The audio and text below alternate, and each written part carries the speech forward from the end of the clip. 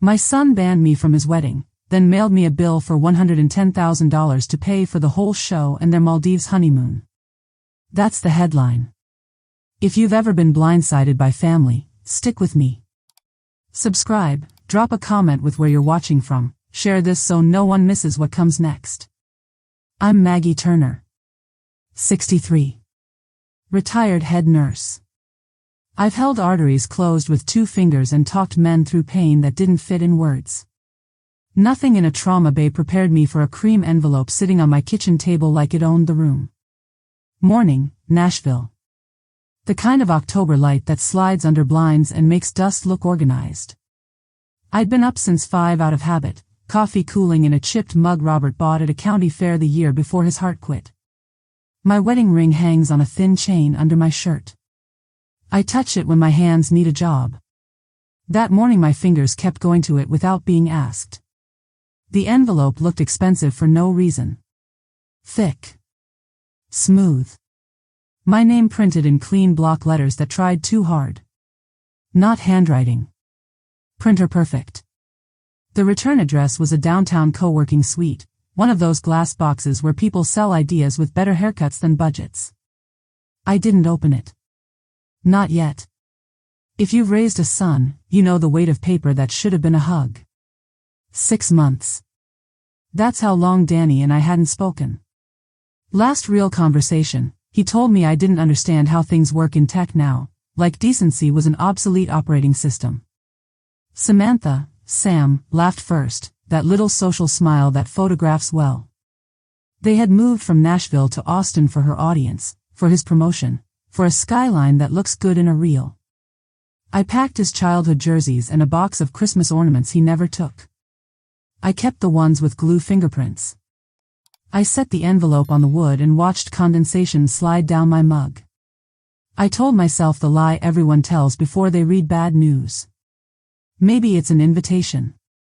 Maybe the silence was a phase. Maybe they remembered I taught Danny to breathe out on the pitch, to count to 4 when nerves lie to you. Maybe. The ring was warm against my sternum. I slipped the chain free, set the ring on the table, and felt the old steadiness step back into the room. Robert built cabinets with hands that never hurried and never missed. When he died, I learned a new skill.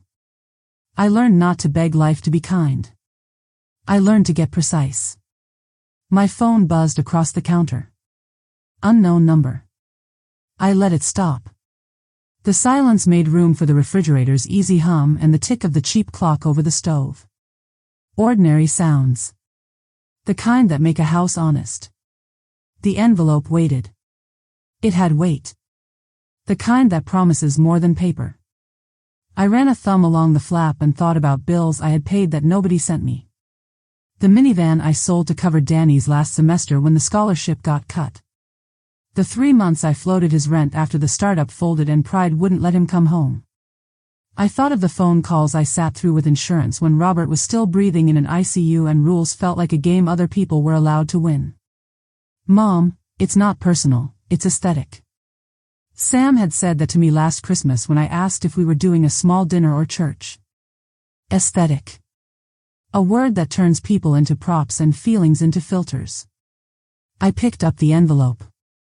It was heavier than any apology, lighter than respect. I turned it over twice like that would change what was inside. Danny used to write me notes on notebook paper, all caps, backwards ends, tape crooked. This font didn't know him. Neighbors walked their dog past my window. Leaves ran down the street like kids late for school. I heard a delivery truck 2 houses over. I stood at my sink, stared out at the sycamore Robert planted too close to the fence, and said out loud to nobody, "Don't call him. Not like this. I've spent a life cleaning up messes that panic made. I'm not adding another." I brought the envelope back to the table. Put the ring on top of it. The gold warmed the paper. The paper stayed cold. I tried to make a case for hope, the way you do when you don't want to hate your own child. Maybe it was an invite and a list for a small contribution. Maybe the line at the post office smudged the ink and what I thought I saw wasn't what was there. I laughed once. The sound was short and not kind. Nurses don't make cases for hope. We make plans for facts. I sat. The chair complained the way old wood does. I heard my own voice, the one I used to use when Danny got dramatic before a game. Breathe. Count 4. Pick your target. Then act. Acting wasn't opening the envelope. Acting was deciding who I wanted to be when I did. My phone buzzed again. This time it was a group text from the hospital alumni committee asking if I'd bring brownies to the fall fundraiser. I typed "I'll bring a pot of chili," hit send, and felt better. Chili feeds people. Paper demands. I slid the butter knife out of the drawer. The handle fit my hand. I slipped the tip under the flap and stopped. The memory didn't ask permission. Danny at 8, grass stains on his knees, sitting on the minivan bumper while I patched his uniform with a travel kit because the league insisted on appearance and I insisted he play. He swung his feet and said, "You always fix things fast, Mom." I told him fast isn't the point. Right is. I put the knife down. You may think I was afraid. I wasn't. I was disappointed early. In the corner of the room sat a box labeled photos. I hadn't opened it in a year. I pulled it closer with my foot, lifted the lid, and took out one picture at random.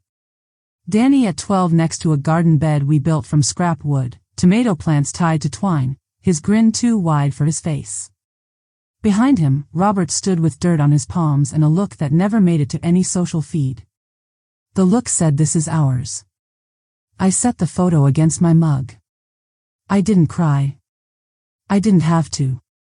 The body records what tears mean without leaking. A car slowed by the curb and kept going. Habit made me glance at the deadbolt. Locked. I got up, unlocked it, then locked it again. Precision is not paranoia. It's a way to tell yourself you're still the one holding the handle. I picked up the envelope and the ring together. The metal and the paper.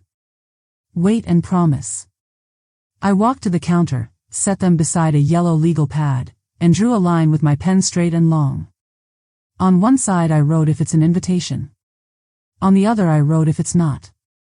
Under the first I put 3 words RSVP, dress, time. Under the second I wrote 3 more vendor list, numbers, conditions. I'm not a lawyer. I'm a woman who has spent 40 years in rooms where the wrong word costs blood. I planned to say the right words. The ring caught a bar of sun and threw it back onto the cabinet door. I watched the light wobble with the hum of the fridge and thought about all the ways love hides in ordinary work. The drivers I tipped too much because weather was cruel. The casseroles I left on porches after chemo. The little envelopes I slid into Danny's coat when he was too proud to ask and too broke to refuse. None of that needed a camera. None of it needed me invisible. I put the ring back on the chain and let it settle against my skin. The envelope went under my palm. The butter knife lay beside it like a line I could cross whenever I wanted. Across the street someone laughed at a sitcom beat I couldn't hear. In my house the clock ticked like a patient heart. I told myself the truth out loud. My son might be a stranger today. He doesn't have to be tomorrow. But tomorrow only learns if today refuses to play along. I slid my thumbnail under the flap. Paper gave that soft, expensive sigh. I paused, hands steady, breath even. If only I had stopped there. The flap gave way and the paper breathed against my hand. I slid out a stack, heavy stock, the kind that photographs well and forgives nothing. On top sat a summary with a clean header and a bigger number than most people see without signing a mortgage. 110,000. Due on receipt. I did not sit back. I did not gasp. I let my eyes do what they were trained to do. Read, verify, decide. The first page listed Harborview Estate with a balance that could buy a truck. 58,000 for a date, a staircase, a view of water someone else owns. Under it, Signature Catering just north of 22,000 for plates I would not taste. Farther down, Maldives Honeymoon 10,000, like a tip left on a table I was not allowed to enter. Another sheet, Sapphire Bay photography deposit 4,500, followed by linen upgrades with names that sounded like perfume, a string quartet expansion that read like a dare, insurance riders that did not blink. At the very bottom, in pen that tried to look casual, a sentence cut from colder cloth. Be grateful, I am letting you help. No name. No love. No please. I heard the clock over the stove keep time like a metronome for bad manners. I set the top page aside and scanned the rest. PDFs had been printed and clipped as if ink on paper made a thing more real. Vendor contacts, due dates, routing instructions for wires, an empty line where someone expected my signature. I flipped one more sheet and found a cover letter with nothing that sounded like family. We appreciate your support and leadership in this important season. That was the only line that tried for softness. It felt like a hand that never touched a dish. I ran a finger along the edge of the paper until it stopped stinging. I thought about calling Danny. I could hear it already, the tight exhale, the script about grown-up priorities, the sentence Sam uses when she wants a door to open without a key. It is not personal, it is aesthetic. I looked at my kitchen, the honest daylight on laminate, the small scratch in the table where a fourth-grade science fair volcano left a scar. Aesthetic is a word that hides the bill. I stacked the pages back into order and read the numbers again. Not because I doubted them. Because repetition helps the mind refuse to be tricked. One line item caught me the way a bad lab value does. Sapphire Bay had a second column labeled media support and VIP exposure. Not just photography. Packaging. I pictured lenses hunting for angles that turn a couple into an ad. I pictured Sam smiling with her whole mouth and none of her eyes. I pictured Danny learning to stand still long enough for strangers to decide he looked like success. The total glared from the corner of the page in bold, as if shouting made it less absurd. I looked for my name anywhere other than the addressee. It never appeared. Not Mother. Not Maggie. Just the quiet expectation that the person who had paid before would pay again, this time without attending, without speaking, without existing. I placed the stack on the table and wiped my hands on a dish towel that used to be white. Coffee cooled into something bitter enough to be useful. I took a swallow and let the taste tell me we were done pretending. Words arrive the way they do when you have no one to interrupt you. Grateful, he wrote. Gratitude bought him cleats when the coach said last year's were fine. Gratitude filled a refrigerator when the paycheck was late and the pride was loud. Gratitude sat in the last row at a school concert because the nurse on nights could not promise the front. Gratitude did not sign a check to be erased. My phone lit up with a message from a number that had never called me before. A link and a request to confirm billing address. I dragged it into the trash and set the phone face down. The room steadied. Outside, a car door shut and a voice told a dog to be good. Ordinary life kept doing its job without watching me. I held the cover letter again. The corporate tone had a way of sanding away responsibility. We appreciate your support is not the same sentence as you are paying for this. Words are how people hide their hands. I took a pen and wrote across the bottom of the page 3 short lines. Not approved. Not attending is not accepting. Do not assume consent. A breeze moved the blind and laid a stripe of light across the invoice. The chain at my neck tugged once as if Robert were reminding me to stand up straight. I lifted the ring and dropped it into my palm. Gold has a temperature your skin understands. It does not lie. I set it down next to the number and waited to see which one made me smaller. It was not the ring. I gathered the stack and checked each page for anything that looked like a trap. One paragraph in the venue terms had that shine. Final confirmation rests with primary contact and all charges authorized by the same. It was bolded. It was the first useful thing I had seen since I opened the envelope. If I was the primary contact, I would act like it. I would define approval, not perform it. I stood and felt the small ache in my right knee complain about weather. I let it. The body keeps score and still gets you where you need to go. At the sink I ran cold water over my wrists until my pulse stopped trying to climb a ladder to nowhere. When the sting faded, I dried my hands and said one quiet sentence to the empty room. Not angry. Accurate. I went back to the table and found the page with all the vendor numbers. Names lined up like a guest list no one earned. I did not dial any of them. Not yet. A move works best when it is the right move at the right time. The right time was not while my mouth still tasted like coffee and insult. Another page slid loose from the clip. In the corner a small box, handwritten, not by Danny, too tidy, too practiced. Budget optimized by Kate.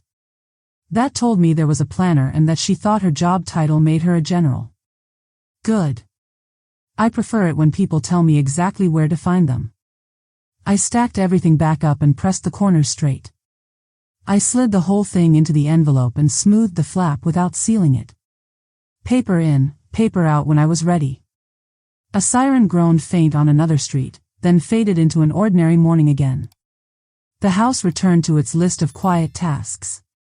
The heater ticked once, then remembered it was October and went back to sleep. I have worked in rooms where seconds are a currency and eyes know before ears catch up. I recognized what I was feeling. Not rage. Not grief. Focus. The kind you get right before you push epinephrine and watch color come back to a face that had gone far away. The difference is this patient would have to help herself. I picked up the summary page with the total again and put my index finger on the number like I was stopping a leak. Then I lifted my hand and slid the page under the stack. Out of sight. Not out of mind. Money is not the wound. Money is the way the wound dresses itself and walks into a room pretending to be normal. I folded the envelope once with a crease that did not forgive. I placed it on the counter next to a yellow pad and a pen that writes even when the angle is wrong. I would need both. I opened the refrigerator and pulled yesterday's soup and ate 2 spoons cold because the body does not wait for grace. Then I rinsed the bowl and put it back where it belongs. Small order makes room for larger order.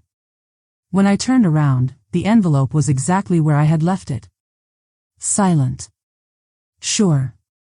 I touched the ring, felt the dent time cuts into gold, and slipped the chain back under my shirt. The kitchen window showed a slice of sycamore and a sky that could not be bothered by paper.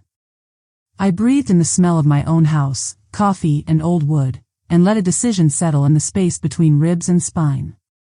Grateful, he wrote. For what, exactly? The number didn't move, and neither did I. I let the quiet stretch until my breathing matched the clock over the stove. When the body steadies, the mind stops begging. That is when memory walks in and spreads its folders on the table. Danny at 5 with an ear infection that made him fold in half with pain. I sat on the bathroom floor, steam curling off the shower, counting his breaths while the cheap humidifier rattled. He clung to my shoulder, damp and angry, and I said the only sentence that works with heat and children. We are going to outlast it. We did. He fell asleep on my chest and drooled a dark circle onto my scrubs. I never washed that blouse the same again, and I never minded. Danny at 9 when the school sent home a paper with his name misspelled twice and a red note about fees due by Friday. Robert was on a job site out of town. I had a double shift. The envelope went into my bag. I pulled 20 after 20 from a coffee tin on top of the pantry, folded tight so the edges pressed lines into my palm. Attending a recital should not cost anything. It did. I paid anyway. He played 3 wrong notes and looked into the bleachers to find me. That was the accuracy I lived for. Not pitch. Presence. Danny at 14 with a mouth full of braces we could not afford and a grin too big to hide. I chose the payment plan that ran longer than most storms. He snapped a bracket on a jawbreaker the dentist told him to avoid. I did not yell. I held out a hand for the candy bag and said try gum next time, it hurts less to admit you wanted the sweet. He laughed. He gave me the bag. We drove home with the windows down because we could not afford air in August and sometimes wind is a good enough lie. Danny at 17 on a field I still dream about. Wet grass. Bad lights. A coach who liked the sound of his own whistle. A boy on the other team clipped his ankle and left him on the ground writhing like the earth had teeth. I did not run. I walked with a nurse's steps. I checked pupils. I checked pulse. I told the coach to stop blowing that whistle or I would show him where to put it. He stopped. We iced. We wrapped. He limped to the bench with my hand under his elbow and said, "You always know exactly where to hold me so it doesn't hurt more." I said, "That is the whole job, son."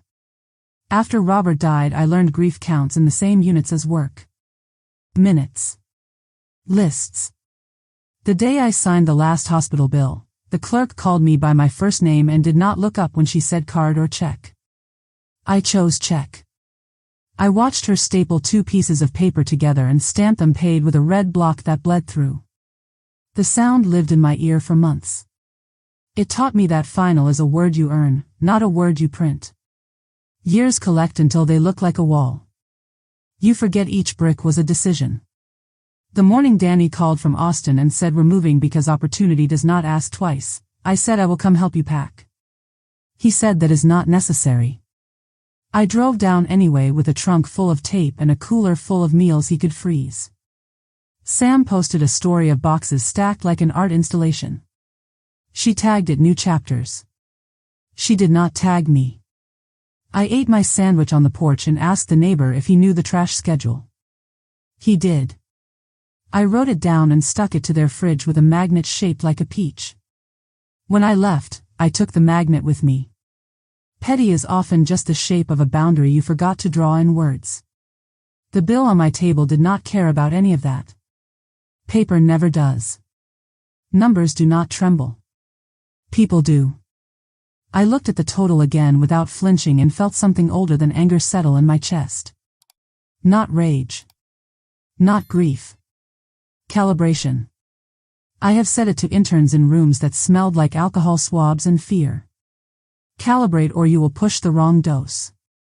I spoke out loud to take the echo away. I am not a wallet with shoes. I am the woman who kept your lungs moving when life tried to stop them.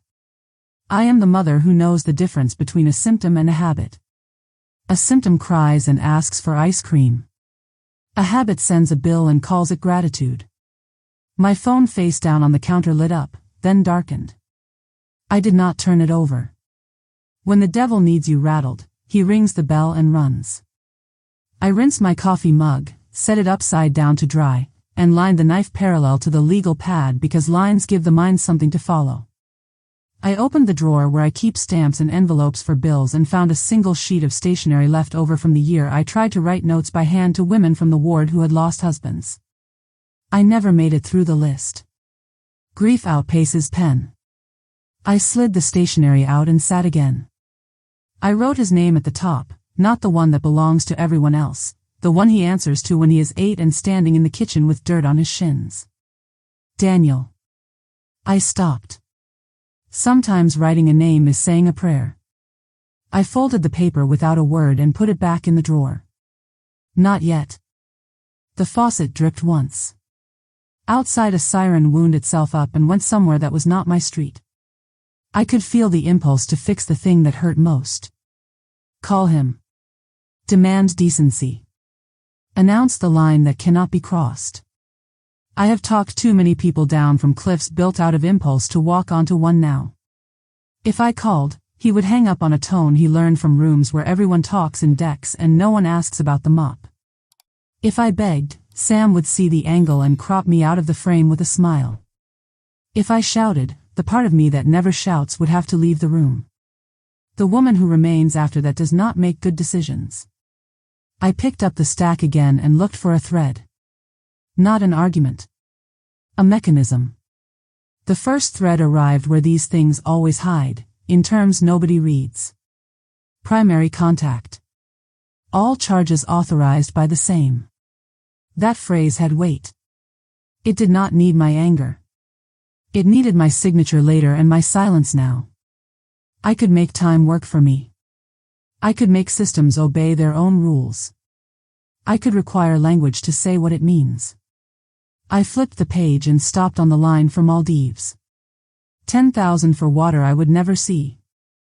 I traced the number with the back of the pen until the ink stayed still under pressure. I heard him at 12 asking if the beach in Florida counted as the ocean. I told him the ocean is the same in every direction. He said even when you can't see it. I said especially then. He believed me. He believed me a long time. Belief is a muscle that atrophies when it lifts mirrors all day.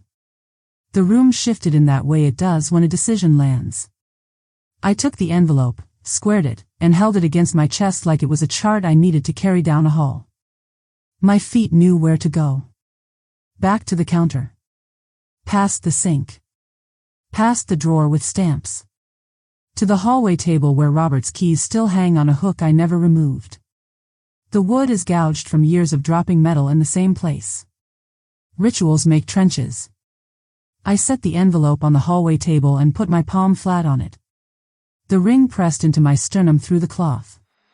One small pressure above, one below, like a chest compression in reverse.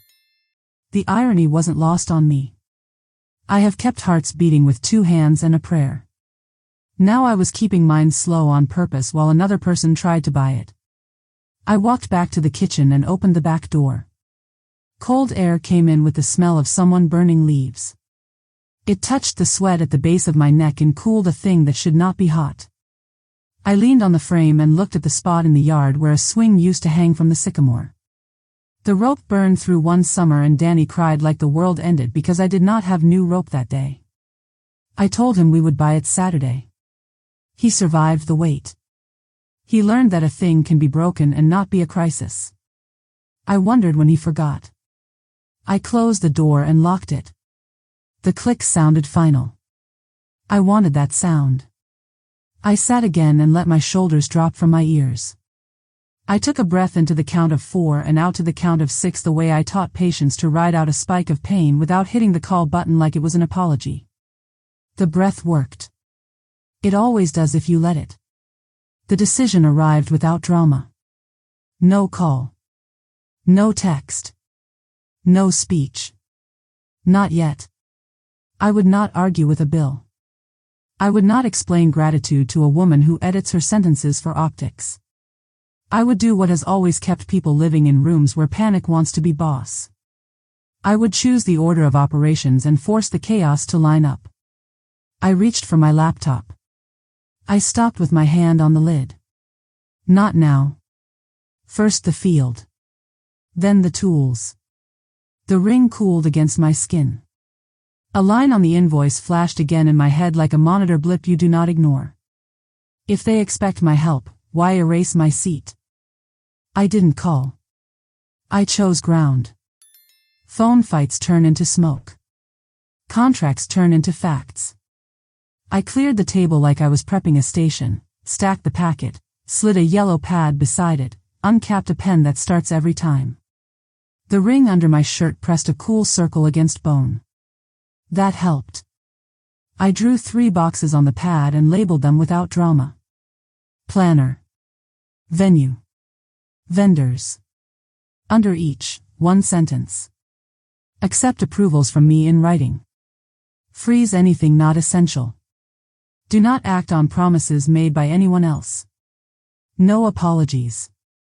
No heat. Rules. The words were short because short holds under pressure. I copied the primary contact clause out of their terms onto the top of the page, exact punctuation, no interpretation. When people get slippery, I make language still. I underlined my name where it appeared on the invoice and wrote it again, bigger. Not for them. For my own spine. I opened the drawer, found letterhead from the tiny consulting stint I did the year after Robert died when the ward felt too loud and my hands didn't know how to be still. Margaret Turner, RN, BSN. It wasn't a business anymore. It was paper with weight. I fed it into the printer. The machine woke like a small animal and asked for a job. I gave it one. To whom it concerns. Primary contact is Margaret Turner. No charge, invoice, or schedule is authorized without my written signature. No text, voicemail, or proxy substitutes. Funds, if any, are restricted to basic power, basic lighting, basic kitchen, and insurance. All media arrangements require separate review. Deviations void approvals. The words weren't pretty. They didn't need to be. I printed 3 copies and signed each with a pen that leaves an indented groove you can feel through the page.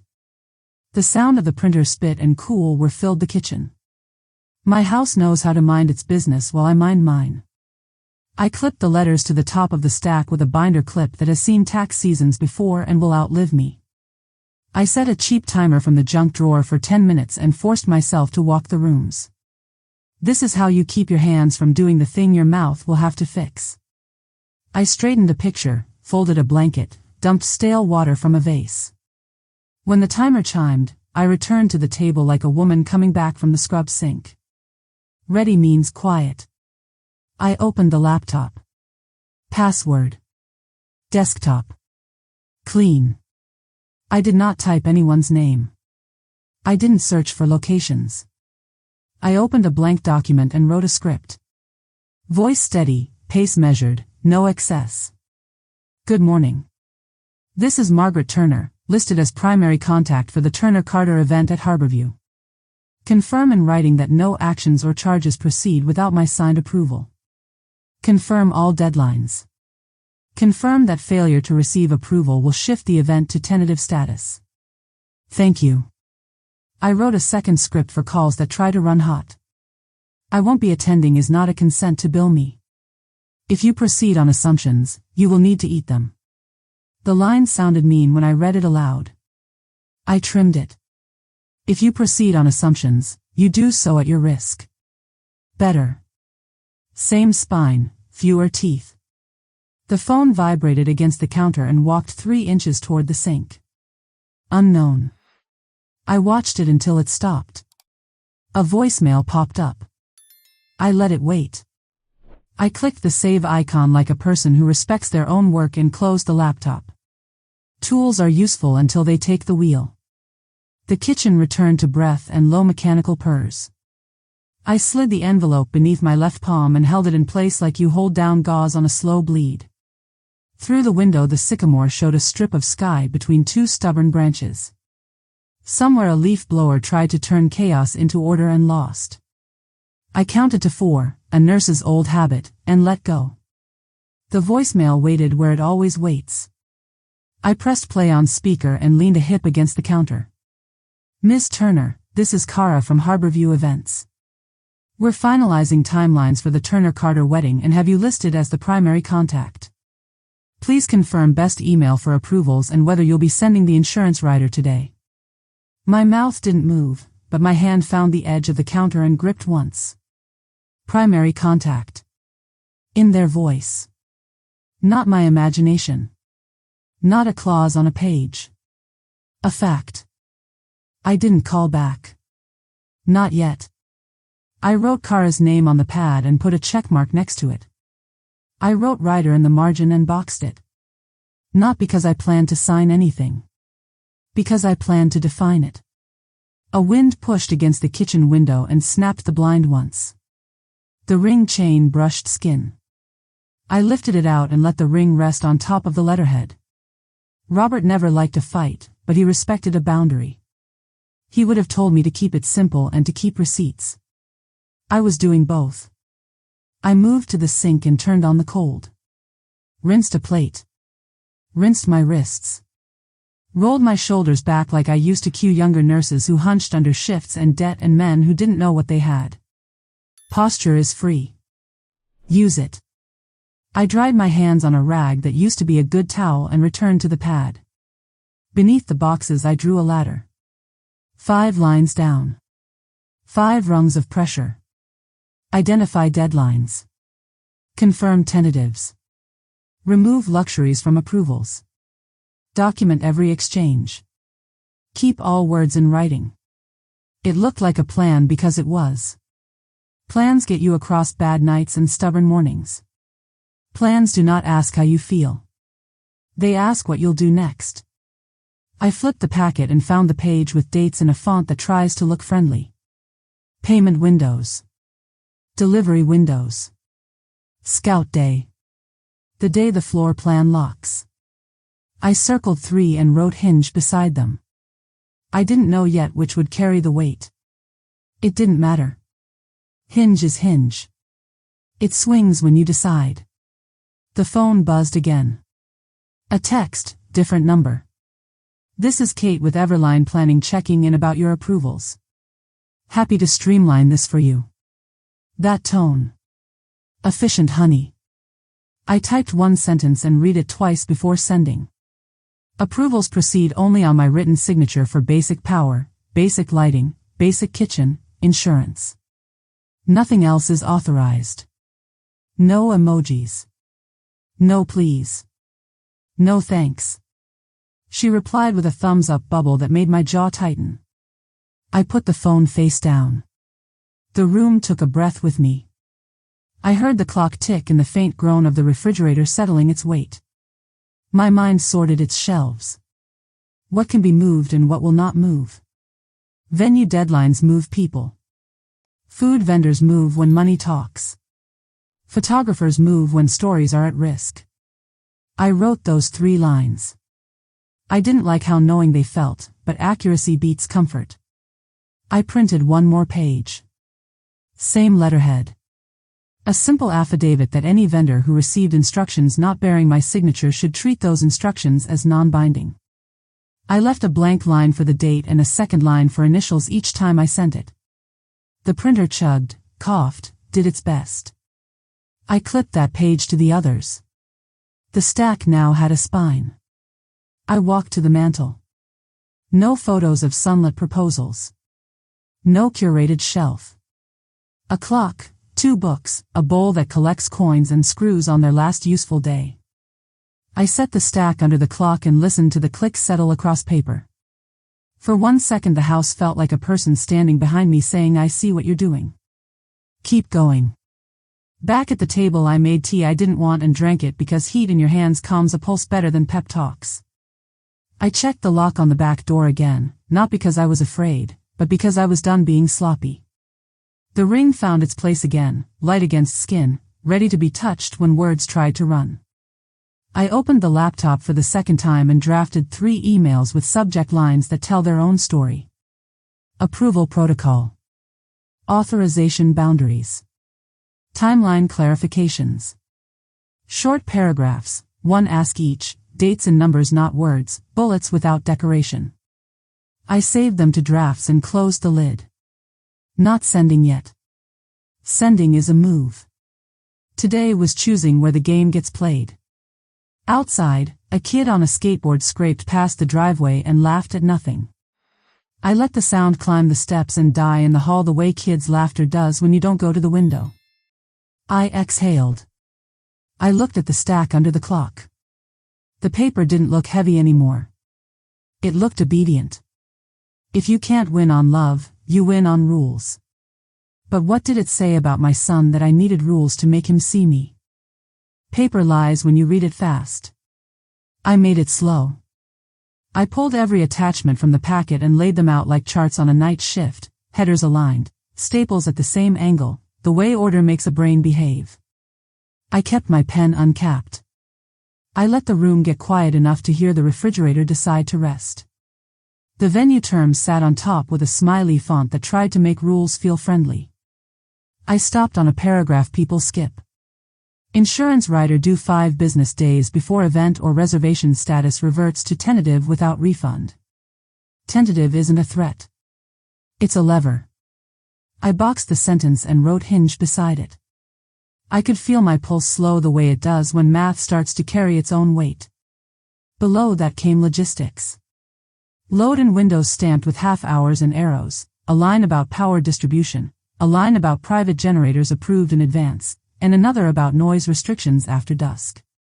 At the bottom in smaller type a surcharge for special quiet units. They'd chosen noise without realizing they had. Good to know where a headache is scheduled to begin. I slid the venue stack aside and put the planner packet under the light. A grid. A budget. A list that called luxuries enhancements and invoices opportunities. The contact block read Everline Planning LLC, 1 phone number, 1 email that used her first name in lowercase like a brand. Buried after 3 cheerful subheads was an exclusivity note written like a shrug. All media requests to route through Sapphire Bay. Outside professionals require written clearance. Family content discouraged during ceremony.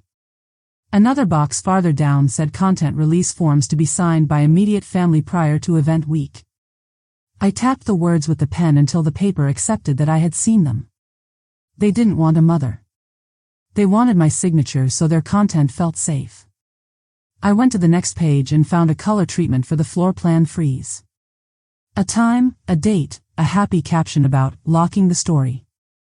Locking the story is something you say when the people in the room are props. The note in the margin read photo first layout. I wrote it down without flinching. I circled the freeze date and drew a thin arrow to the writer deadline. Those lines were not cousins. They were married. Sapphire Bay's agreement wore its confidence like a pressed shirt. Glossy sample shots, phrases about VIP experience, and one clause that made me smile without warmth. Preferred media partner may request brief access pre-ceremony for B-roll of family. Release required, no exceptions. I thought about how many times I've had to make a stranger sign consent at 2 a.m. with blood on their bed rail and fear in their mouth. Consent means you got to look someone in the eyes and tell them the truth. Anything else is a trick. I flipped to the catering schedule. Service windows. Staffing minimums. A line about double-booked weekends and reassignment if confirmation lags. I underlined it, then underlined it again softer. Pressure points don't need shouting. They need patience. Their calendar wasn't my enemy. It was my ally, if I stayed steady. One more sheet slid out like it was hiding. Publication package, a phrase written to sound harmless. Under it, 3 bullets that told me what this really was. Proposed embargo lift 2 weeks post-wedding with exclusive feature pitch. Hashtag slate coordination with bride's brand partners. Pre-approved narrative outline. I read the last line again and felt something cold settle behind my ribs. Narrative outline. They'd written the story before the people showed up. I stacked that page beneath the others and found a separate letter from the planner tailored for me. We appreciate your support and leadership during this exciting journey. Below it, a table named payment flows that routed money through her LLC for vendor efficiency. A convenience fee hid near the bottom, almost shy. I don't mind paying for labor. I mind paying for magic tricks. I pulled a fresh sheet from the pad and made 2 columns with a line the pen liked. Column 1 read structural. Column 2 read theater. Under structural I wrote writer, power, basic lighting, kitchen, liability. Under theater I wrote upgrades, segment features, content handlers, embargo plan. I let the list sit. On the ward we teach new nurses to separate urgent from loud. This was that lesson with better paper. There was a single-page letter stamped with the venue logo that read family coordination. A paragraph at the end asked for names of those to be seated near the couple for supportive optics. Not family. Optics. Nothing in the stack put my name in that box. Everything in the stack expected my hand at the bottom of theirs. The ring warmed against my skin like a small answer that doesn't need a microphone. I took it out and set it on the margin of the writer page. I stared at my name where it said primary contact until the letters stopped feeling like a dare and returned to being my name. Maggie Turner. My hand. My rules. I walked to the sink and ran water and let the cold sting the wrist where a monitor used to leave marks on 12-hour nights. I dried my hands and came back to the table with the towel still in my fingers like a flag I refused to wave. I wrote a second list under the first. Dates. Writer deadline. Floor plan freeze. Catering confirmation. Media pitch window. I numbered them 1 to 4, not for drama, for sequence. Order of operations keeps the room alive. I looked again at the media packet. A footnote mentioned story beats. Meeting in Austin. Dress that, photographs as motion. Honeymoon tease. Sponsor reveal. Somewhere, not accidentally, a smiling line about family values. The irony of using that sentence to cut a mother out might have been the only honest thing about the page. I slid the planner's cover letter under the stack and let the whole pile rest under my palm. You can feel when paper stops being loud and starts being useful. It loses heat. It agrees to be a tool. I breathed until I hit the bottom of the breath and found the line I needed to speak out loud. I don't perform for their camera. Their camera performs for my consent. I put the packet under the stove clock where time can stare at it. In the drawer I found a pack of sticky flags left from the year taxes got complicated. Blue for hinge. Yellow for hazard. Red for foolish. I flagged the writer deadline blue, the floor plan freeze blue, the catering reassignment yellow, the publication page red. It looked ridiculous and perfect. You can't always make people tell the truth. You can make a stack of paper confess. The phone buzzed. A text from a number I didn't have saved. Hi Maggie, Kate here. Quick check, would you like us to route the writer to your email or will you be popping by our office to sign today? So excited to lock this in. I read it twice. Excited is the word people use right before they rush you past the part where you think. I typed 4 words. Email only. Nothing today. Then I put the phone face down because that's where it belongs when you're building a spine. Through the window the sycamore caught a gust and released a sheet of leaves in one move. Brown and gold and stubborn. They slid across the yard like a tide that refused to be choreographed. I stood there and watched until the last one hit the fence and stopped. Then I went back to the table and wrote one more sentence across the top page in my hand where only I would see it. If they want a narrative, it will begin with the truth. I stacked the packet. I squared the edges. I put it back under the clock and let the tick own the room again. Then I asked the only question that mattered while the house held its breath. Why does a wedding need a press plan if love is doing the talking? I opened my phone and typed her handle without thinking. Sam didn't make it hard. Public profile. Pinned reels. Highlights arranged like a storefront. The first bubble read the day. Next to it vendors. Then vision. A row of beige circles selling taste as virtue. I tapped the day. Slides flicked by under my thumb. Dress fitting, a mirror taller than truth, champagne in coupes no one actually likes, audio from a song that says everything is effortless if you don't touch the floor. Her caption worked the room. So grateful for the village making our dream day possible. The village was tagged.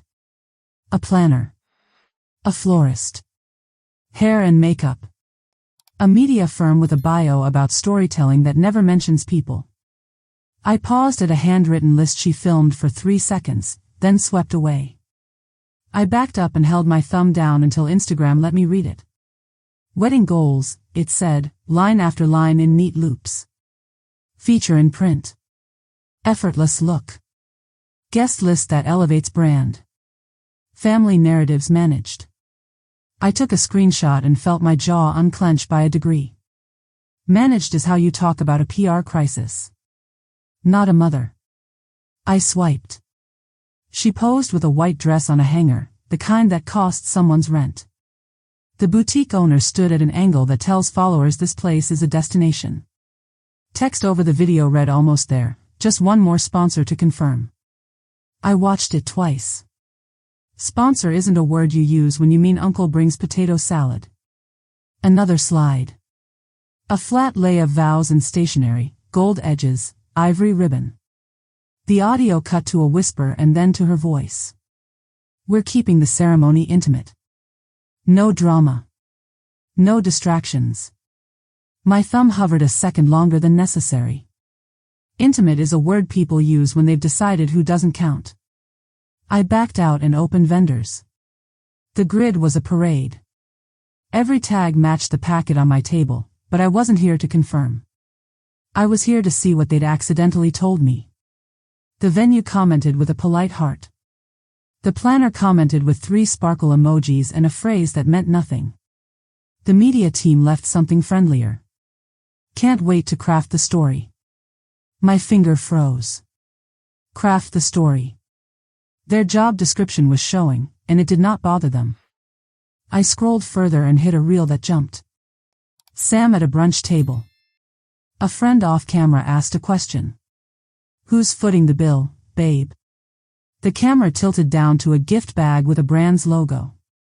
Sam laughed into her palm, performed a shrug, and said, "We're blessed, some things take care of themselves." The friend said, "Mother of the groom sponsor energy," and giggled like it was wit. The reel cut before the laugh decayed. I saved it to my phone and did not think about whether they would notice. Public is public. You post it, you own it. I needed to see Danny's part. I found his profile. Less noise than hers. Product launches. Airport ceilings. The grin he uses when he knows he's about to sell you something. One photo with Sam at a tasting. His caption read, "Building something that lasts." Someone in his comments asked if family was excited. He wrote, "We're covered." The word sat there like a blanket pulled over eyes. Covered by who, exactly? He didn't say. Back to Sam. Vision. She had saved mood boards and palettes and a shot list that named feelings like furniture. Ethereal walk downstairs. Editorial kiss on terrace. Parents' moment optional. Optional. I heard the dispassionate voice I used to use when we triaged a hallway after a crash. Optional was never a person. Another tap. A static slide with text. Aesthetic notes. No bright colors in first rows. Personal devices encouraged to stay pocketed. The subtext wasn't subtle. Photographs will be controlled. Love will be packaged. The mother will not be needed. I checked her stories, the ones that expire because they know better than to last. A mirror selfie in a silk robe. Behind her, a bridal consultant pinned fabric and smiled like she'd learned the geometry of flattery. Over the video, a thin line of letters spelled "almost there," and in smaller letters beneath it the sentence that curdled. Someone else's budget, our vision. I started to screenshot and stopped. I didn't need proof to feel my ribs close. I sat at the table and made notes by time. 9:12 a.m. handwritten list mentioning brand. 9:16 a.m. vendor post about story. 9:20 a.m. brunch reel with joke about who pays. 9:26 a.m. aesthetic rules for guests. It read like telemetry. I added one more line under the rest. 9:34 a.m. optional parents. In the notifications, a stranger had tagged Sam and the media firm in a post about a lifestyle blog. "We're thrilled to be partnering on a feature," it said. The comments were polite astonishment from accounts that sell candles and gold hoops. One of the tags in the caption was a magazine I've seen in checkout aisles near gum. I clicked through. The post was vague. Something was in the works. The email address in their bio matched the domain on the publication page in my packet. Confirmation without admission. Good enough. A story bubble appeared at the top of my screen. New. I opened it. Sam filmed a desk. On it lay a printed seating chart, out of focus on purpose. She panned slowly like a realtor. Pretty calligraphy, neutral ink, circles arranged like a solved puzzle. As the camera slid across the bottom, a sticky note floated into frame and out. No emoji on aisle, it read, for words that didn't know I could read them between blinks. She hit post with an index finger that had never closed a wound in the dark. I put the phone face down on the table and counted to 4. I went back in. She'd added a Q&A sticker. Ask us anything about planning. The first answer popped up with charming speed. How do you deal with family opinions? She typed with a smile, boundaries are beautiful. We're curating our peace. She added a white heart. I felt none of it. The second answer was worse. Are you doing content on Honeymoon? She wrote, yes, we're partnering for resort coverage, can't wait to share. The number in my stack for flights and ocean made a new shape in my head. 10,000, a price tag to joy so strangers could swipe. I swallowed what wanted to rise and scrolled further back. A month ago, she posted a carousel. First photo, a ring on a napkin. Second, a balcony. Third, a note in her handwriting. Secure press. Keep guest list brand forward. Ensure family doesn't distract the narrative. I read it out loud once so I wouldn't forget the cadence. Ensure family doesn't distract the narrative. I put my pen down and didn't pick it up. Comment section. A blue check friend wrote, dying to see that aisle shot. Another wrote, make sure your photigs clear the space so you float. Float is what a body does in water before a hand presses down. I stopped myself from finishing the thought. I checked the planner's account. She had a reel of clips from other weddings, glide shots and tears on cue. Her caption promised calm and control and an event that feels like a story you step into. In the comments, Sam left 3 hearts and the words can't wait to do this together. The planner replied with a lock emoji. I didn't have to guess which door it meant. I opened Danny's stories again. One slide. A black coffee on a countertop. Text in the corner. Grind now. Reward later. He had tagged no one. He had tagged everyone. Underneath, the music was a rap verse about making it no matter who doubts you. I doubted nothing. I knew exactly what I was seeing. A boy who used to hand me rocks from the river like they were treasure now performing a man who doesn't need anyone until the invoice lands. I gathered my screenshots into a folder and named it Quiet. Then I tagged each image with the time and a word. Goals. Sponsor. Optional. Boundaries. Press. I closed the app, powered down the phone, and set it face down on top of the packet where the clock could look at both. The house went back to breathing. The ring warmed again. I cleaned the counter twice, once for crumbs, once for my head. I rinsed a knife and dried it all the way to the tip. I put it back where it lives and listened to the drawer slide shut. I stood at the sink and let cold water run over my wrists until the pulse stepped back from the edge. Then I looked at the notes on my pad and read the last line I'd written before I opened my phone. I don't perform for their camera. Their camera performs for my consent. The line felt heavier now. It fit. I lifted the phone again and opened the last screenshot. 4 words on a sticky note, shaky because the camera was moving. No emoji on aisle. I zoomed until the paper grain showed and the ink bled at the edges. Then I asked the empty room what the internet never does. When did my son learn to call erasing me peace? I didn't scroll again. I called Helen. 3 rings, then her voice, low and raspy like it had learned weather. Maggie Turner, she said, and I could hear a smile. Been too long. I kept it clean. Danny banned me from his wedding. They mailed me a bill. I'm the primary contact on every page they printed. I'm not here to scream. I'm here to work.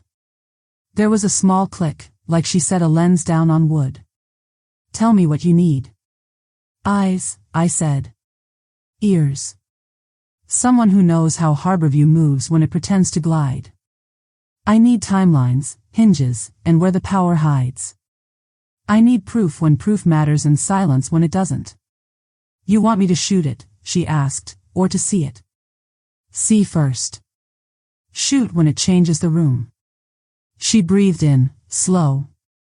I've covered weddings there 6, 7 times. Janet runs the estate with a clipboard and a conscience. Soft holds flip hard if money yawns. Generators live behind the south hedge. Noise curfew after sunset unless you pay for quiet, and there aren't many quiets in the city this month. Sapphire Bay likes glass and angles. If anything cracks, they reframe, not repair. You talk like a nurse makes a drip chart, she added. I was one, I said. I still am when it counts. Can you meet? Green Hills. Red Cedar Coffee. 30 minutes. Make it 40. I've got paper to stack. I hung up, slid the packet under the stove clock where time could watch me behave, and put on a sweater that didn't ask for compliments. The October light had turned thin and useful. I locked the door without checking twice. Red cedar smelled like cinnamon and beans that had never done anything wrong. Helen was in the corner, hair pulled back, camera bag under her chair, pen already uncapped. She stood and hugged me like a person who knows hugs are for bodies, not photos. We sat. You look the same, she lied. You sound like you mean it, I said, and we skipped anything that wasn't a step. I set the yellow pad between us and wrote one word in the middle. Order. Her eyes warmed. God, I missed you. I sketched my boundary in a handful of lines. No sabotage. No lies. No theater. We let terms do the cutting. We make time do the heavy lifting. We give them the chance to act right on their own. She nodded like a metronome. I can get Janet's true deadlines, not the brochure ones. A groundskeeper named Luis will tell me load in because I fixed his wife's printer one winter for a pie. The catering company uses a guy named Jonathan who hates surprises. The generator vendor wants money 72 hours before wheels roll. If it's not there, their quiet unit goes to a hospital gala or a fundraiser with better manners. You want that pressure now, or later, she asked. Later. Pressure that arrives early becomes noise. Pressure that arrives on time becomes truth. She wrote hinge in capital letters and boxed it. We'll call that word when it shows up. What are your other codes? Glass for the media team. Dark for power. Clock for Janet. If you send glass twice, it means they pitched a publication, and I want names. She grinned. You still build systems like they owe you rent. They do, I said. What do you need from me? Your spine, she said. And gas money. You get both, I said. I'll pay you fair. She held up a hand. If I can keep a boy from becoming a man he won't recognize at 50, we're square. Also buy me pie later. Deal. She flipped her notebook to a fresh page. What do you already know? Enough to stop improvising. Planners called Everline. She routes money through her LLC and calls it efficiency. The media folks use language like craft the story. There's a seating chart somewhere that thinks erasing me is peace. And every headline in that packet wants my signature more than my face. Helen whistled softly. I shot with Sapphire Bay once. They travel in pairs. One talks, one tapes little marks on floors like excess you're supposed to stand on so your life lands where their lens wants it. If something human happens off those marks, they get nervous. Good, I said. Nervous tells the truth. Her phone buzzed. She glanced, then slid it over. A text preview from a number with a Harborview area code. Tuesday 10 a.m. Site Scout on Terrace. Janet, she said, doesn't text this fast unless she's guarding 2 doors. I'll blend. I have a polo with their logo a florist left in my trunk. Don't ask. I won't. I'll show up to watch, not to star. I keep my posture and my mouth. If someone tries to draft my consent with charm, you'll see me touch my ring. That means no. She reached across the table and tapped my knuckles once, a nurse's way to say I heard you. What about the planner? She texted just now asking me to sign today. I wrote back 2 words. Email only. Her laugh was quick and dry. Good. Make her put sugar on record. It rots faster. My phone lit up. Voicemail. I didn't listen. The coffee shop door opened and closed in a rhythm that calmed me. People carried their lives in cups. None of those cups had my name. Helen wrote names down the margin. Janet. Luis. Jonathan. Phoenix Power Rentals. She circled the last 2. Dark, she said, without looking up. If Phoenix reroutes, it will be for a hospital or a fundraiser. Both have better PR armor than a wedding. If we wait, they will save face and make the right call for the wrong reason. That's when your planner stops posing and starts sweating. Sweat is a solvent, I said. It removes varnish. She sat back. You always had the lines. I had a husband who built cabinets. He taught me how finish hides flaws you didn't sand. I learned to run my hand along the wood, not trust the shine. She lifted her mug. To sanding. To edges that stay edges, I said. We traded asks. I wanted the exact hour the venue flips tentative. I wanted the list of trucks that move first when timelines slip. I wanted to know if the magazine Sam is courting uses freelancers who post before embargo. I wanted the planner's assistant's name, because assistants tell the story no one pays for. Helen wanted boundaries in writing she could flash if a vendor tried to puff up. I pulled the signed letter from my bag and slid it over. She smiled at the indented signature. That's a woman who means her pen. We set a meeting code for tomorrow. She'd text at noon with clock, and I would either say green or amber. No red, she said. No red, I agreed. Red is for blood and breaks. She finished her coffee and stood. I have a stop to make at a copy shop where Janet prints floor plans. They always leave one near the counter. People respect laminated paper more than they respect the woman paying for chairs. Tell me something good before you go, I said, surprising myself. She looked out the window where the light turned the street to honesty. You're not crazy, Maggie. They turned a wedding into a product. Products obey margins. Love doesn't. That's your edge. I let the words sit without smiling. Use what you see, I said. She slung the camera bag, then paused. One more thing. If they go for a quiet generator late, there are only 2 in 100 miles. One's reserved for Saturday at a children's hospital fundraiser. The other is owned by a stage company that will not release it without cash in hand. Guess which calendar wins? She didn't wait for my answer. She didn't have to. Back in my kitchen, the house had kept breathing without me. I set my notes under the clock, laid my phone face down on top, and washed my hands like I was scrubbing in. The ring cooled against skin, then warmed back. I stood in the doorway and looked at the envelope, now just another piece of paper that thought it was a command. My phone buzzed once.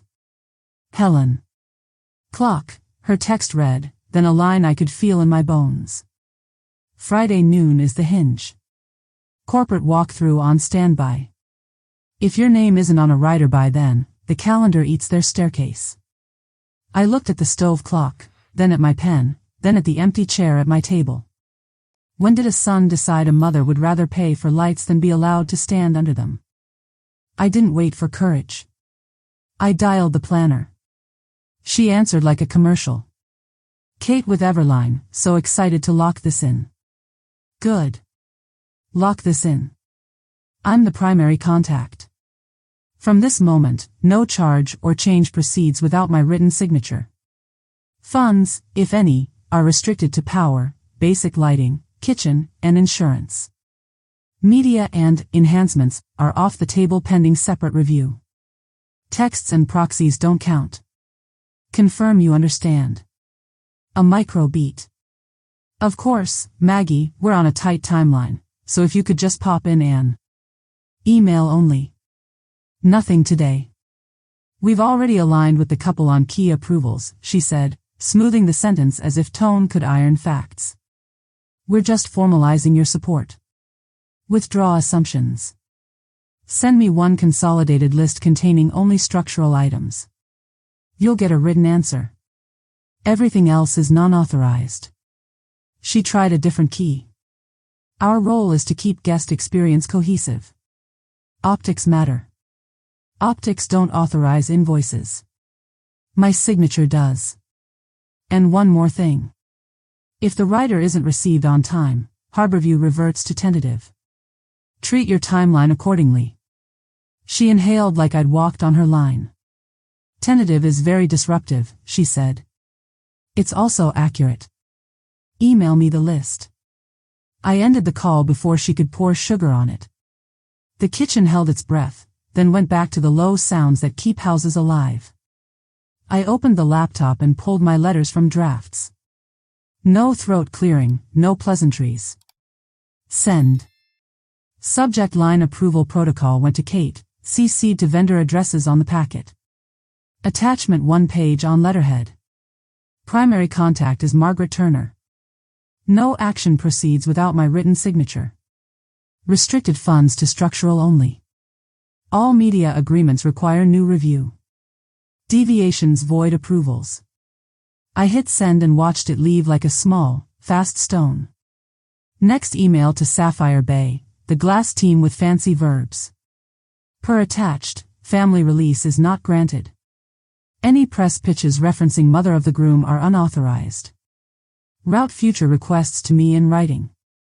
I added one more line for people who prefer euphemism. You do not have consent to craft a narrative about me. Send.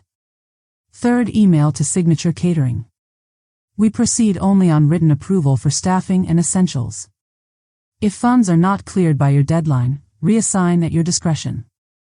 I want honest pressure. Send. Last email to Harborview Events.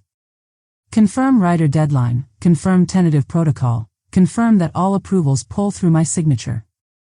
I typed one sentence twice and deleted it twice. No heat.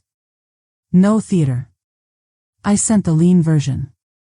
The replies started to stack in a style different people learn in the same school. Out of office from the florist. Fine. A quick got it from Sapphire Bay with a smile I couldn't see. I typed back one word. Noted. Catering sent a formal receipt and asked for best time to align on staffing windows.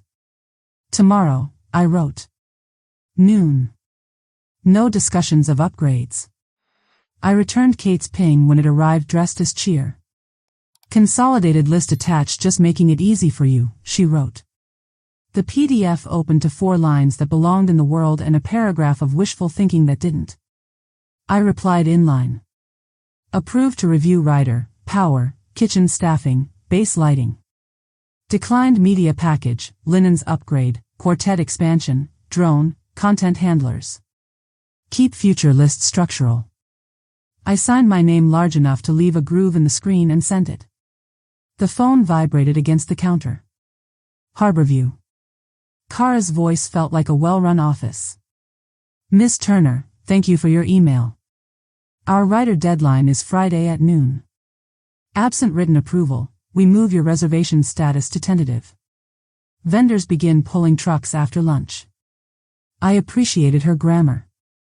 It matched her backbone. Confirm. Friday noon. And if the status flips? We often have soft holds, she said. Corporate receptions, fundraisers. If they align, they move into your window. Your planner would then need to adjust or incur rush fees. Good. Clear beats kind. You'll receive any approval directly from me. Until then, treat all non-structural items as non-existent. We'll note it, she said. One more thing. Anyone tells you, we'll make it right later, assume later never arrives. I smiled into the empty room. I prefer professionals who say the quiet parts.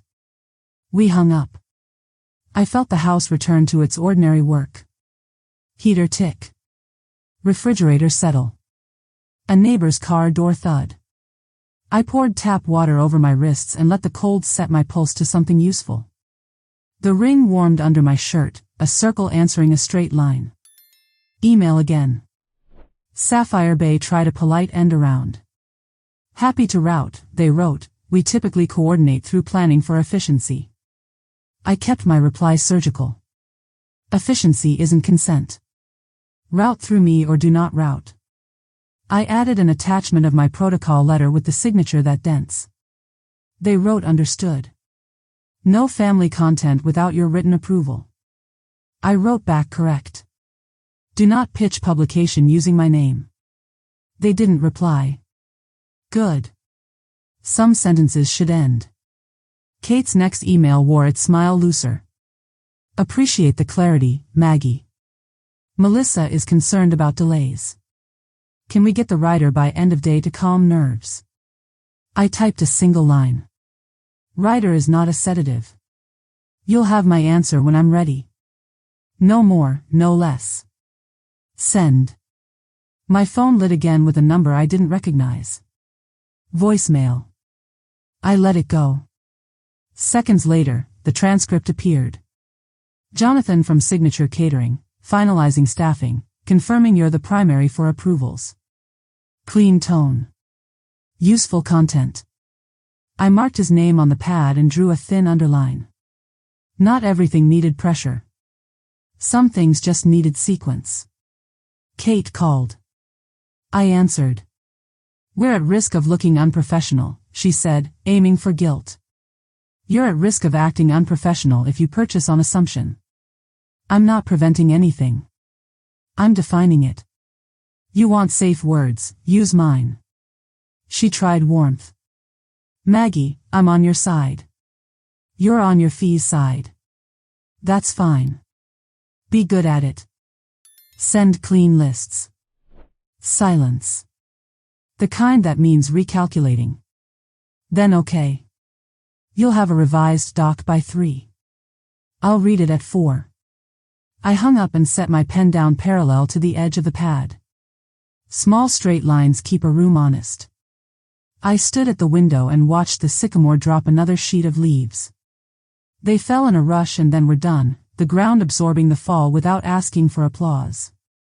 A text from a number saved as unknown appeared and held its breath. We're hearing from vendors, can you loop us in? It read, signed with initials that weren't mine. I didn't engage. Looping people in is how you build a knot. I let the message stand alone until it looked like what it was. Noise. The emails kept arriving and, one by one, turned into confirmations. Kara acknowledged receipt of my protocol. Catering acknowledged boundaries on staffing. Sapphire Bay adjusted their workflow without pretending it was a favor. The planner's revised doc arrived at 3:07 with half its sparkle scraped off. I wrote scene. You'll have my answer tomorrow. Send. By then the light had slid low enough to find every scratch on the table. I ran my palm across the wood and felt each mark Robert left with careless keys and heavy hands. Stories live in gouges. Paper hates that. I took the packet from under the clock and slid my protocol letter on top. The stack looked different now. Not a bill. A blueprint. I placed the ring on the paper for a breath and let the gold learn the temperature of ink. My phone pinged once more. Harborview again, this time short and exact. Status note added to file at your request. If writer not received by Friday noon, event marked tentative. Corporate walkthrough on standby. The words didn't gloat. They didn't need to. Gravity never does. I set the phone face down and let the quiet finish its sentence. How much of their love would still stand when the calendar stopped clapping? Paper says one thing. Eyes say another. I wanted eyes, not emails, so I drove to Harborview. No music. No call. Just Nashville air gone thin with October and a dashboard rattle I never fixed because some sounds earned their seat. Gravel turned under the tires like a throat clearing. I parked in the far row where staff hides dents and guests pretend not to see them. The main stairs preened in the sun. I walked to the service entrance. A young man in black carried 3 folding chairs in each hand and a face that said he has no time for stories. I asked for Janet. He pointed down a hall lined with framed spreads of strangers kissing in perfect weather. The floor was clean enough to argue with. Janet stood behind a desk with a tablet and a clipboard, hair pinned back like it meant it. She lifted her eyes, weighed me in about 2 seconds, and chose professional over pleasant. Miss Turner, she said, come on in. I shook her hand. Dry. Firm. Useful. I placed a single sheet of letterhead on her desk and kept my voice steady. I am the primary contact. All approvals come from me in writing. Structural first. Media later. No one else speaks for my money. She read fast, which was the right speed. Then she set the page under her stylus. "We operate on signatures, not vibes," she said. I appreciated the sentence. "I am not here to rearrange your day. I am here to clarify mine." She nodded once. The nod of a woman who understands that clarity is cheaper than overtime. She tapped her tablet. "We track 3 timelines. Yours, ours, and the one the trucks obey. When trucks start moving, feelings lose. If approvals lag, vendors begin to redeploy. It is not personal. It is physics." "Show me where physics lives," I said. She led me out a side door into the south garden. A path of pavers curved toward a hedge that looked like it did not forgive. She pointed to a rectangle of poured pad behind it. "Generator placement. Standard units are loud. Quiet units cost more and require preclearance. We have no quiet reserved for your event at this time." Noted. I do not pay for quiet to hide bad planning. If there is a hum, there is a hum. We kept walking. She pointed to a chalk mark on stone near the terrace steps. "Load and staging. Florals here. Tent poles stored on the west side. If weather turns and the tent goes up, this lane closes. People always think the staircase is the show. The show is the path behind it." We stepped inside through a service door that stuck on its hinge like it had a memory. Down the corridor a whiteboard caught my eye. Names and hours, one column labeled terrace, another labeled south lawn. 2 sets of initials sat next to Tuesday morning and a small arrow toward 10. I kept my mouth closed. She saw me see it. "Site scout," she said. "Media. Your planner. A floor plan review." She did not sell it. She said it the way you say sunrise. I took out my pen. I wrote a word on my palm so my brain would not pretend to forget. Scout. We went back to her office. She remained standing. I took the chair that waited without pretension. I slid a second letter across. Same content. My signature indents the paper. "Keep this on file.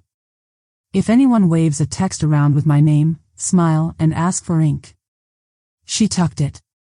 "Your file is already flagged. I will speak plainly. If your approvals do not arrive by the deadline, we will shift status to tentative. A corporate reception is holding a review in that case. If they confirm, your window changes. What suffers first when windows change? Power access," she said. "Then kitchen timing. Then everything that thinks it runs on vibes."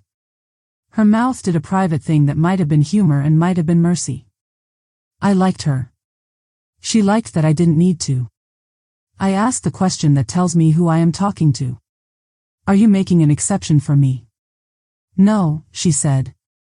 "I am telling you how the building works." Good. Exceptions breed arguments. Buildings obey physics. She checked her watch. "My calendar says your planner is optimistic about approvals landing early. Is that real?" Optimism is a choice. So is accuracy. Treat mine as the second one. She made another small note. "I will keep your file as it is. Structural only until otherwise. No media privileges without your written consent. If anyone brings a release form into this building with your name pre-printed, I will shred it and send the bin to the kitchen." That pulled a smile from me. "Leave the shredding to accounts payable." "But thank you." She leaned a hip against the desk and looked straight at me. "Are you trying to tank your son's wedding?" "No. I am trying to teach my son that money is not a spell and mothers are not props. If the event is strong, it will stand on truth. If it is brittle, it should not be held up by lies." She held eye contact longer than most people do before they reach for a compliment that costs nothing. Then she nodded once more. "Then we are on the same page." She printed a receipt of our conversation like this building has learned to cover its own back. I signed and left the line for witness blank until she called in the chair carrier from the hall and had him sign, too. No theater. Just procedure. On the way out I asked one more thing. If status shifts, when do trucks move? After lunch, she said. Once your file reads tentative, the other team will tour the terrace, measure their runs, and claim the quiet unit if it is free. Kitchen staff will reassign. Your planner will call me and I will tell her the same sentence. We follow the last signature we received. Back through the service hall I stopped in front of the framed spreads. One showed a couple walking down these same steps with candles tied to the rail like they were little sons. I looked for a mother. The frame did not know her. Outside, a breeze found the lake and made it confess. Leaves chased each other in a circle that went nowhere. A golf cart hummed past with a stack of folded linens that looked like good decisions from far away. I turned back to Janet. One clarity left. If someone says I will make it right later. Assume later never comes, she said without blinking. We shook hands again. Dry. Firm. Useful. She went back to her desk. I went back to my car. In the lot I sat without starting the engine. I laid the ring in my palm and the paper in my lap and watched a cloud smudge the sky like a thumbprint. A man in a vest wheeled a cart of glassware toward a door that didn't wear a wreath. Work has its own dignity when it doesn't need an audience. I took out my phone and typed a 4-line text to Helen. Met. Building obeys physics. Scout pencil Tuesday. Corporate ready if windows shift. She replied with a dot, our old shorthand for I'm on it, and then another word that hit like a small bell. Hinge. I started the car. The radio tried a country song about second chances. I turned it down because second chances are not the point. Precision is. At the exit I checked the rear view. On a corkboard near the office door a small laminated card was pinned crooked. It said photo first in block letters that forgot to whisper. Next to it a blank spot waited for the next thing to be pinned. What gets pinned when the story stops cooperating with the lens? I got there early. 10 minutes before anyone who wants to look in charge. Tuesday. Air crisp enough to file a thought. The terrace faced a lake pretending to be calm. I touched the ring under my shirt once, then kept my hands visible. Observers don't fidget. A woman in black with a headset waved me past a velvet rope, then realized I didn't need ropes. You with planning, she asked. I'm with approvals, I said, and didn't smile. Ria from Sapphire Bay arrived with a hard case and a mouth made for reassuring donors. Dan followed with gaffer's tape on his wrist like a bracelet. Ria clocked me, pivoted, extended a hand. Angles, she said, like it was a title. Maggie, I said. I watch. Great, she said, glancing at my shoes, as if traction tells temperament. We'll find ceremony light, terrace frames, staircase hero shot. Easy morning. Easy, I repeated, because the word sounded expensive. Helen rolled up a minute later in a Harborview polo that fit like a lie. Clipboard. Neutral jacket. She walked past me without looking, parked near the hydrangeas, and knelt to study mulch like it had secrets. We were set. Kate arrived flanked by a tablet and a woman who looked like an apology machine. Maggie, she sang. We'll keep this quick. Lock the story from the top step, then vibe the south lawn. Stories lock with signatures, I said. Vibes don't. She laughed as if I had been witty. I wasn't. Danny and Sam came last, hand in hand, eyes on me. He wore founder casual, all clean lines and a watch that wants attention. She wore beige that photographs as money. Mom, he said, like a man testing a bridge. Sam added a glossy, hi, Maggie, that tried to land as graceful. It didn't. Ria clapped once to own the air. Let's stage the processional down the stairs. We'll want room. Minimal bodies near the rail. Clean aisle. Dan tore 2 strips of blue tape and marked excess like spells. Ria pointed. We'll float here, then turn to camera left. Couple pause at the third riser. Kiss on 5. Got it. Got it, Kate echoed, tapping her tablet. We'll keep first row pristine. Define pristine, I said. Uncluttered, she said. No bright colors. No phones. No distractions. Sam's smile tightened. We're thinking minimal family presence on the aisle to keep shots editorial. Rhea glanced between us. We can always create a parents' moment later, she offered, the way people offer mints at funerals. Optional, Kate said, and the word behaved exactly as it sounded. Do your scout, I said. I'm not here for choreography. Rhea and Dan moved like a drill team. Tape. Step back. Look through. The lake flashed silver where wind found it. Helen drifted to the far rail and adjusted a planter by 1 inch, which made a shadow disappear. She tilted her chin once. Our code for I see more than I'm touching. Rhea raised her hand, watching the sun through fingers. We'll need candles on the rail for dimension. We'll run a diffuser if wind plays nice. Power drop, Dan said, pointing toward the hedge where Janet had shown me the pad yesterday. He glanced at Kate. You confirmed quiet? Kate's smile trembled. We're finalizing. It's on the list. Quiet units sell out, Dan said, not performing for anyone. If we end up with a standard, we'll need to hide the hum in audio. Not ideal. Sam's voice went bright. It'll be fine. We're focusing on feeling. Feeling hates 60 decibels, Rhea murmured, then to me, we'll work with what's true. I walked the edge of the terrace and stopped where the stone warmed my soles. I watched Rhea place them on the staircase like paper dolls. Sam practiced a float. Danny glanced into the lens, then away, then back. His shoulders rose a ½ inch when the tape stuck to a shoe. He looked like he wanted to outrun an angle. I knew that look.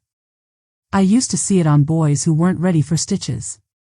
Let's pull a ceremony line, Rhea called. Dan, top of the steps. Sam, dress rehearsal with robe. Danny, shoulders down. Maggie, you're good right there. I'm not in your frame, I said. Of course, she said, catching herself. We keep family off the rail while we build. Cleaner lines. Lines aren't cleaner without mothers, I said, to no one in particular. Kate stepped in. We'll do parents after. Promise. Promises are cheap when your invoice hasn't cleared. I let the moment pass through me and out the other side. Helen drifted closer with her clipboard and spoke into air. South hedge tightened last week. Access lane narrowed. Generator turn radius tight. Rhea didn't hear. Dan did. He adjusted his tape X by 2 inches without announcing why. Watching men who notice is a relief. 2 people from the magazine Sam had been courting arrived wearing tote bags with their own masthead. They moved like they were touring a cathedral they intended to photograph after closing. Rhea turned to Kate. Press on Scout Day wasn't in my call, she said, light voice, Steel Center.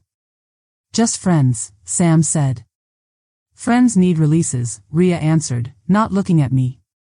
And distance. Helen sent a text. 1 word. Glass. I didn't reply. I didn't have to. We shifted to the south lawn. Wind pushed the grass in a single direction, a simple truth no one asked to perform. Rhea framed the arch that didn't exist yet and talked about negative space. Dan marked another X where vows would pretend to happen. Kate checked her tablet like it paid her by the tap. Sam lifted her chin ½ a degree and closed her mouth on words I couldn't hear. Danny stood beside her, fingers opening and closing as if testing whether they still belonged to him. A golf cart from facilities eased up. The driver hopped off and slid a laminated sheet onto a clipboard near the hedge. Helen wandered over as if the plant needed counseling, read the sheet, and blew a breath out her nose. She sent me a photo. Quiet unit unavailable Friday. Hospital gala priority. I felt nothing dramatic. Only math. Rhea wrapped terrace frames and turned back toward the stairs. We'll run a just married walk down with confetti after sunset, she said. Confetti is banned, Janet's voice said from behind us. She had appeared without footsteps. Clean up Rex next morning load in. Rice then, Kate said, brisk. No projectiles, Janet said. Candles only. We'll toss smiles, I said. Rhea heard it and let the corner of her mouth answer. Sam touched my elbow as if we were friends. We need the rider by end of day, she said softly. People are nervous. People can breathe, I said. Approvals land when they're true. Not when fear is loud. She tightened the robe belt like the garment was the problem. It's not personal, Maggie. It's just design. Design without people is a showroom, I said. Danny stepped in, calm voice he thinks sells better. Mom, we need you to be a team player. Teams invite their players onto the field, I said. You mailed me a bill and a seat in the parking lot. Let's not do this, he breathed. We already are, I said, and let silence earn its keep. Rhea clapped again. Last setup. Terrace kiss. Then we're good. They posed on the third riser, exactly where she told them. Dan lifted the camera. Look natural, he said, which is how you guarantee choreography. Sam tilted her head the way she practices for mirrors. Danny kissed the air near her cheek. Their bodies didn't know each other.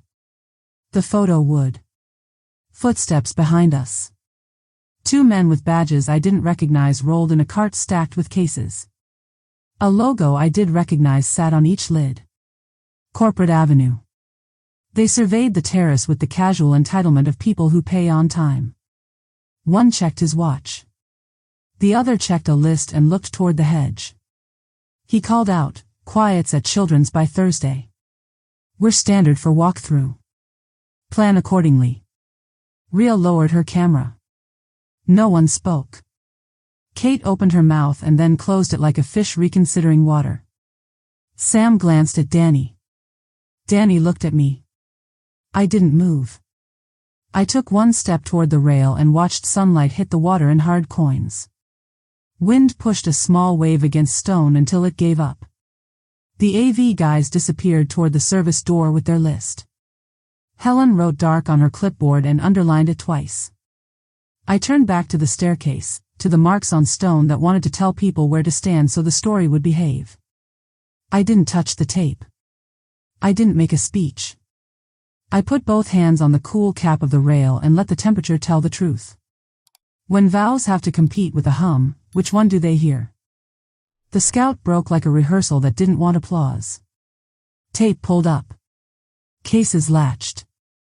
Rhea zipped her kit with a sound that said enough. Kate intercepted me at the terrace threshold, tablet hugged to her ribs like a shield. Just aligning, she said. Press friends were a surprise, but we can manage optics. Friends need releases. Releases need consent. You don't have mine. She smiled the way people do when their mouth forgot the memo. We'll position you off-rail to keep the hero shot intact and then create a parent's moment later. Softer light. You're positioning a mother like a candle. It's standard. So is gravity.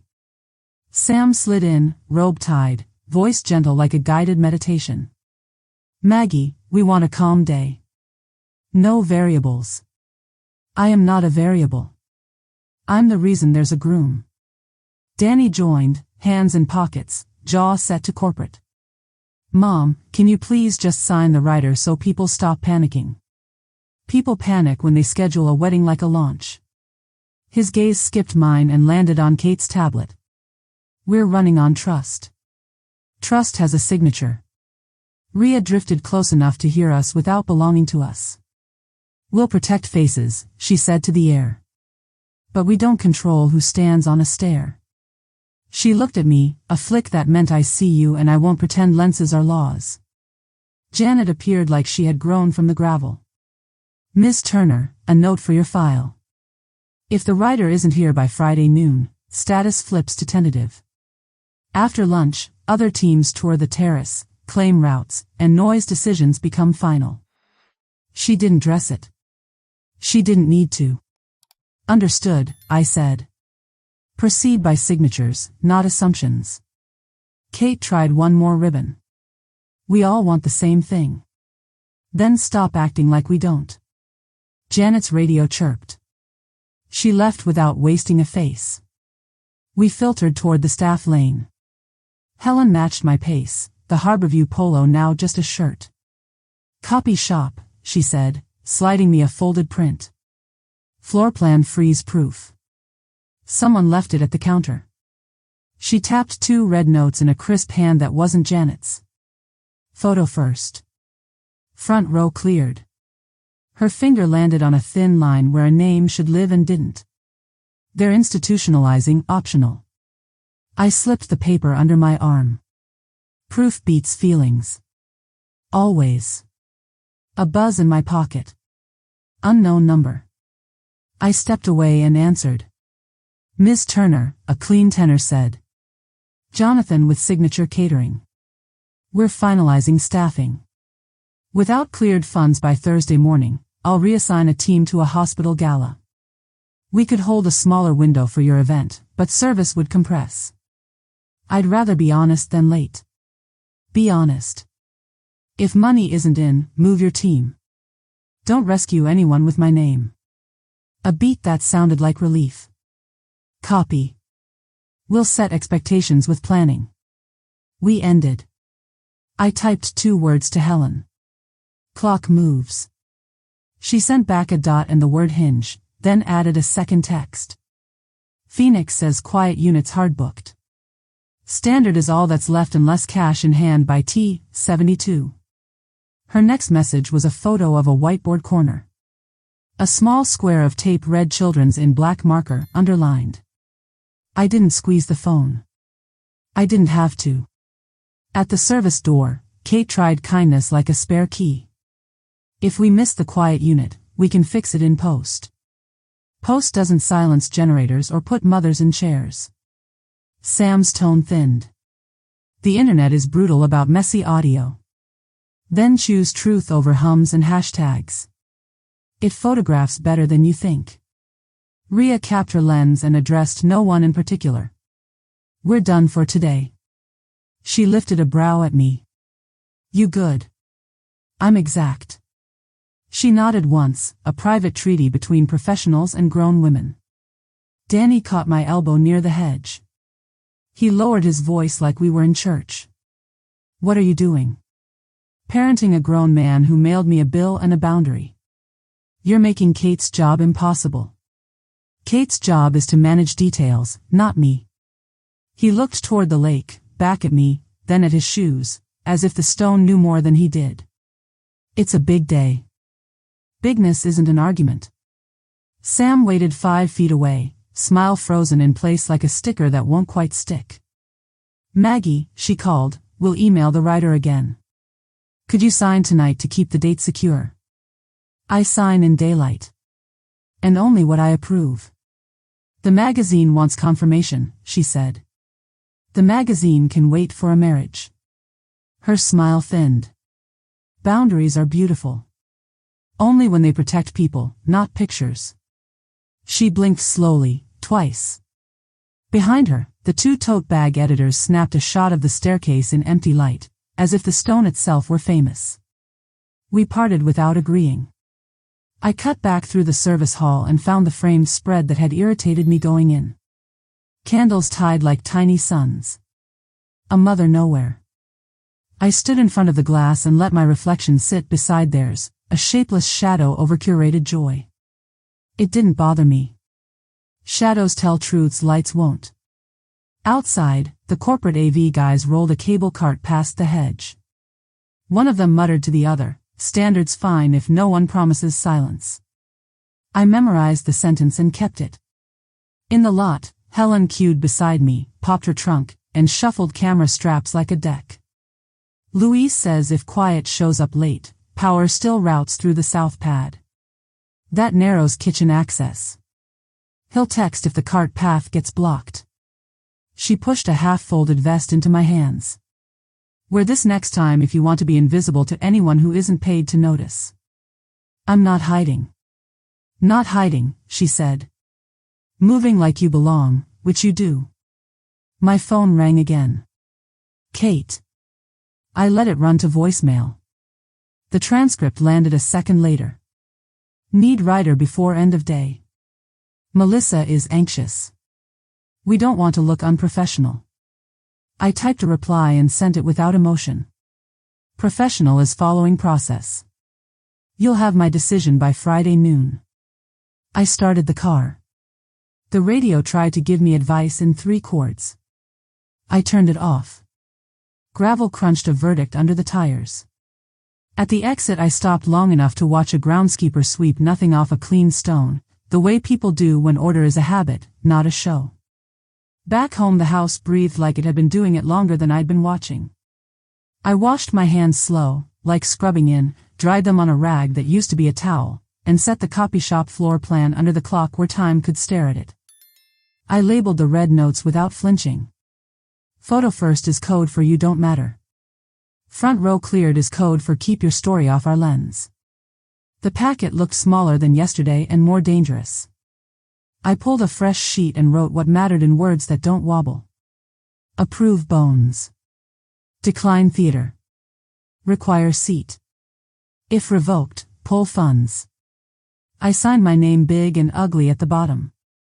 The groove the pen left in the paper told me I still meant things. Through the window, the sycamore let go of 3 leaves at once, and they spun before they fell, like they forgot the script. The ring warmed where it always does. The clock ticked. The refrigerator hummed without apology. My phone lit with a message from a number tagged Children's Gala. Confirming load in Friday 2 p.m. quiet unit secured. I stared at the line until it stopped feeling like a knife and went back to being a fact. Then I asked the question I had been avoiding since the staircase. If he had to choose between a clean hero shot and the woman who taught him to breathe through pain, which one did my son just hire? The morning after the scout, I worked the vendors the way you work a stubborn pulse. One at a time. No speeches. Only facts. I started with Phoenix Power Rentals. A woman picked up on the second ring, voice sharp like she invoices before lunch. Phoenix, this is Tara. Maggie Turner. Primary contact for the Turner-Carter event at Harborview. I need written confirmation on generator policy and availability. She didn't waste my time. Quiet units are hard booked through Saturday. Standard units available. Payment due 72 hours before roll. We don't load for private events on promises. Send that to my email, I said. And add 1 line. Noise expectation for your standard model at load. 60 to 65 decibels at source, she said. Lawn eat some of it, stone throw some back. You'll hear it. Good. Write it down. She did. The email hit while I was still on the line. I replied with 1 sentence. No approval for quiet or cosmetic add-ons. Route all changes through me. She wrote back copy and went on with her day. I respect people who don't audition their competence. Catering next. Jonathan answered before voicemail could clear its throat. Signature catering. It's Maggie. You have my note. If funds aren't cleared by Thursday morning, reassign your team. Shrink our window to whatever keeps your staff sane. Do not hold anything with my name if a hospital gala needs them. A low exhale. Thank you. Off the record, planning keeps saying it'll all gel. We don't cook on gel. You cook on stoves, I said. And stoves run on schedules. Put your expectations in writing to planning, CC me. No upgrades. No chef's flourish. Structure only. Done, he said. He meant it. I moved to Harborview. Kara answered like an office that has already seen 3 fires today. Events. It's Maggie. Confirm your tentative protocol again in writing. Include the sentence about trucks moving after lunch. Luke planning on the note. She typed while we spoke. You'll have it in 5. One more item if you want it. Corporate AV's walkthrough is queued. If status flips, they claim terrace routes on the hour. Put that on paper too. She did. 5 minutes later, 2 PDFs landed. No adjectives. Just procedure. I forwarded Phoenix's decibel email to Kate with a single line. Standard generator only. Expect hum. Do not script what physics refuses to perform. I added Kara's PDF and Jonathan's boundary email beneath it and hit send. The subject read approvals proceed on truth. Her reply arrived exactly 8 minutes later wearing sparkle in text form. Love the clarity. We'll finesse the audio in post. No, you'll plan for noise now. Post is for stories that already stood. I typed, then deleted the rest. Brevity carries better. Helen texted clock with a photo of a hallway board. A red magnet slid next to Friday 12 o'clock. Hinge confirmed, she wrote. Louise says if the south pad's busy, kitchen carts run long. Tell me when to nudge. Not yet, I wrote. Let time do the first turn. The doorbell rang. A messenger in a branded windbreaker held a flat envelope like a pizza. Everline packet for Miss Turner. I signed, shut the door, and cut it open with a butter knife I use on rope when rope misbehaves. Inside sat a cheerful cover sheet and 4 forms. Updated writer. Staffing outline. Family media releases. A floor plan, for your convenience. On the release page, my name was pre-printed above a signature block, small and presumptive.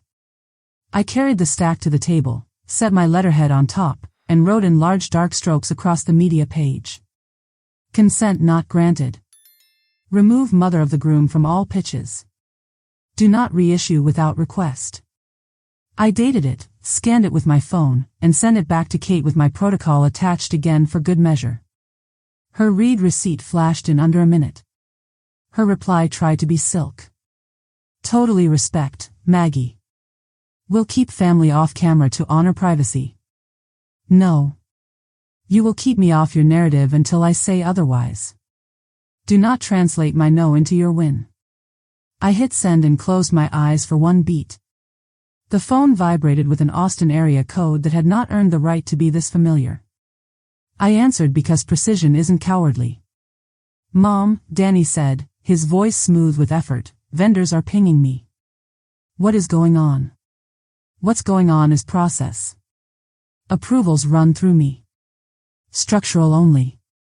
Your planner has the emails. We need the writer now, he said. You need to move me from erased to present. Then we can speak about paper. He took a breath like a man learning to swim in a pool he bragged about. This is starting to look bad, he said. People are talking. People talk all day. They stop when truth shows up. Mom. Danny. We sat in that single syllable like a bench. Then he pivoted. What do you even want? To fund bones, not theater. To be seated as a mother, not an inconvenience. To stop being asked to underwrite a lie. He went quiet. The kind of quiet that carries a shape. I'll talk to Kate, he said at last. We just need this to be clean. Clean is what you call a floor after someone else mops it. I ended the call without promising anything. Text from Helen. Glass just posted a teaser. Effortless terrace moment. No names.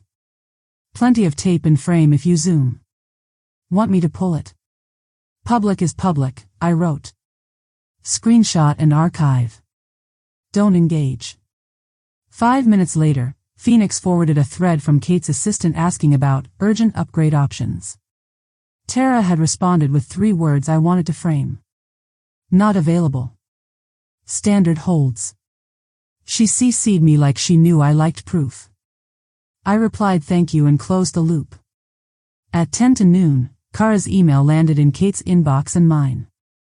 Confirmation of Friday noon writer deadline. Absent signature, reservation converts to tentative status. Corporate walkthrough at 1 p.m. Quiet unit assigned offsite. I didn't need to add anything. The building had spoken. By 1, Jonathan sent his own version.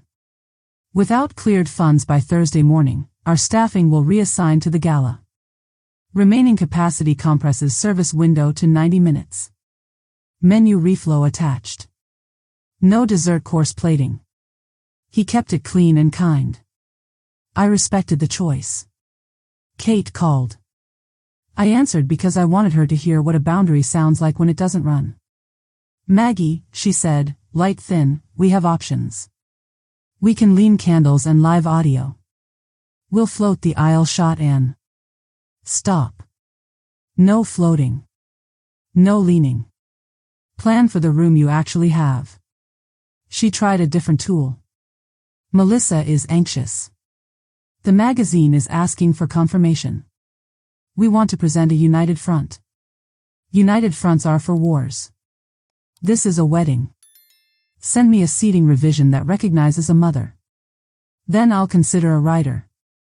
Until then, keep your list structural. You're tying our hands, she said. I'm tying your schedule to reality. She exhaled and switched to cheer because it had nowhere else to go. Great. We'll regroup at 3.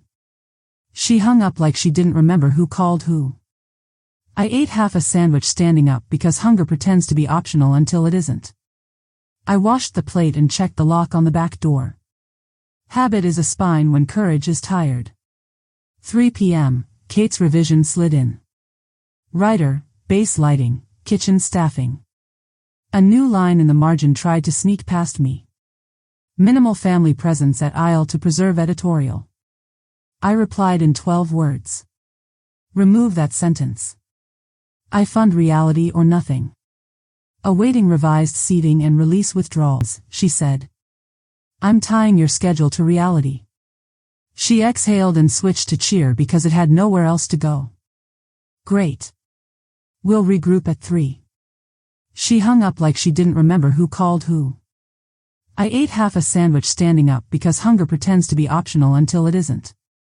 I washed the plate and checked the lock on the back door. Habit is a spine when courage is tired. 3 p.m., Kate's revision slid in. Writer, base lighting, kitchen staffing. A new line in the margin tried to sneak past me. Minimal family presence at aisle to preserve editorial. I replied in 12 words. Remove that sentence. I fund reality or nothing. Awaiting revised seating and release withdrawal. Maggie. I turned on the faucet and ran cold over my wrists until the heartbeat left my hands and went back to my chest. The ring warmed like metal remembers skin faster than people do. Helen's name flashed. Dark, she wrote. Louise says cart path narrowed by scaffold after 2. If standard sits on pad, kitchen will snake boxes around cable runs. Service slows. He'll send a picture if it chokes. Let it, I typed. Truth teaches. At 4, a courier walked another envelope to my door. Inside was the seating chart, still glossy, still laminated, still wrong. A post-it clung to the edge, Sam's handwriting neat as PR. For optics, we're keeping aisle clean. Thanks for understanding. I slid the chart under the clock and set my protocol letter on top of it like a weight. The house hummed, unbothered. Outside, the sycamore dropped a handful of leaves at once, then stopped, as if even a tree knows when drama is just gravity in costume. I opened my laptop and drafted one more note, this one short and final. Approval of rider is contingent on proper seating of mother of the groom within family section. Any attempt to erase presence voids funding. I attached it to my saved rider response and closed the lid without sending. The day thinned to that blank blue that lives between afternoon and evening. I poured water into a glass and watched bubbles climb the side like they had somewhere important to be. If a chair has to beg for a mother, what exactly are they building on those steps? I was slicing an apple one didn't want when the doorbell tried to sound polite. Beige coat in my doorway. Samantha Carter, makeup that photographs as empathy, phone in her palm like a badge. We need to align, she said, walking in before I invited her. Quick chat, then we're out of your hair. This is my house, I said. We don't pop in here. We ask. And we email. She produced a manila folder with the ceremony font on the tab. Kate's on, she added, thumbing a video call. Planner face filled the screen, teeth ready. Maggie, Kate sang, we'll keep this simple. Writer today, tiny tweak to seating for optics, everyone wins. I moved the apple aside and set the folder flat. Open it. Sam slid out pages, kept her nails off the ink. First sheet, emergency authorization, my name pre-filled above a credit line I never gave. Second sheet, family release, my name again above a signature block. Third, a seating chart with a handwritten note on the margin. Keep aisle clean. I didn't raise my voice. You brought me a pen test. Not a conversation. Kate tried sugar. These are standard. We're only formalizing what you've already. I haven't. I turned the first form and wrote one word across it in thick strokes that dug into the paper. Void. I did the same to the release. You don't get to borrow my name because the day got nervous. Sam kept her tone soft. We're days out. This is about peace. This is about power, I said. Peace doesn't need pre-filled blanks. Kate's smile fought to stay alive. Let's talk practical. We can place you near the aisle without being on it. Second row, end seat. Acknowledge presence, preserve editorial. No. Family section. On the aisle or next to it. In writing. Sam's chin lifted a degree. Aisle reads cluttered on camera. Then teach your camera what a mother looks like. Her eyes flicked to the ring chain at my collarbone and back. It's not personal. It is exactly personal. Kate pivoted. Magazine wants confirmation. If we miss this window, the feature evaporates. Then let it evaporate.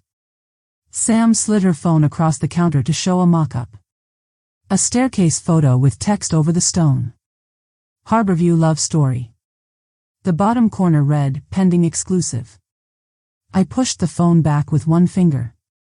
Love doesn't need an embargo, I said.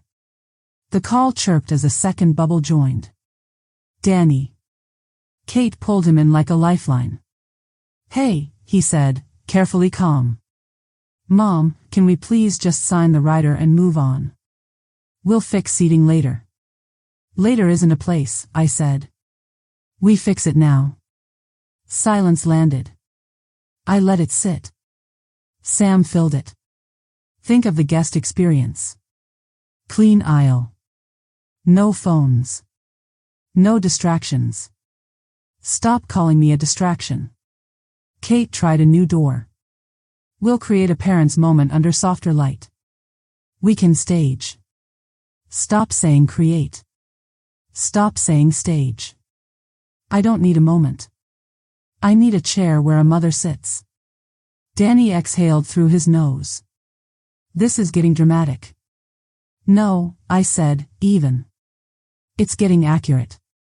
Sam reached into the folder and pulled a smaller card, the size of a place tag. Blank. We can put your name here and decide placement day of.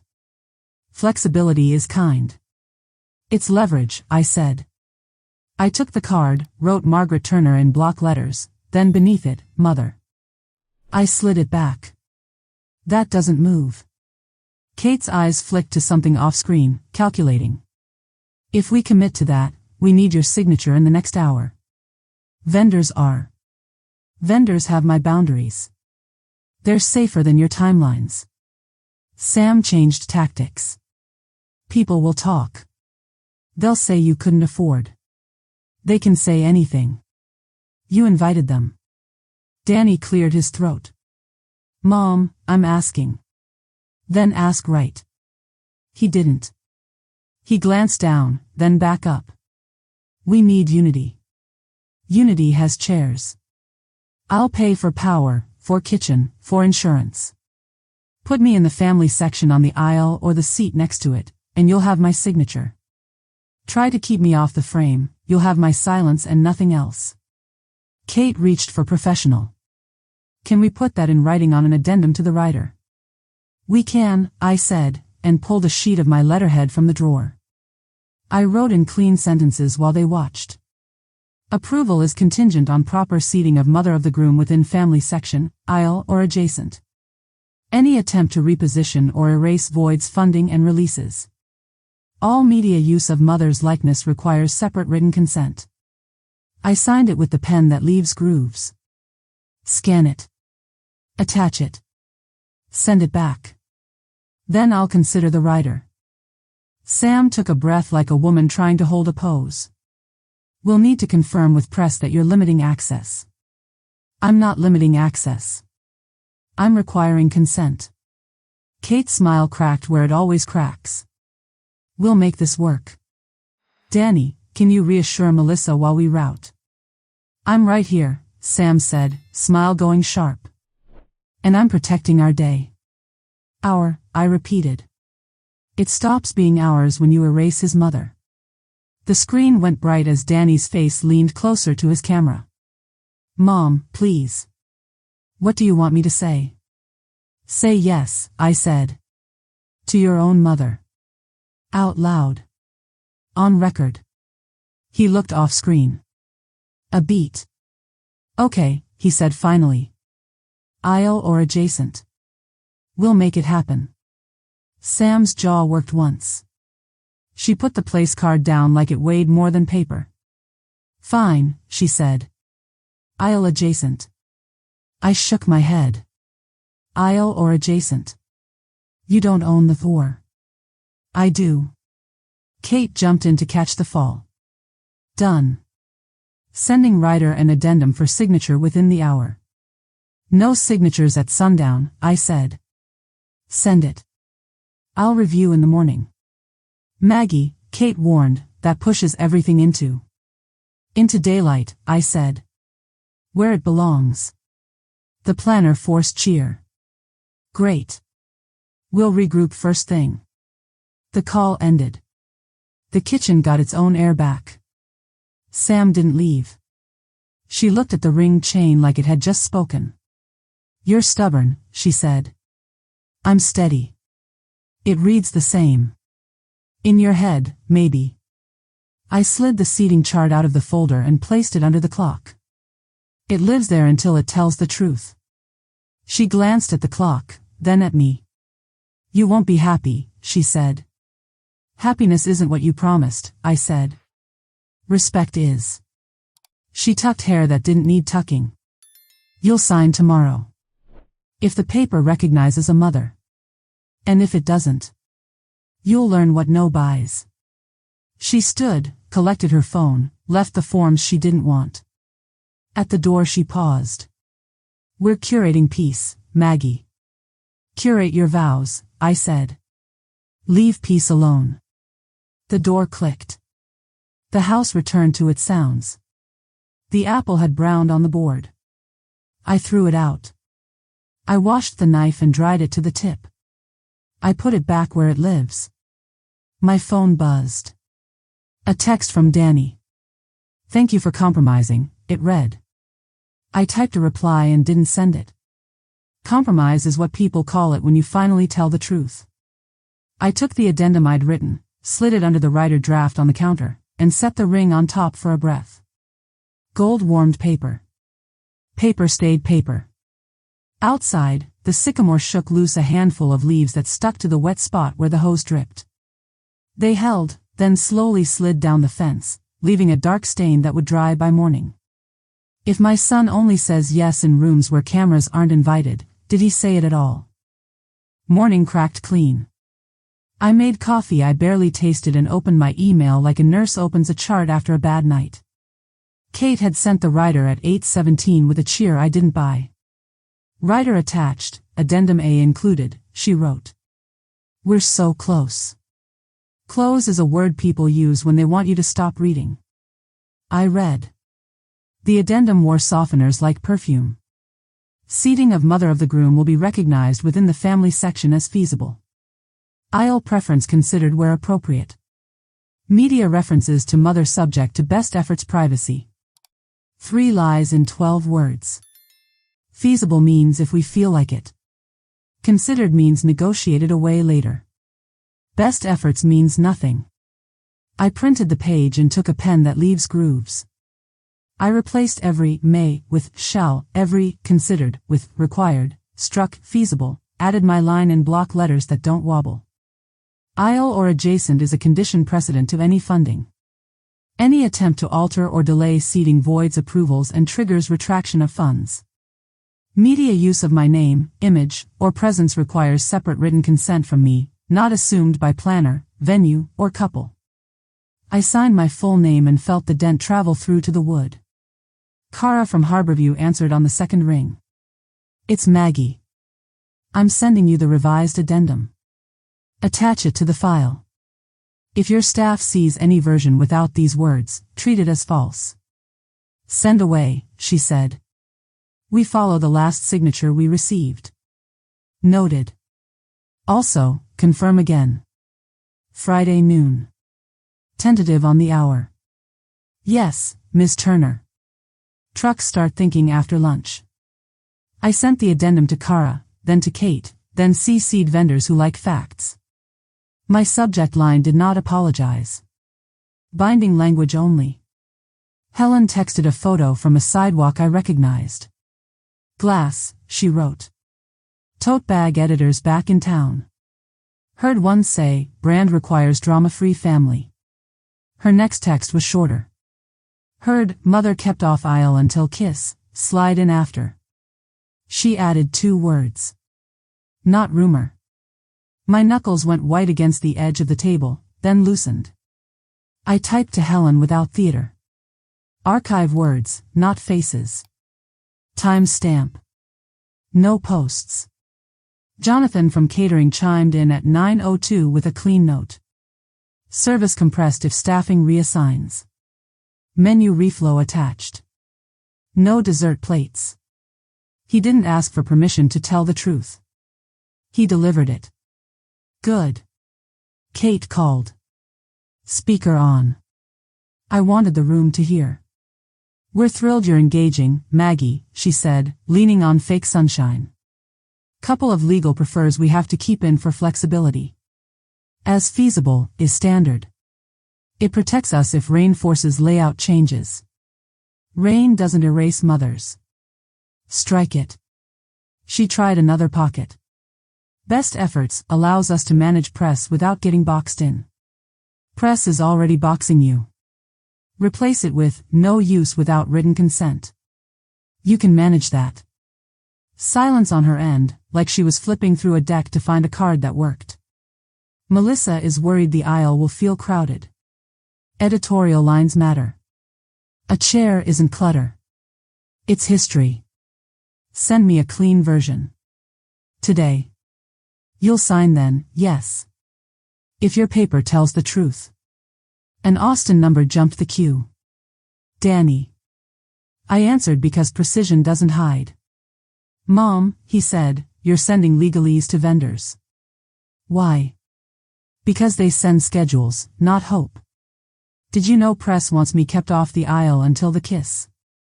He went quiet, which is sometimes a confession and sometimes a dodge. That's not the plan, he said. Kate said. Stop telling me what Kate said. Tell me what you're saying. Aisle or adjacent? Yes or no? He swallowed. Yes. Before or after the kiss? He hated the question. Before. Good. Put it in writing. I'll sign when the paperwork matches your mouth. He tried to pivot. You're making this feel like an audit. It is. Audits rescue futures from bad math. He ended the call because men like him pretend voice delays are bad service, not fear. The doorbell rang again. Messenger. Another Everline envelope. Inside, a new floor plan with small notes scattered like leaves, vendor lanes, guest flow, VIP capture zone. My eyes stopped at the legend. Row labels a through D, Section E, Media. Section F, Family. My name appeared at the far end of row F, seat 4, with a dash instead of a chair. A dashed outline means placeholder. I know what placeholders are. They live where promises go to nap. I wrote one sentence across the legend in ink that eats shine. Replace dashed outline with fixed seat at aisle or immediately adjacent. Initial here. I scanned, sent, and waited. Helen texted dark with a photo of the south pad. Cable runs chalked in bright blue. If standard sits here, cart snake. Her next text arrived with a small satisfaction I didn't ask her to hide. Phoenix just told planning, no quiet without cash. Paper is learning. I forwarded Phoenix's policy to Kate one more time so her assistant had to read the sentence aloud to someone. Standard hum expected. Plan for it. I typed a second line. Plan for me, too. Sapphire Bay tried to be cute in my inbox. Totally respect your privacy, Maggie. We'll frame with elegance and keep clicks gentle. No framing of me, I wrote back. No clicks. Consent controls story, not lenses. Their reply was one word. Understood. At 11:41, Kara's autoforward dropped a bomb in lowercase. Corporate walkthrough Friday 1 p.m. per tentative protocol. It was addressed to Janet and copied to a list of people who move trucks like chess pieces. I didn't smile. Gravity doesn't need applause. Kate called again with less sugar and more steel. Okay. We can live without, feasible. We'll change, considered, to honored. We'll move, best efforts, to no use without consent. I'll need your signature today to keep everyone breathing. I'll review the final in daylight, I said. Barely controlled exhale. Maggie, teams are jittery. Jitters teach. Send clean paper. The revised addendum landed at 12:09. My lines held. Her hedges died. A real seat on a fake map is still a seat. I wrote approved contingent on seating chart update filed with venue today and sent it back. She replied with a PDF 3 minutes later. Seating revision, Turner. Family row updated. There I was. Row F, seat 1. Aisle. Not dashed. Inked. The corner of the page still tried to sneak one note past me. Footnote in 6-point font. Subject to relocation for photography needs. I circled it with a pen tip that might as well have been a blade. Remove footnote. She removed it. Paper finally stopped squirming. Then Danny texted what boys text when they're scared and want to sound brave. Proud of us for finding middle ground, he wrote. I didn't write what I thought. Middle ground is where people bury things they don't want to see. I sent the addendum to Kara one more time with the seating chart revision attached. File it. She replied with a timestamp. Done. I stood at the sink and let cold water cover my wrists until my pulse moved back to where it lives. I dried my hands on a rag that used to be a towel and checked the back door lock because accuracy has rituals. The ring warmed on the chain, a circle with better manners than most people. Kate's subject line popped up one last time. Writer ready for signature. Clean language. Congrats. The PDF opened to the same total, power, base lighting, kitchen, insurance, and nothing dressed as theater. My addendum sat under it like a spine that didn't bend. I didn't sign. Not yet. One condition remained. I typed the last short email of the morning. Seat card with my name, printed and filed with venue by close of business. Aisle or adjacent. Send a photo for my records. She wrote back a period.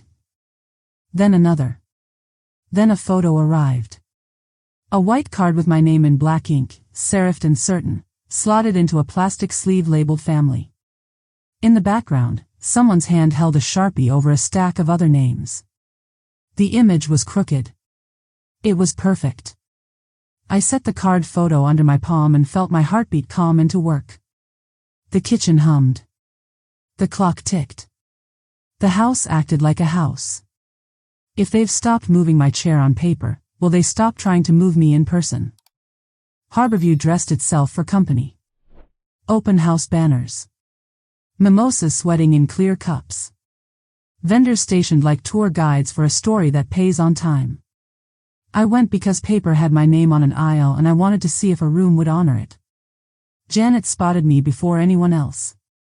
Clipboard. Calm eyes. Ms. Turner. Checking lanes, I said. And whether reality got the memo. She nodded toward the south hedge.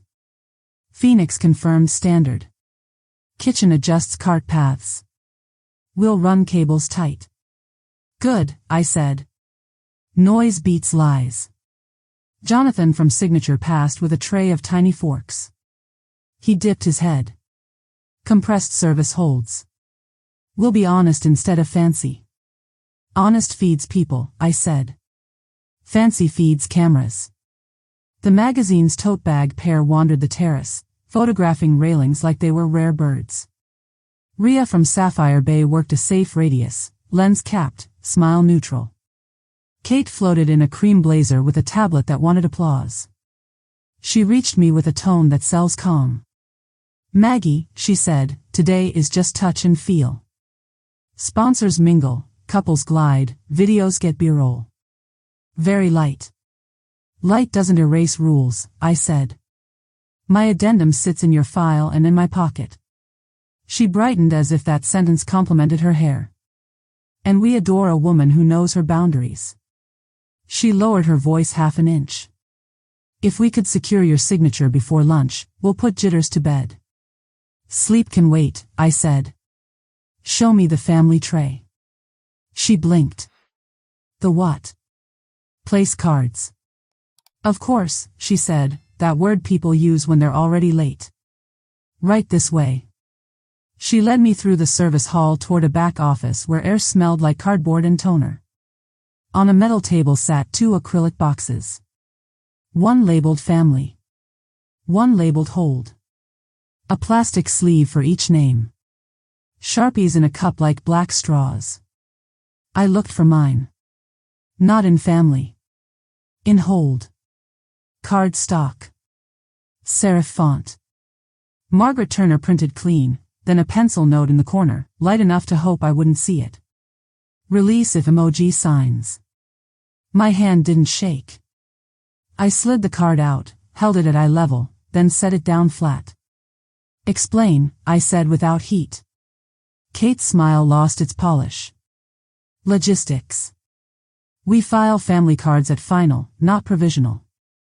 Your seat is confirmed, of course. This is just workflow. Workflow spells who matters, I said. Move it.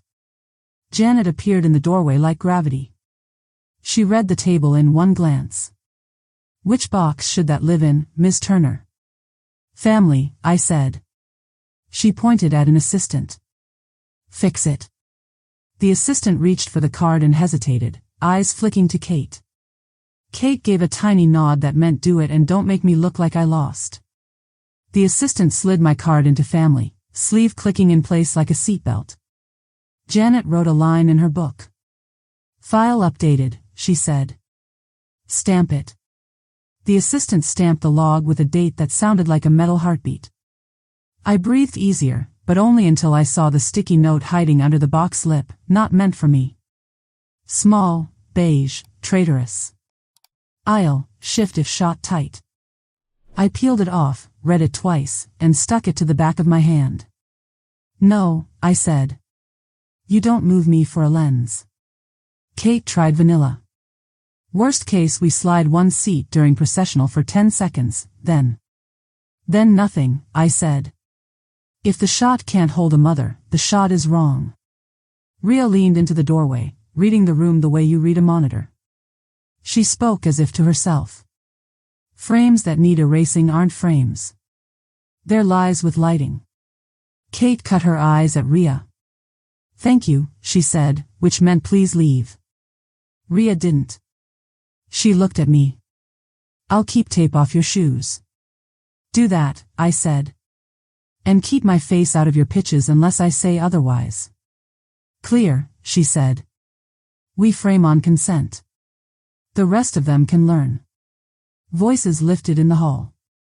Sam entered with 2 bridesmaids and a florist carrying a branch like an antler. She saw me, then the trays, then the sticky note on my hand. Her smile reset itself. We're just mocking up Flo, she said gently. Some things are fluid until day of. People aren't fluid, I said. I'm a person. I sit where the truth says. She gestured at the sticky. That was for efficiency. That was for optics, I said. Optics keep trying to move chairs. Chairs resist. A bridesmaid stage whispered, boundaries are beautiful, and the other one giggled like it cost nothing. Sam shot them a look, then smoothed her robe sleeve for a camera that wasn't there. Maggie, she said, this can be graceful. Grace is telling the truth while the room is watching, I said. Kate pulled a pen from her blazer and held it like a wand. We're not enemies, she said. Then stop acting like you need tricks to win, I said, and turned to Janet. One more line for your book. Any attempt to relocate my seat once guests are seated voids funding. Janet nodded as if I'd asked her to check the temperature of a roast. Added. Helen slid in sideways, wearing that neutral polo that makes her invisible to anyone allergic to labor. She clocked the boxes, the sticky note, the room's temperature. Louise says cart path's already tight, she murmured. If media stand in it, kitchen backs up. He'll rope it if you say go. Go, I said. Ria's radio crackled. She tilted her head. Glass wants a capture zone by the rail. Family sits there, I said. We'll build around it, she answered, then left because some alliances don't need ceremony. Back on the terrace, vendors did their dance. A string quartet tuned without mercy. Someone from corporate AV measured cable runs with the boredom of a man who has installed sound where speeches forget their point. The magazine duo arranged 3 candles in a line and took a picture of the line, then took a picture of each other taking the picture. Danny arrived late, knuckles white around a coffee lid. His eyes went to the mimosas, then the staircase, then me. He stepped close. You made them move a card, he said, like the card was a building. I moved a lie, I said. He worked his mouth like words were fragile. It's just 10 seconds for a wider shot. 10 seconds is where most people tell the truth, I said. You want me in your life or in your edit? He looked at the lake. Why is it always like this with you? Because I refuse to be decor. Sam touched his sleeve, light as a headline. We solved it, she said. Family box. It's all good. It will be, I said, when your sticky notes stop trying to move me. She breathed through her smile. We're curating peace, remember. Peace doesn't need curation, I said. It needs chairs where they belong. Janet's clipboard reappeared at my elbow like a verdict. Miss Turner, she said, seat card filed, seating map updated, file stamped. Any relaxation removed. Thank you, I said. She lowered her voice so only I could hear it. Someone will test the line, she said. They always do. I know, I said. That's why lines exist. We did a lap of the terrace because watching is half the job. I checked where the cable crosses met the stone. I checked where the rail caught sun and jumped it back at eye level. I checked where the aisle narrowed at the third riser like a throat. By the time I circled back, the family tray had been pushed 3 inches to the left to make room for a photographer's bag. I put it back where it belonged. I didn't announce it. My hand did it. Janet saw and wrote a private checkmark that said something in the room still functioned. Kate floated back, reflective smile pasted on. Paper is clean, Maggie, she said, handed me a pen, palm up. Writer. I looked at the pen. Then at the staircase. Then at my name visible through acrylic like a truth under glass. Deliver the seat card to the terrace office, I said. Not this room. I want it sitting in the file where trucks live. We can do that, she said too quickly. Then do it now, I said, and watched the assistant lift my name and walk it down the hall like it weighed a house. Rhea came up with a soft step. Light at ceremony will be harsh, she said to the air. Harsh is honest. We'll respect faces. Yes, I said. Respect beats polish. She nodded and moved toward the rail. The tote bag editors aimed a phone at Sam and asked for a quote. Sam lifted her chin and said the line she loves. Boundaries are beautiful. They wrote it down. They didn't know what it cost. In the service office, the acrylic sleeve slid into a different drawer with a quiet click. I heard it from the hallway. The sound landed like a pulse that won't lie just because you want it to. I walked back to the terrace and put both hands on the cool cap of the rail. The lake had chopped itself into small, hard diamonds. The hum from a test run at the pad carried across the stone, low and plain. It didn't bother me. It meant the room was done pretending. They can move tape and candles. But when the music starts, whose hand will reach for my chair first, theirs or mine? After the open house, the room in my head stopped clapping. Optics had met oxygen and lost. I went home, cleared the table the way you clear a bed before compressions, and built a list I could live with. 3 headings in block letters that didn't wobble. Necessary. Nice. Noise. I wrote them on a yellow pad and then on masking tape I stuck to the edge of the table so even the wood understood. Necessary got 5 lines. Power. Base lighting. Kitchen staff to feed actual people. Liability insurance. Chairs where the truth sits.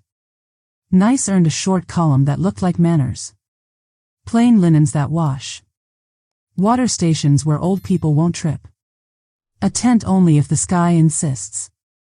Noise filled everything else. Drone. Quartet expansion.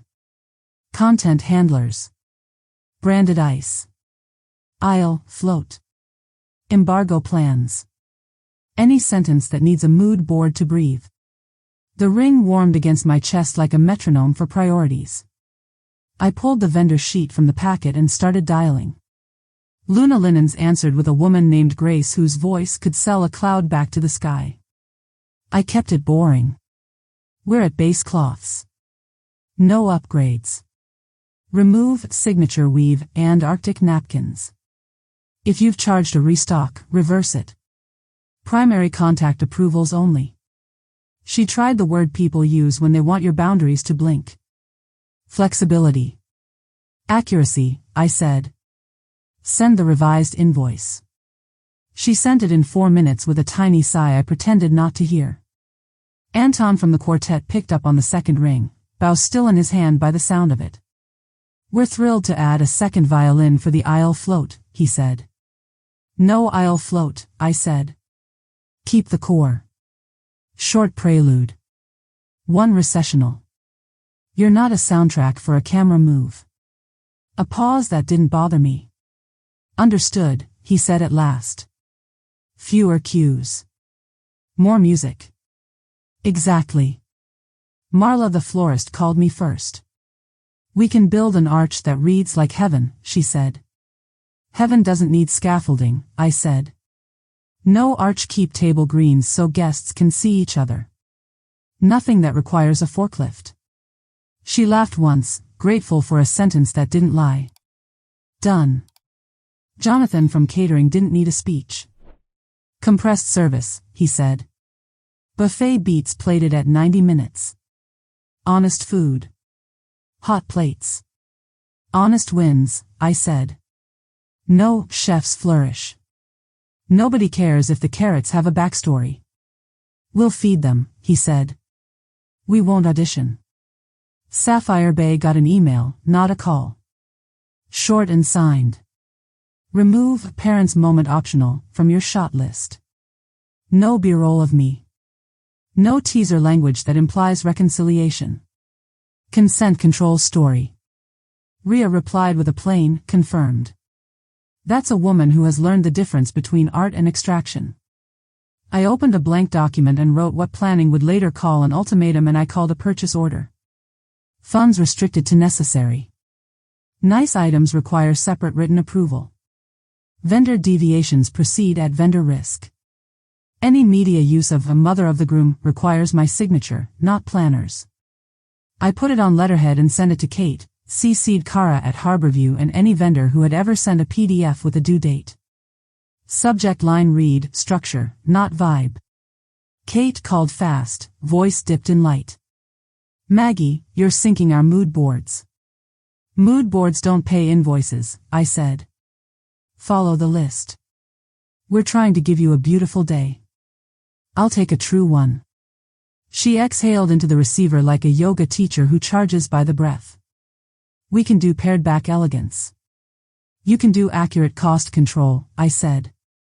Everything else is a rumor.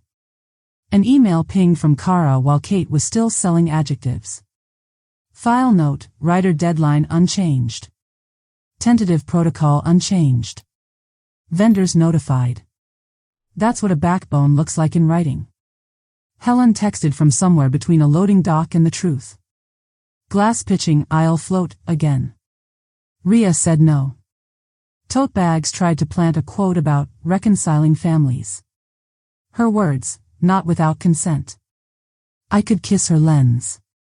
Don't, I wrote. Just archive everything.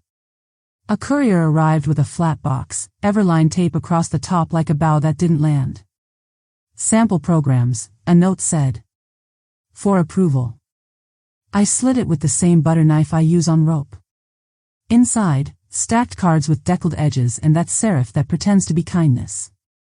I flipped one open. Order of ceremony. Names printed like they were facts. I scanned down. Parents of the groom. Robert Turner, in memoriam. Blank space below it. A long, perfect dash. The room tilted a degree and then righted itself because I've stood through worse.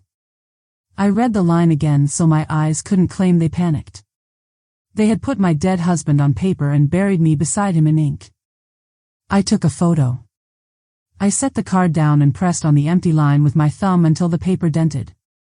Then I dialed the number at the bottom of the proof.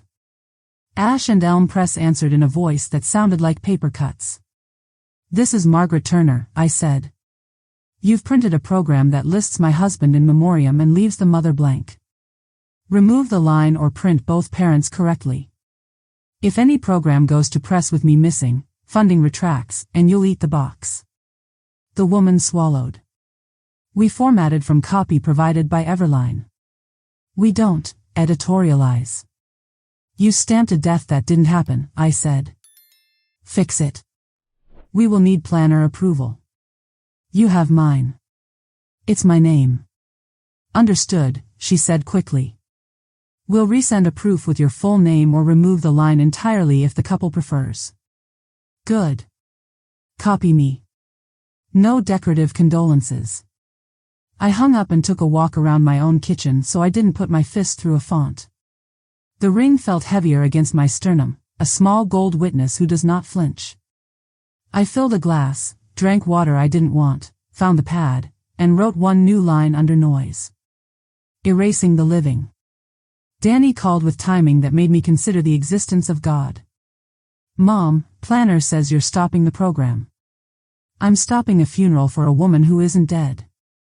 It's a template. It's a habit. He went quiet. He tried a different door.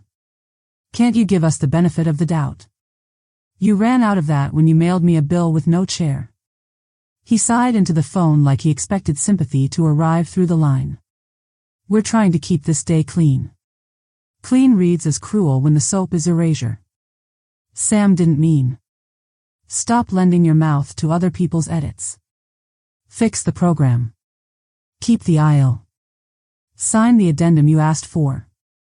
Then we'll talk about power and kitchen like adults.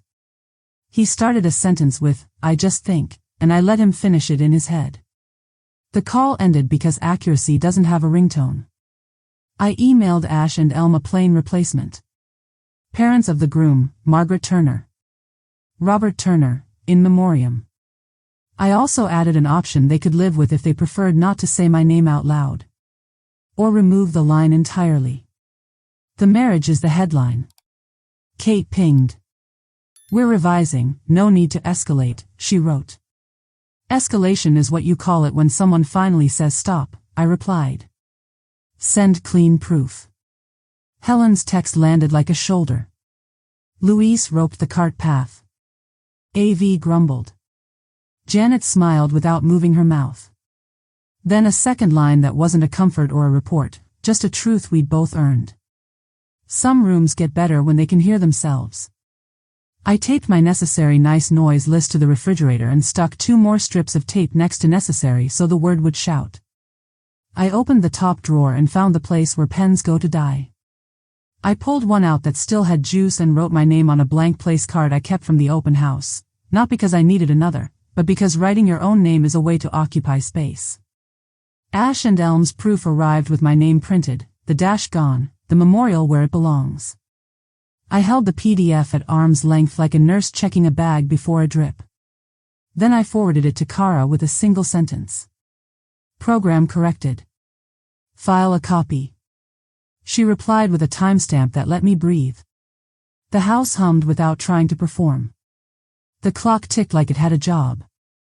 I put both hands on the edge of the table and let the wood hold me for a beat. Outside, the sycamore shook and the leaves that clung anyway weren't noble, they were just not tired yet. They had buried me in ink because ink obeys. What would they try when the paper ran out and the aisle still had a mother on it? Morning came in clean and thin. My inbox did not. Kate stacked it with cheer. Final consolidated doc, she wrote, hearts implied. We've streamlined per your guidance. Streamlined is what you call it when you stop pretending. I opened the PDF. Up top, 4 lines I could live with. Writer. Base lighting. Kitchen staffing. Insurance. Under that, the old hunger in a new shirt. Contingency blanket for unforeseen optics. Emergency authorization if primary contact unavailable. Editorial aisle management. Different words for the same hand. I called. She answered on the first ring with a smile I could hear. We honored your addendum, Maggie. One last safety clause so the day stays fluid. Fluid floods rooms, I said. Strike it. And delete editorial aisle management. It's harmless language. Language is never harmless. A small silence. Keystrokes. Gone, she said. Anything else? Remove emergency authorization that lets you sign for me. If I'm unavailable, it means no. A longer silence filled with her learning where she ends. Removed. Good, I said. Now send vendors a clean version. No footnotes. No, as feasible. On it, she said. We're grateful for your leadership. Gratitude is a receipt, I said. Send those, too. Jonathan from catering pinged next. Menu reflow accepted. 90-minute honest service, no flourish. We'll publish this to staff and stop taking inspiration calls from planning. He attached a plain schedule, hot trays, 2 lines, no dessert theater. Useful men are a blessing. Rhea wrote a 1-sentence email with more backbone than a press release. Removed, parents' moment optional. No family framing without consent. Then a PS, tote bags asked for a reconciliation tease. We told them stories are not bait. Art knows when to keep its hands clean. Helen texted a screenshot before I could breathe. Planning app still lists emoji optional in internal notes, she wrote. Assistant forgot to purge. Below it, an internal comment thread with 2 initials I didn't recognize. If aisle too tight, move emoji after kiss. My jaw didn't clench. My pen did. I forwarded it to Kate with a subject that didn't apologize. Purge all instances of optional. Confirm in writing. She replied fast. Mortified. Old draft. Deleted now. I wrote back, screenshots outlive drafts. She didn't answer. Good. Let the sentence sit. Phoenix Power sent a fresh confirmation, not because I asked but because professionals repeat truth until it takes. Standard unit confirmed. 60 to 65 dB at source. No quiet available. I forwarded to Kate with 2 words. Plan accordingly. She sent back a thumbs up emoji. I ignored it. Emojis are what you use when your sentences can't stand. Kara's email slid under that one like a steel bar.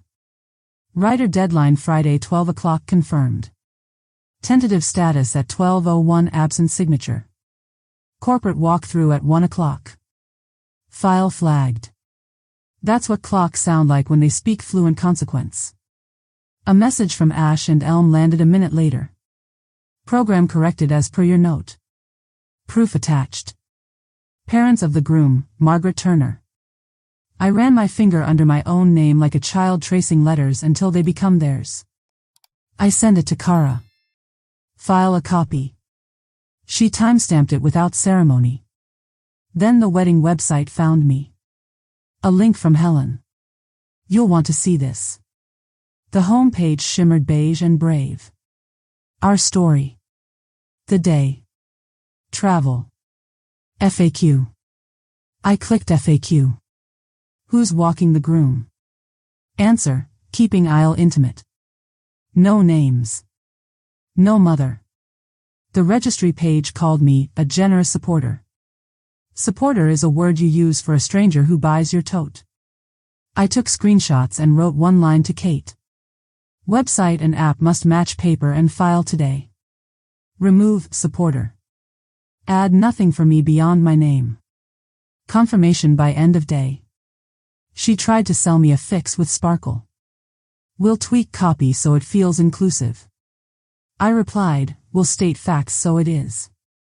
By 11, my kitchen table looked like a war room that doesn't raise its voice. My necessary nice noise tape still held to the wood. I added a 4th strip in smaller letters. Proof. Screenshots. Timestamps. I started a folder on my desktop called Lies That Tried and put the app capture in it. It calmed something mean in me without making me cruel. The doorbell rang. Not a courier. Kate herself, blazer pressed, smile precise. She stood on my porch with a folder and a pen that could sign a country into debt. Face to face, she said, as if that made the words inside gentler. Outside, I said. We don't bring drafts into the kitchen. She laughed because she thought it was a joke. We sat on the step. October air cut clean as surgery. She opened the folder to the writer with my red lines embedded like veins. She lifted the pen. We're ready. I'm closer, I said. 2 last items. Of course, she said, already planning where to hide them. 1, I said, cap the structural budget. Put a number we can both read. Not approximate. Not forecast. Cap. Anything beyond needs my signature before purchase. Her smile slipped 0.5 millimeter. You want a ceiling. I want a spine. She wrote a number that tried to be round and comforting. I crossed it out and wrote one that looked like it had seen a grocery store in the last decade. She blinked like she'd never shopped. She wrote it. 2nd, I said, replace your emergency authorization with attempts to procure signature by text or voicemail are not approvals. She wrote that, too. The pen left an indented groove I admired. She held the page toward me. Now, she said, soft. We're safe. Safer, I said. Safety is Friday at noon with a seat in family and a chair on stone. Maggie, she said, and for 1 second the planner left her voice. Why this hard line? Because someone has to teach this room the difference between a wedding and a rollout. The pen waited between us like a dare. I didn't take it. I'll sign when the venue emails me that my seat card is in the terrace file and the website reflects my name. Not before. She inhaled through her nose to keep from breaking her face.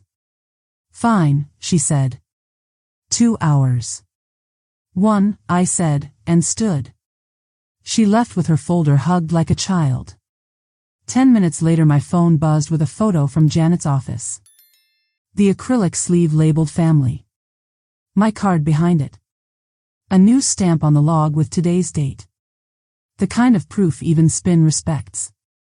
Then a second ding. The website, refreshed. FAQ updated. No flourish. Just, parents of the groom, Margaret Turner. No, supporter. No brave beige lies. I opened the writer again and put the ring on the signature block. Gold against ink. Weight against want. My hand hovered and held. Danny called like a man who had been watching a kettle. We're good, he said too quickly. Kate says it's all squared. Paper is closer to true, I said. That's not the same thing. Mom, he said, softer, thank you. Don't thank me, I said. Meet me. For what? For a chair you say is mine. Out loud. He didn't answer. He sent a thumbs-up text 10 seconds later like a boy who thinks gestures grow into spine if you stack enough of them.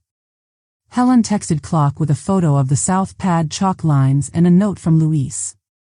If media block this lane, kitchen dies. She added, Janet will rope it at noon. Do it, I wrote. Rope truth. At 12:31, Everline's assistant emailed me a PDF quietly titled Final. No footnotes. No soft words. Cap in place. Emergency clause gone. Media consent language intact. My addendum stapled behind like a law that learned to stand. I printed the writer and laid it on my table. The house breathed. The clock ticked. The ring warmed. My name waited. I didn't sign. Not yet. There's a test you can't run on paper. It happens when rooms forget they're being watched. I texted Helen one line. Open a new folder. Call it the day. Start with nothing. Fill it with whatever breaks on its own. If a planner bends on paper but the first hand still reaches for my chair when the aisle goes quiet, what exactly did I buy with my signature? The email subject didn't blink. Status advisory, priority review. From Harborview. Timestamp 8:06 a.m. I opened it before the coffee finished dripping. Per protocol, it read, the Turner, Carter reservation enters priority review pending receipt of signed writer by Friday 12 p.m. absent approval at deadline. Status converts to tentative. Corporate walkthrough holds at 1 p.m. vendors notified. Kara's name at the bottom. No adjectives. Just gravity. I dialed. She picked up on the second ring. Talk to me, I said. We flagged your file, she said. Soft hold became priority because a corporate client wired a refundable deposit. If you sign by noon, nothing moves. If you don't, physics takes the wheel. What's the client? Whitmore Capital. Terrace reception, same footprint. They travel with their own AV, like to brag less than they pay. For what it's worth, Ms. Turner, I keep the rules even. I know you do, I said. Confirm one thing. Trucks think after lunch. They do, she said. And kitchens reassign on clean emails. Thank you. We hung up. The coffee finished a sentence I didn't need. My phone buzzed with 2 texts stacked like cheap cards. Helen. A photo of the Harborview whiteboard. A magnet slid from soft hold to priority. Her caption was a single word that knows how to bite without blood. Hinge. Then another text. Rope up noon. Luis says cart path gets a barrier. Media complains, kitchen wins. Let kitchen win, I wrote back. Truth beats angles. Kate called with a tone you use when a ship is leaking but guests still need canapes. Morning, Maggie. Got Kara's advisory. We can avoid panic if you sign today. I'll swing a courier. No panic, I said. Protocol. Send me one sentence. You accept the cap and the consent language without, feasible, hiding in the margins. Maggie, she said, we've scrubbed it clean. The magazine is jumpy. They want confirmation. If we give them a soft yes, they'll. Soft yes is a lie, I said. No more cotton words. I sign when paper and chairs match. Silence. Then perfume. We're all on the same team. Teams don't move mothers, I said, and hung up without heat. Phoenix Power forwarded a thread I didn't request. Planning had written, urgent, confirm quiet upgrade if funds clear.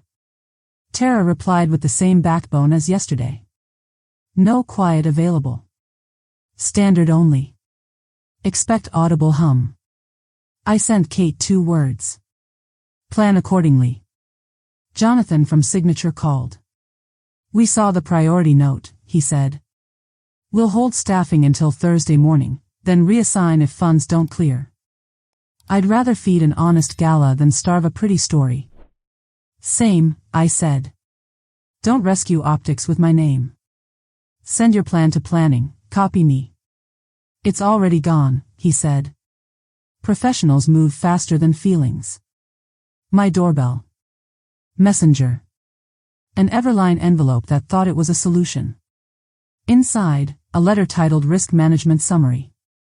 It tried to sound like a nurse's note and failed. In event of tentative, we'll pivot to ceremony-only content at a boutique loft and capture joy downtown. I circled capture joy and wrote no under it big enough to cover the sentence. I scanned it, returned it, and added 4 words. You do not pivot me. Helen texted Glass with a screenshot. The tote bag editors had posted a story from the parking lot. Harborview Day, it said over a photo of a staircase no one earned. Rhea DM'd Helen her own sentence. No reconciliation bait. We frame on consent. Art kept its hands out of my pockets. Good. I drove to Harborview because some moments earned shoes on stone. October air had the kind of bite that cleans a spine. In the service hall, Janet stood with a clipboard like it was a badge. Morning, she said. You saw the advisory. I did, I said. Show me where priority lives. She led me past framed spreads to a corkboard that ran like a calendar. 2 index tabs, white and red. She touched the white one with my name, then the red one with Whitmore's. This doesn't mean you're losing the date. It means my building prepares for truth. Noon is a law. The corporate rep arrived while we stood there. A woman in a dark blazer with a lanyard that didn't ask for permission. Her badge said Park, Tessa. She nodded at us like people do when they're used to doors opening. We're on standby, she told Janet. If the noon deadline slips, we'll need 30 to walk power and placement. Janet looked at me as if the room deserved clarity. I gave it. You'll get your tour if there's no signature. Tessa's smile didn't ask for smiles back. Appreciate clean lines, she said, then left because clean lines don't chat. Back in Janet's office, I put my letterhead on her desk and wrote one sentence where procedure likes to live. No vendor rescues executed with my name if status flips. She initialed it. The sound of the pen on paper felt like a small truth sitting down. On the terrace, Louise stretched a rope across the cart path, looped it to a post, and tied a knot that could hold a boat. A corporate AV tech sighed, then moved his case around like a man who had surrendered to physics. Rhea walked the rail with her lens capped, measured light the way nurses measure pain. Harsh at 4, she said to no one. Honest at 5. A bridesmaid tested the stairs in a rehearsal dress, looked into her phone, and frowned because the wind didn't care about her hair. Kate shadowed her with a smile and a tablet. She saw me and sold calm across 10 feet. We'll be good if we all breathe. Breathe, I said, but read the board. Sam appeared with a florist carrying branches like antlers and a talk show voice. "We're leaning romantic," she said. "Less noise, more narrative."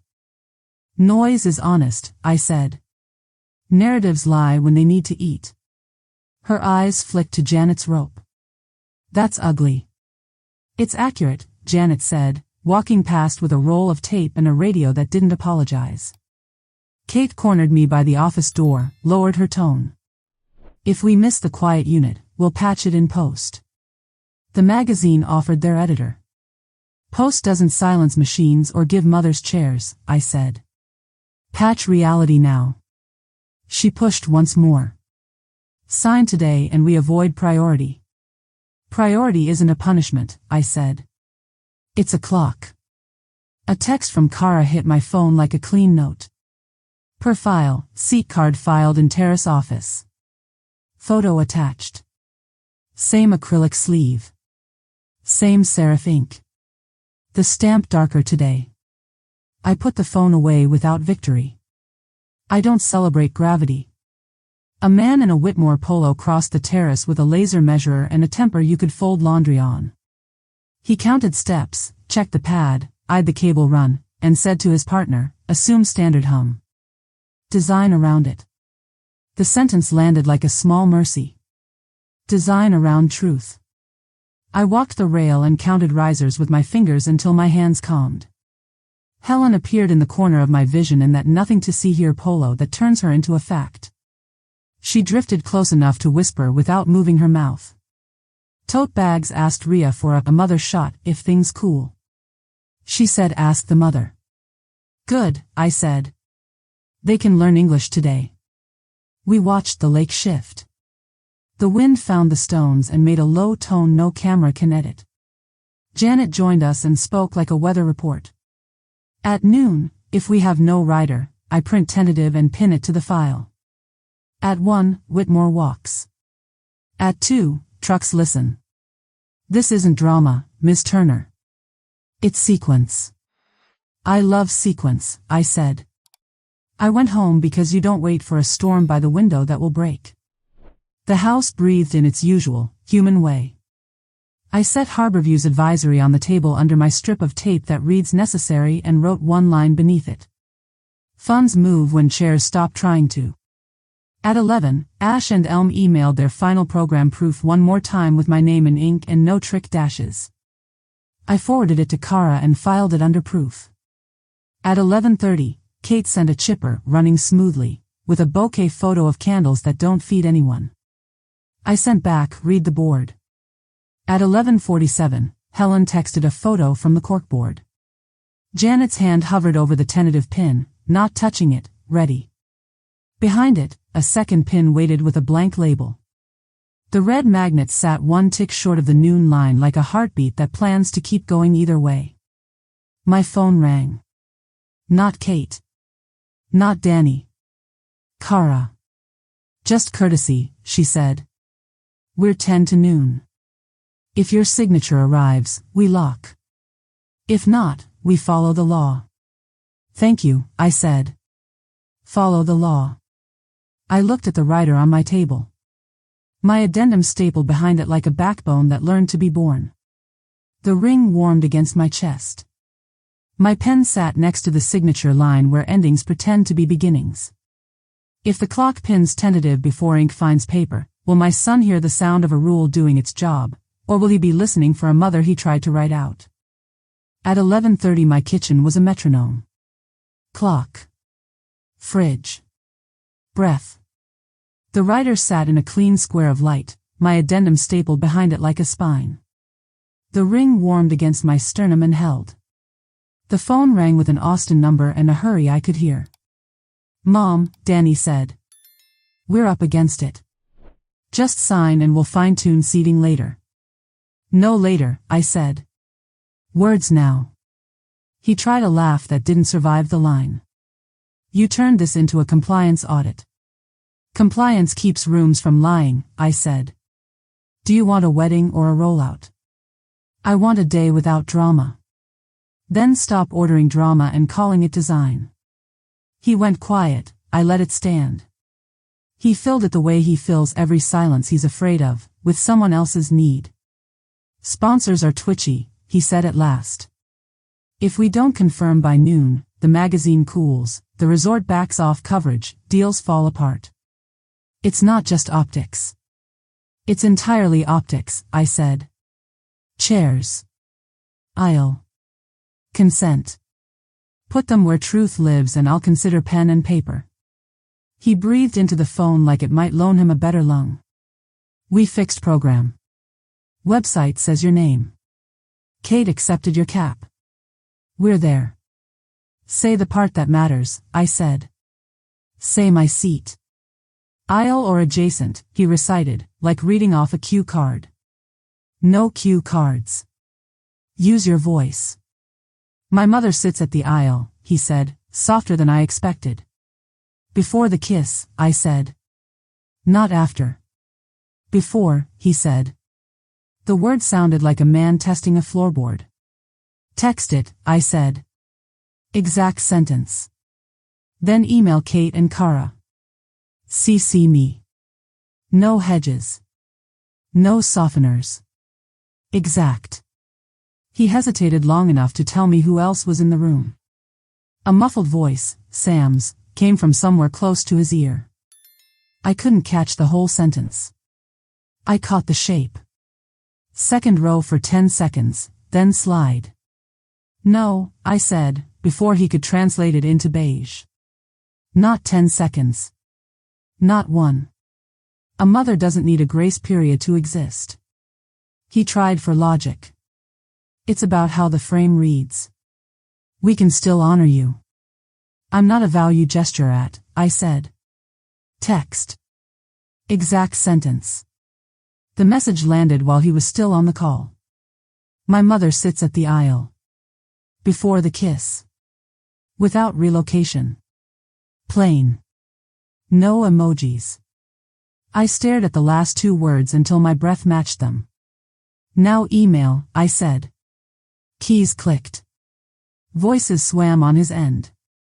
Kate's brightness bled into the line as a vibration through the room. He put me on speaker. Maggie, she said, sugar that cracked, we're aligned. We just need a signature to keep nervous parties calm. You'll get a document when your email matches his text, I said. No, as feasible. No, editorial management. No, if weather. You already have a plan for weather. This is a plan for respect. Understood, she said. Drafting.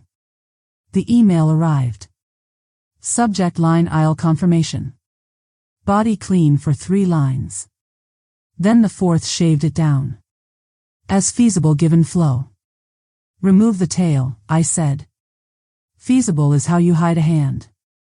Maggie, Kate said, lighter, feasible protects us if a guest faints or a musician blocks. If someone collapses, I do what I've done for 40 years, I said. Feasible doesn't protect you from me. Delete it. Keystrokes. A new ding.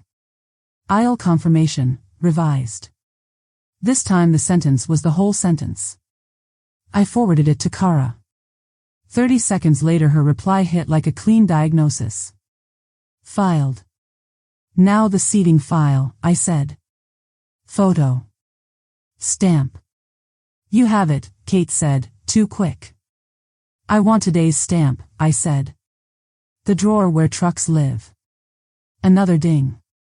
Same acrylic sleeve. My card. Today's date. The stamp's ink still wet enough to shine.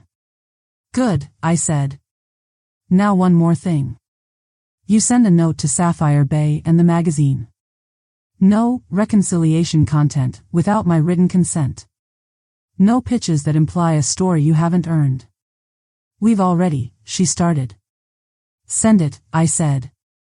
Ria's message popped in before Kate could find a nicer verb. Confirmed. No mother story without consent. Told them to frame the couple and leave families off their mood boards. That is how you say ally without flowers. I put the call back to Danny alone. You still owe me a sentence, I said. I just sent the email, he said, almost defensive. What else? Say it into the air where no one can edit it. Say you want your mother there. A beat. Too long. I want you there, he said. Want isn't enough, I said. Use my name. He swallowed. I could hear it. I want you there, Mom. Better, I said. Now stop asking me to sign over a ghost. Noon is a clock, not a hostage. I know, he said, the way boys say I know when they've been forced to find their own voice. Thank you. Don't thank me, I said. Hold your side. He hung up. The kitchen settled back into wheels and air. I set my palm on the rider and felt my pulse decide not to run. The phone buzzed again. Helen. A photo of the corkboard at Harborview. Janet's hand 2 inches over the tentative pin, not touching. Her caption, 1 word. Breathing. Another text. Glass canceling, mother tease. Tote bags pouting. Archive it, I wrote. No commentary. At 11:48, Kate sent a screenshot of the note to press. No family content without consent, bolded. I saved it to the folder named Proof and let my jaw loosen by a finger's width. The doorbell knocked, not rang. A courier with an Everline envelope stood like contrition. I signed without small talk. Inside, a single page, acknowledgement of aisle seating. My addendum's language copied word for word. At the bottom, a small italicized line tried to live. Subject to on-site directions by planning for safety. I crossed it out so hard the pen scored the fiber. Scan that version to Kara, I told Kate over the line. Not your copy. Mine. With the cross out and my initials. A beat of offended breath. Maggie. Scan it. The PDF arrived in my inbox with my initials like a bruise. Filed, Kara replied. I breathed. At 11:52, Danny texted again. We're good, right? We're accurate, I wrote. Stay that way. At 11:54, Kate tried one last reach. If everything's aligned, you could sign now and we'll all relax. Relax is for after, I said. You'll feel it when it's earned. I stood, washed my hands like scrubbing in, dried them to the fingertips, and came back to the table. Ring. Pen. Paper. The house sounded like a house. The lake outside my window existed without a lens. The phone lit with an unknown number. I let it roll. The transcript landed a second later. Melissa. We appreciate your leadership. To keep harmony, we'll seat you aisle adjacent if light demands. I called back. Straight through. No, I said. Light doesn't boss mothers. Don't text me Hedges again. Silence, then the soft cloth voice. It's not personal. It is entirely personal. I hung up. A message from Helen replaced her. Louise hears media arguing with Rope. Janet doesn't argue. Rope stays. Good, I wrote. Leave the knot. 11:58. A final email from Kate, its subject too proud. All aligned. The first line thanked me for grace I hadn't offered. The last line tried to tuck one more hedge into the bed. We'll honor aisle unless unforeseen editorial needs arise. My chest got very still. I replied with 9 words. Delete the last clause. Or let Noon teach you. Send. The cursor blinked on her side of the screen long enough to tell me she was deciding which god she served. At 11:59, my phone vibrated. Kara, not Kate. Final version received. Hedge removed. File updated. Noon holds. I set the tip of my pen against the line that wants my name. The ring cooled, then warmed, then settled. If I sign now and they still reach for my chair when the music starts, will he hear the pen or the rope? He hung up. The kitchen settled back into wheels and air. I set my palm on the rider and felt my pulse decide not to run. The phone buzzed again. Helen. A photo of the corkboard at Harborview. Janet's hand 2 inches over the tentative pin, not touching. Her caption, 1 word. Breathing. Another text. Glass canceling, mother tease. Tote bags pouting. Archive it, I wrote. No commentary. At 11:48, Kate sent a screenshot of the note to press. No family content without consent, bolded. I saved it to the folder named Proof and let my jaw loosen by a finger's width. The doorbell knocked, not rang. A courier with an Everline envelope stood like contrition. I signed without small talk. Inside, a single page, acknowledgement of aisle seating. My addendum's language copied word for word. At the bottom, a small italicized line tried to live.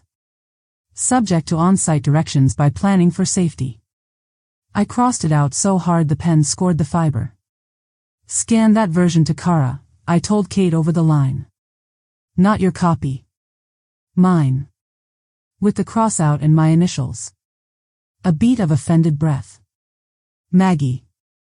Scan it. The PDF arrived in my inbox with my initials like a bruise. Filed, Kara replied. I breathed. At 11:52, Danny texted again. We're good, right? We're accurate, I wrote. Stay that way. At 11:54, Kate tried one last reach. If everything's aligned, you could sign now and we'll all relax. Relax is for after, I said. You'll feel it when it's earned. I stood, washed my hands like scrubbing in, dried them to the fingertips, and came back to the table. Ring. Pen. Paper. The house sounded like a house. The lake outside my window existed without a lens. The phone lit with an unknown number. I let it roll. The transcript landed a second later. Melissa. We appreciate your leadership. To keep harmony, we'll seat you aisle adjacent if light demands. I called back. Straight through. No, I said. Light doesn't boss mothers. Don't text me Hedges again. Silence, then the soft cloth voice. It's not personal. It is entirely personal. I hung up. A message from Helen replaced her. Louise hears media arguing with Rope. Janet doesn't argue. Rope stays. Good, I wrote. Leave the knot. 11:58. A final email from Kate, its subject too proud. All aligned. The first line thanked me for grace I hadn't offered. The last line tried to tuck one more hedge into the bed. We'll honor aisle unless unforeseen editorial needs arise. My chest got very still. I replied with 9 words. Delete the last clause. Or let noon teach you. Send. The cursor blinked on her side of the screen long enough to tell me she was deciding which god she served. At 11:59, my phone vibrated. Kara, not Kate.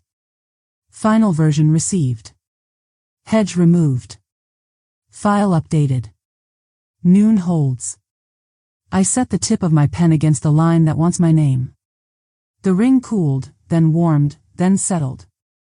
If I sign now and they still reach for my chair when the music starts, will he hear the pen or the rope? Kate tried one more angle, as if vocabulary could turn and rescue her.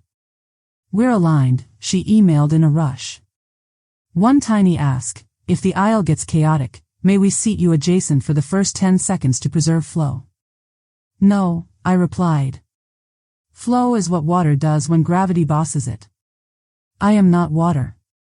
I forwarded her email to Kara with no commentary. Kara replied with one sentence I wanted engraved in stone.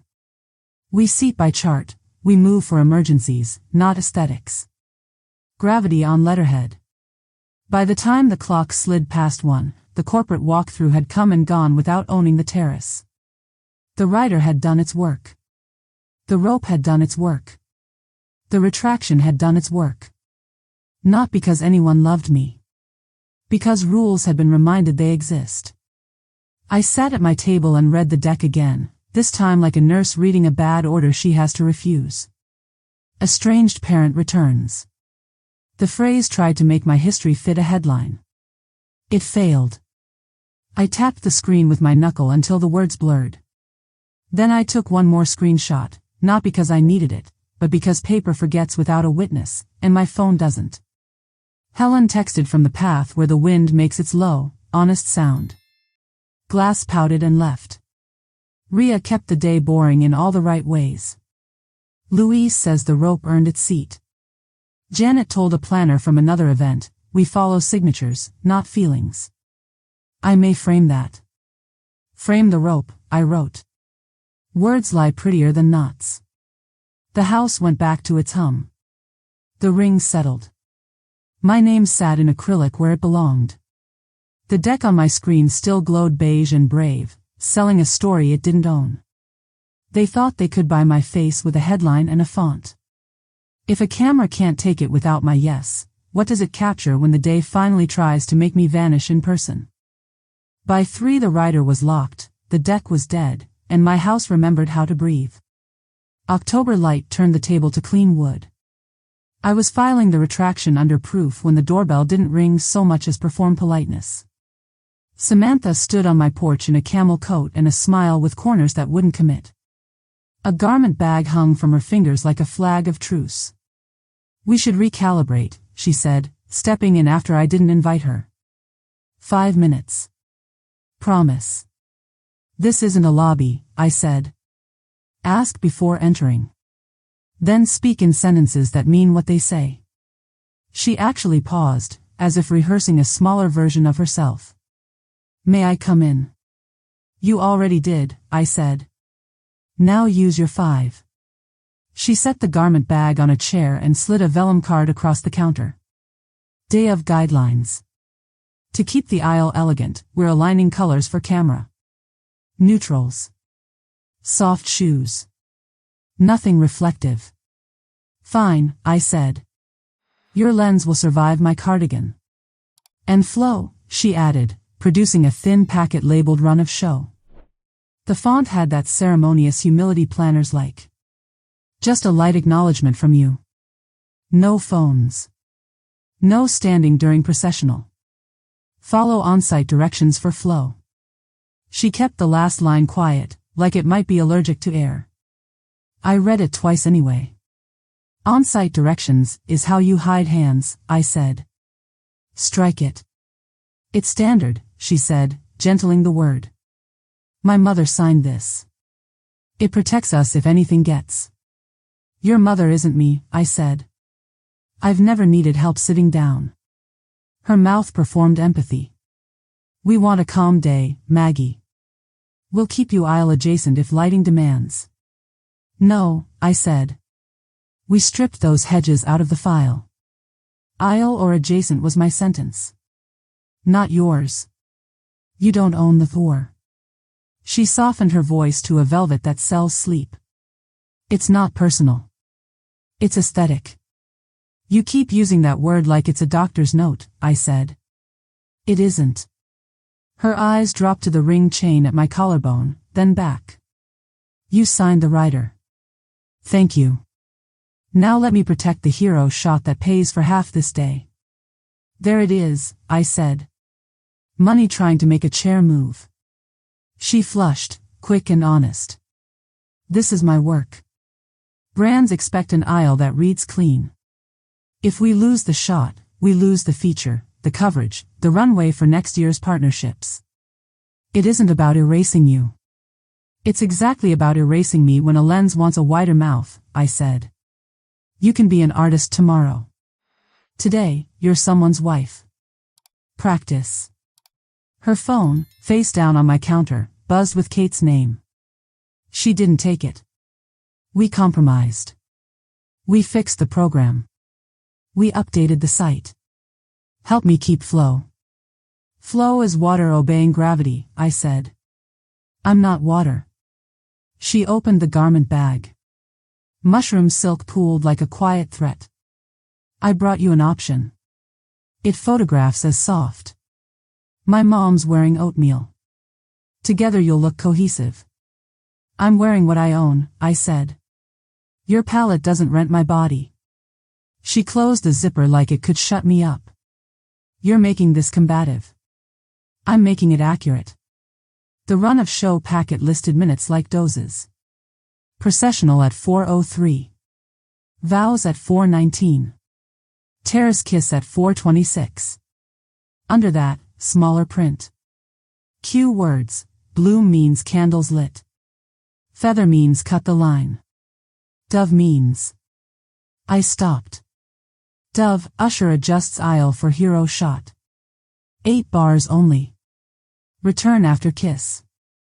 I tapped the page with my knuckle. What happens when someone says Dove? Her lashes didn't blink. Housekeeping, she said. It's relocation, I said. Code language for moving me off the aisle. 8 bars, she said. For the frame. And where does the mother go for 8 bars?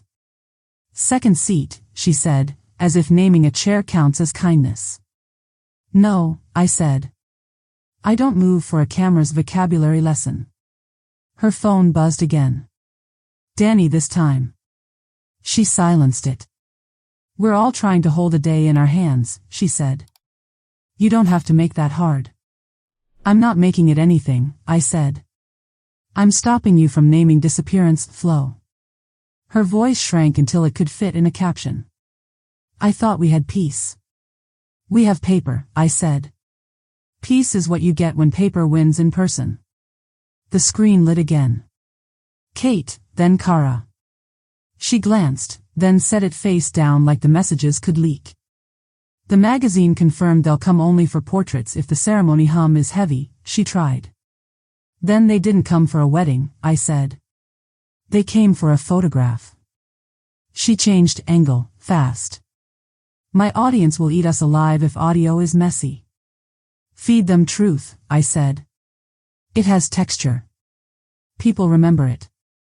We stood in the kitchen with a garment bag between us like a neutral third party that wouldn't testify.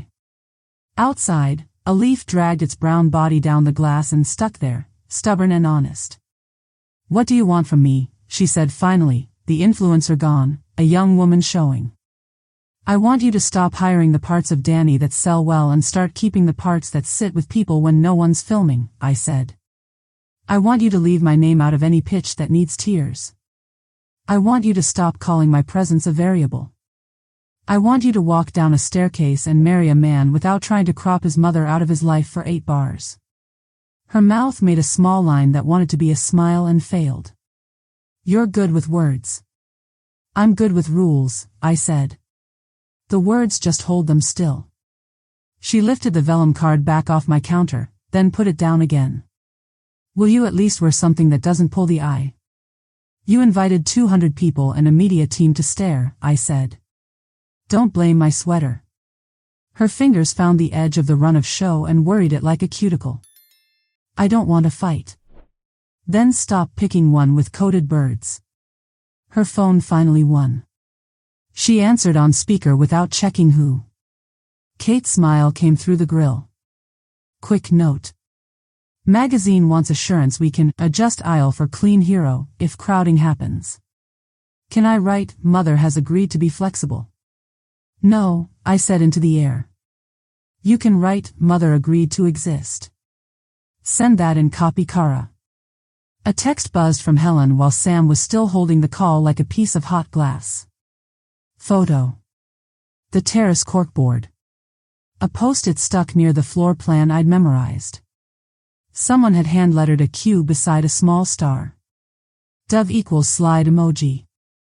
I turned the phone to Sam. Your handwriting. Her eyes flicked up and then away. We test contingencies, she said.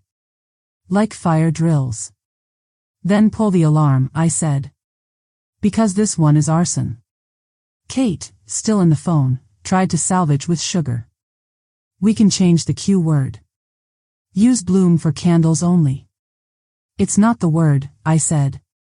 It's the hand. Sam hung up on her own planner, which I respected. For 1 second she looked like a person who might learn something and not just monetize it. I thought you hated drama, she said. I do, I said.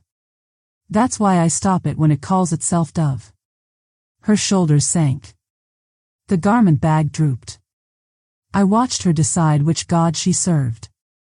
She picked the day. We'll cut the queue, she said. I'll tell Rhea. I'll tell the ushers. I'll tell my bridesmaids. No bird. No slide.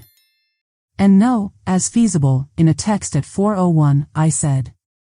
No hedges, she said. She picked up the vellum and tore it, clean and straight. Her hands shook only at the end. The front door stayed open a crack from where she'd come in without asking.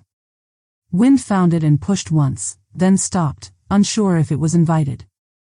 She pulled the door shut and looked back at me like a kid about to do a thing without a camera.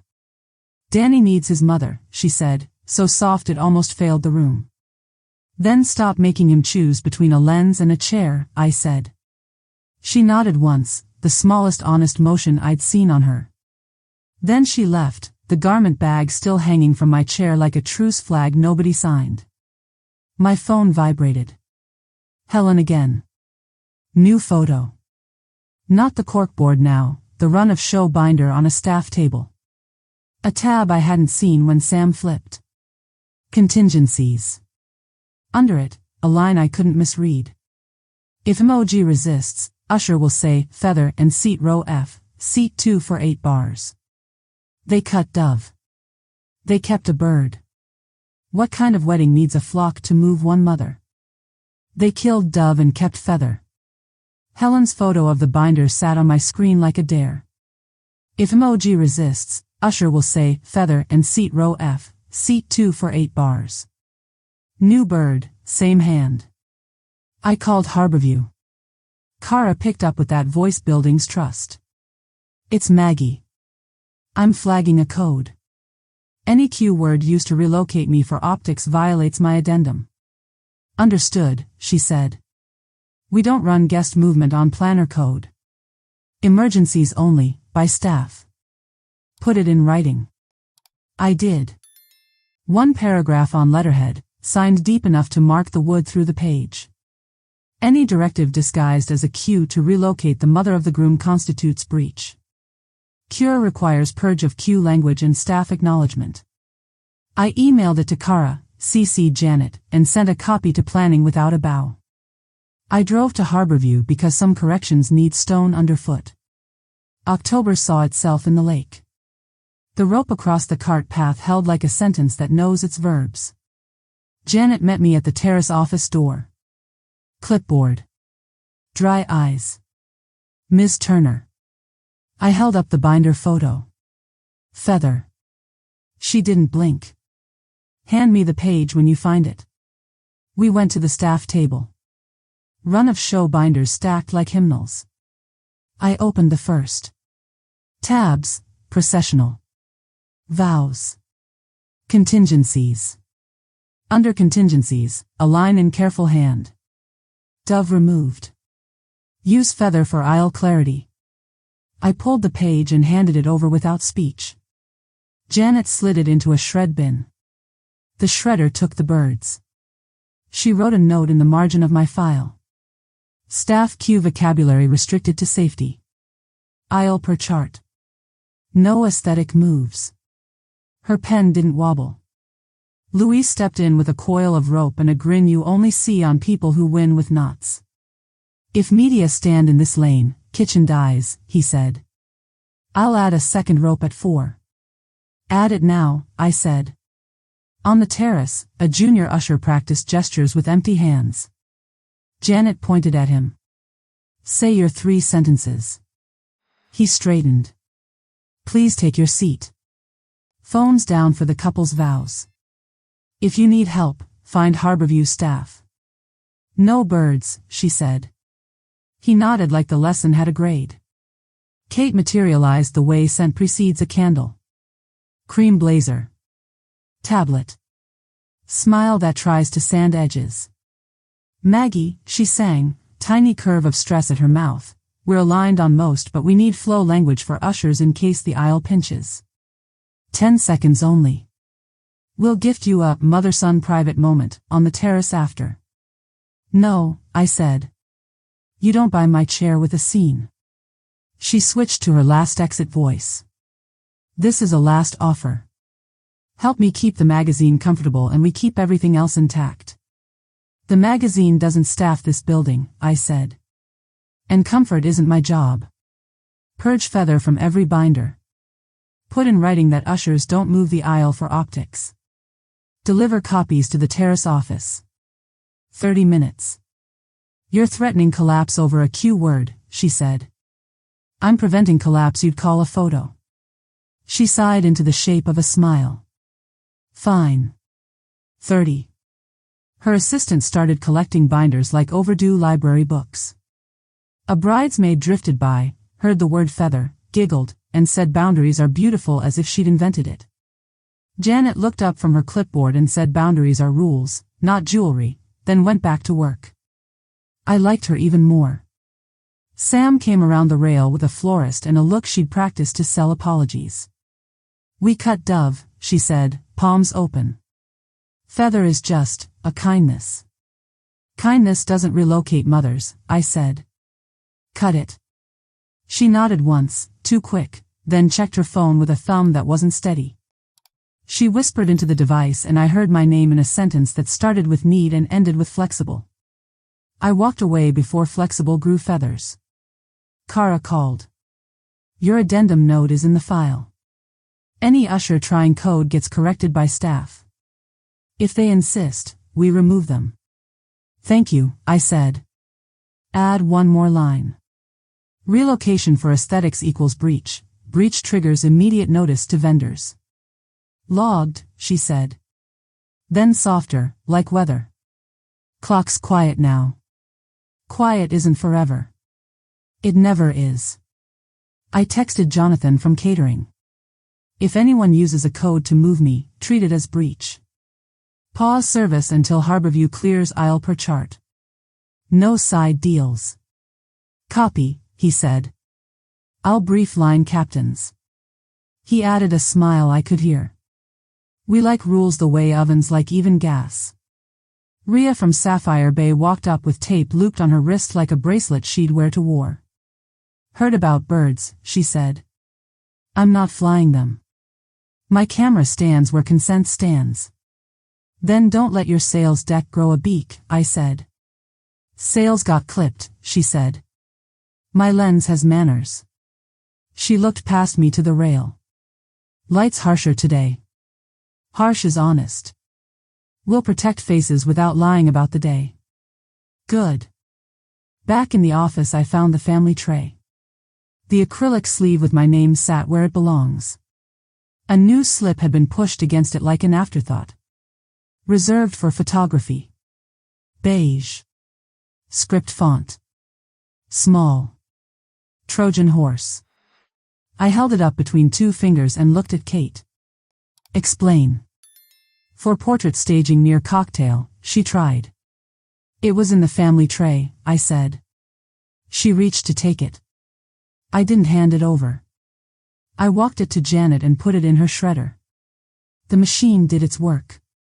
Janet wrote reserved signage restricted to portrait zones only. No placement on family rows. Outside, wind pulled at the lake, lifted chop into a low run. The hum from the pad carried and sat on the stone. Not loud. True.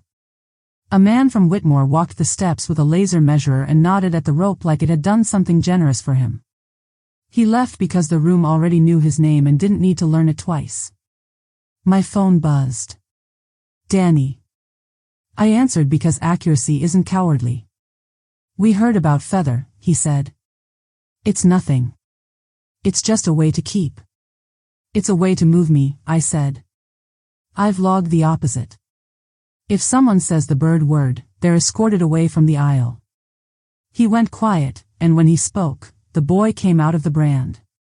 Is this really what it takes? What it takes is this, I said. You stop outsourcing your spine. You stand where your chair lives.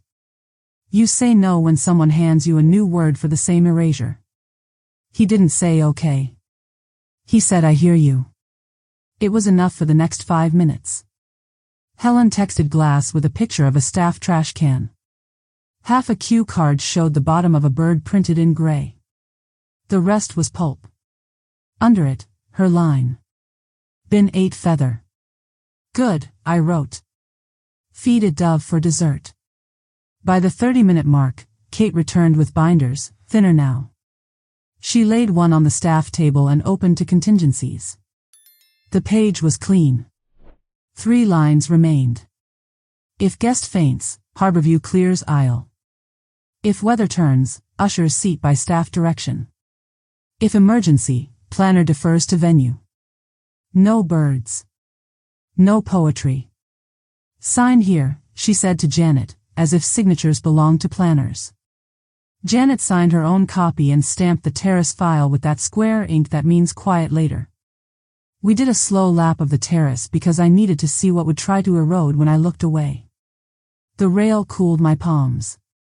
The aisle narrowed at the third riser like truth squeezing through. A junior usher practiced the wrong hand motion and then the right one. Louise tied a second knot. The rope held. The lake didn't care about any of us and I found that comforting. On my way out, I passed a side table where somebody had stacked, in case, cards in a neat pile. I flipped the top one. Feather had been crossed out in thick black. Under it, some genius had written breeze. Same 8 bars. Same slide. New weather. I carried the card to Janet without a word. She didn't smile. She didn't sigh. She took a Sharpie and wrote across the stack in letters the size of a rule. No code. She handed me the pen. I added 3 more words. We seat mothers. Janet pinned that card above the corkboard where Photo first used to live. For a second, the room felt like a person standing up. My phone buzzed as I hit the lot. Kate. We've removed contingency language and trained ushers, she texted. Final ask. If things crunch, can you step a half step back so the lens breathes? No, I typed. Let the lens learn to breathe around me. I sat in the car with the engine off and my hand on the ring. Wind worked the sycamore until it let go of a clutch of leaves. They skittered across stone and stopped against the rope like they understood a boundary faster than people. If they need a new code every time I refuse to move, what will they rename me when the music starts? Bird codes were dead on paper. That wasn't enough. Paper behaves until bodies move. I wanted consequences. Not a threat. A lever. I drove to the bank because some protections need marble counters and a human who looks you in the eye. Marisol sat across from me in a navy blazer and a competence that didn't giggle. I slid the rider, my addendum, and a single-page instruction I'd typed on letterhead. Disbursements tied to this event remain discretionary, I said. Any breach, defined as relocation of the mother of the groom for optics, unauthorized media use, or deviation beyond structural budget, triggers immediate stop payment and recall where possible. Release on my written, clear only. No proxy. No voicemail approvals. She read every line. You're setting a conditional hold. I'm setting teeth. She printed 2 forms and pushed the pen across. Designate a code phrase so a teller can act without debate. Breach, I said. All caps. We signed. Her printer spat out confirmation like a machine that respects verbs. She handed me a stamped copy and a calm nod. You've got a lever, she said. Use it if you need it. Back in my car, I drafted a notice of conditional funding and sent it to every name that had ever tried to sell me flow. Subject, boundaries attached to dollars. Body clean. Funding is live for structural items only. Any attempt to relocate my seat, reframe my presence, or exceed cap without prior written consent constitutes breach. Breach triggers immediate notice to venue and vendors, payment halt, and reassignment at your risk. CC, Kara. BCC, myself, proof. Kara replied 5 minutes later with building in her voice. Acknowledged. File updated. If breach, we mark the event in review and follow protocol. Corporate standby restored if you retract. Gravity without perfume. Helen pinged clock with a photo of the terrace corkboard. Our NO code. We seat mother's card pinned where photo first used to crow. Beneath it, Louise had strung the second rope and tied a knot that could outlive a storm. Kitchen grins when rope holds, she wrote. Rhea briefed her crew again, no mother, framing without consent. Kate called with silk she couldn't quite keep pressed. We're aligned, she said. Tiny topical, our decor team wants to mark a VIP capture zone, near the family row for portraits. Not during ceremony. You tried that sign yesterday, I said. It died in Janet's shredder. This is different. It's not. I forwarded Kara the thread. Kara responded in one sentence that should be embroidered. No portrait signage in family rows. I repeated it back to Kate. No portrait signage in family rows. She swallowed it like a pill and said she loved clarity. People say love when they mean cornered. I printed every file that mattered and built a day of kit on my table like I was scrubbing in. Writer. Addendum. Seating revision with the stamp that knew today's date. Harborview's consent rule. Phoenix's decibel note. 2 pens that leave grooves.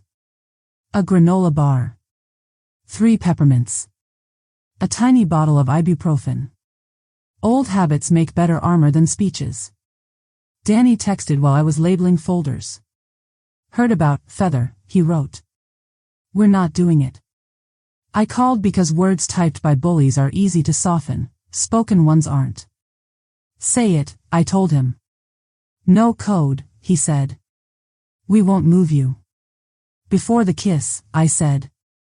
Before, he said. The voice sounded older for 1 second. Then younger again. Thank you for signing. Don't thank me, I said. Hold your side. I drove to Harborview and put my notice of conditional funding on Janet's desk. I want this in the terrace file, I said. Behind the seating chart. She read it, not performative speed, real. We obey the last signature we received, she said. If someone tries theater with your chair, my staff will put theater outside. She stamped the page and slid it into the file. Paper breathed like it knew how to act. On the terrace a Whitmore rep walked with a laser and the calm of men who don't audition. He glanced at the rope and said to no one, design around truth. I liked him for that and for leaving. Back home I laid clothes out with the same accuracy I use for a code cart. Navy cardigan. Shoes that don't slip on stone. A scarf because Tennessee pretends at warmth in late afternoons and fails. Nothing for their lens. Everything for the weather. An email from Kate arrived titled Acknowledgement of Funding Conditions. The first paragraph parroted my language. The second tried to grow a hedge.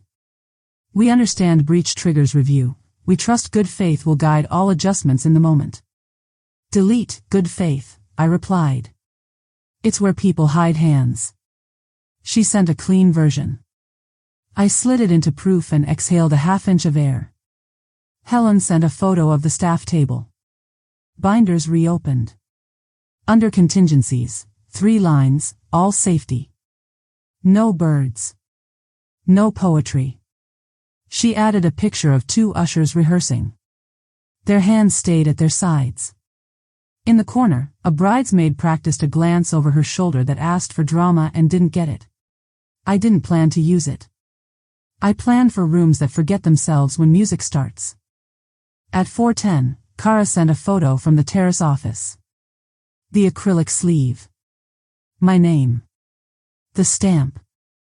A Harborview staffer posted a typed note on the inside of the drawer, aisle seating per chart. Only emergencies alter the line. Beneath it, someone had taped our sharpest sign. No code.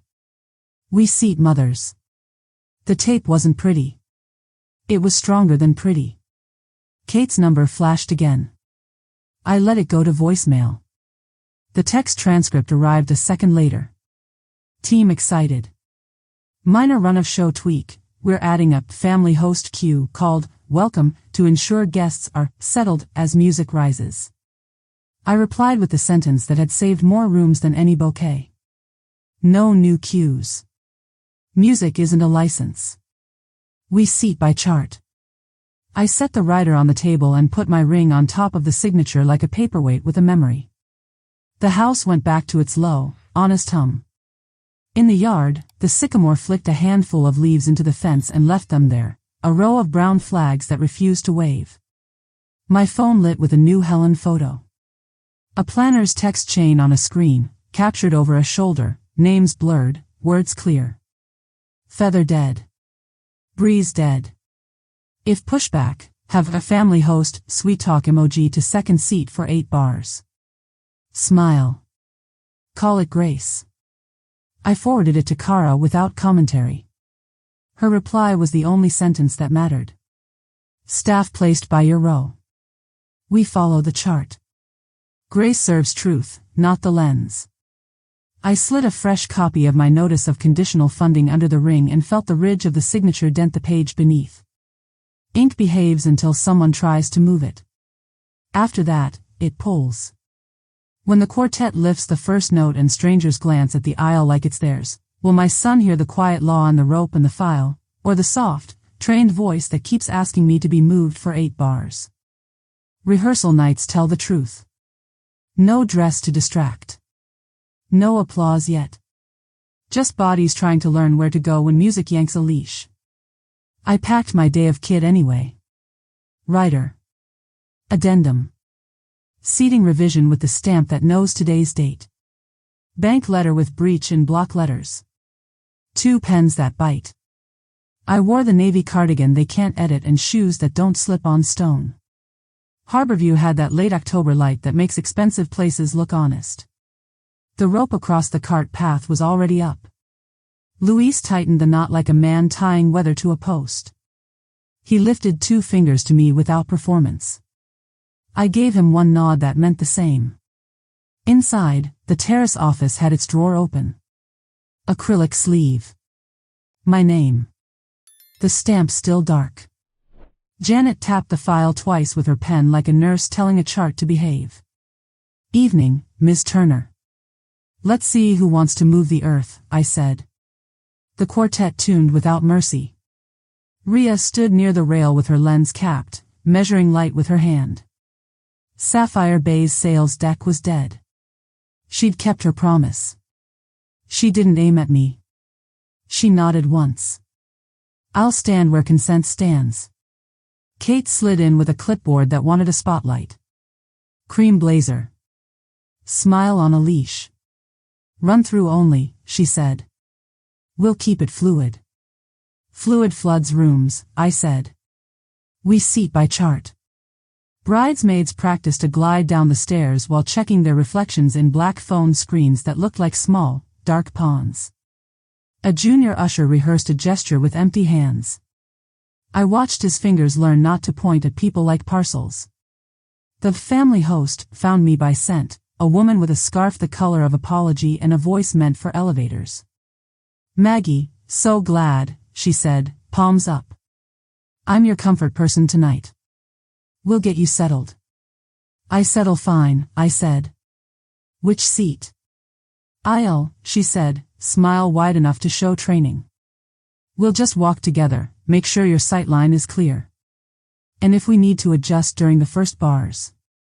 No, I said. You don't touch me unless I faint.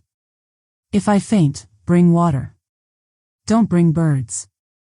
She blinked like she'd been handed a word she didn't sell. We only want grace. Grace is a witness, not a usher, I said. She breathed the way people do when a script runs out and the person has to show up. Okay, she said. I'll. Kate called the room to attention with a clap that preferred a microphone. Places. We'll walk cues. No phones. We'll try seating flow when the music rises so camera has space to breathe. Camera can learn lungs, I said, not loud. Janet didn't look up, but I saw her mouth admit a corner of a smile. We started. Processional down the stairs on soft feet. Bridesmaids glancing back like deer. Sam practiced that half float she thinks reads as effortlessness. Danny stood at the landing, jaw set, hands in the stance of a man who wants to sell calm. The quartet slid into a slow thing heavy with shoulder bones. The family host appeared at my elbow right on cue. Welcome, she said, low, honeyed, the word they'd tried to tuck in an email like a small shift no one would notice.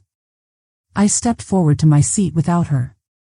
She moved with me, 2 inches closer. Just breathe, she whispered.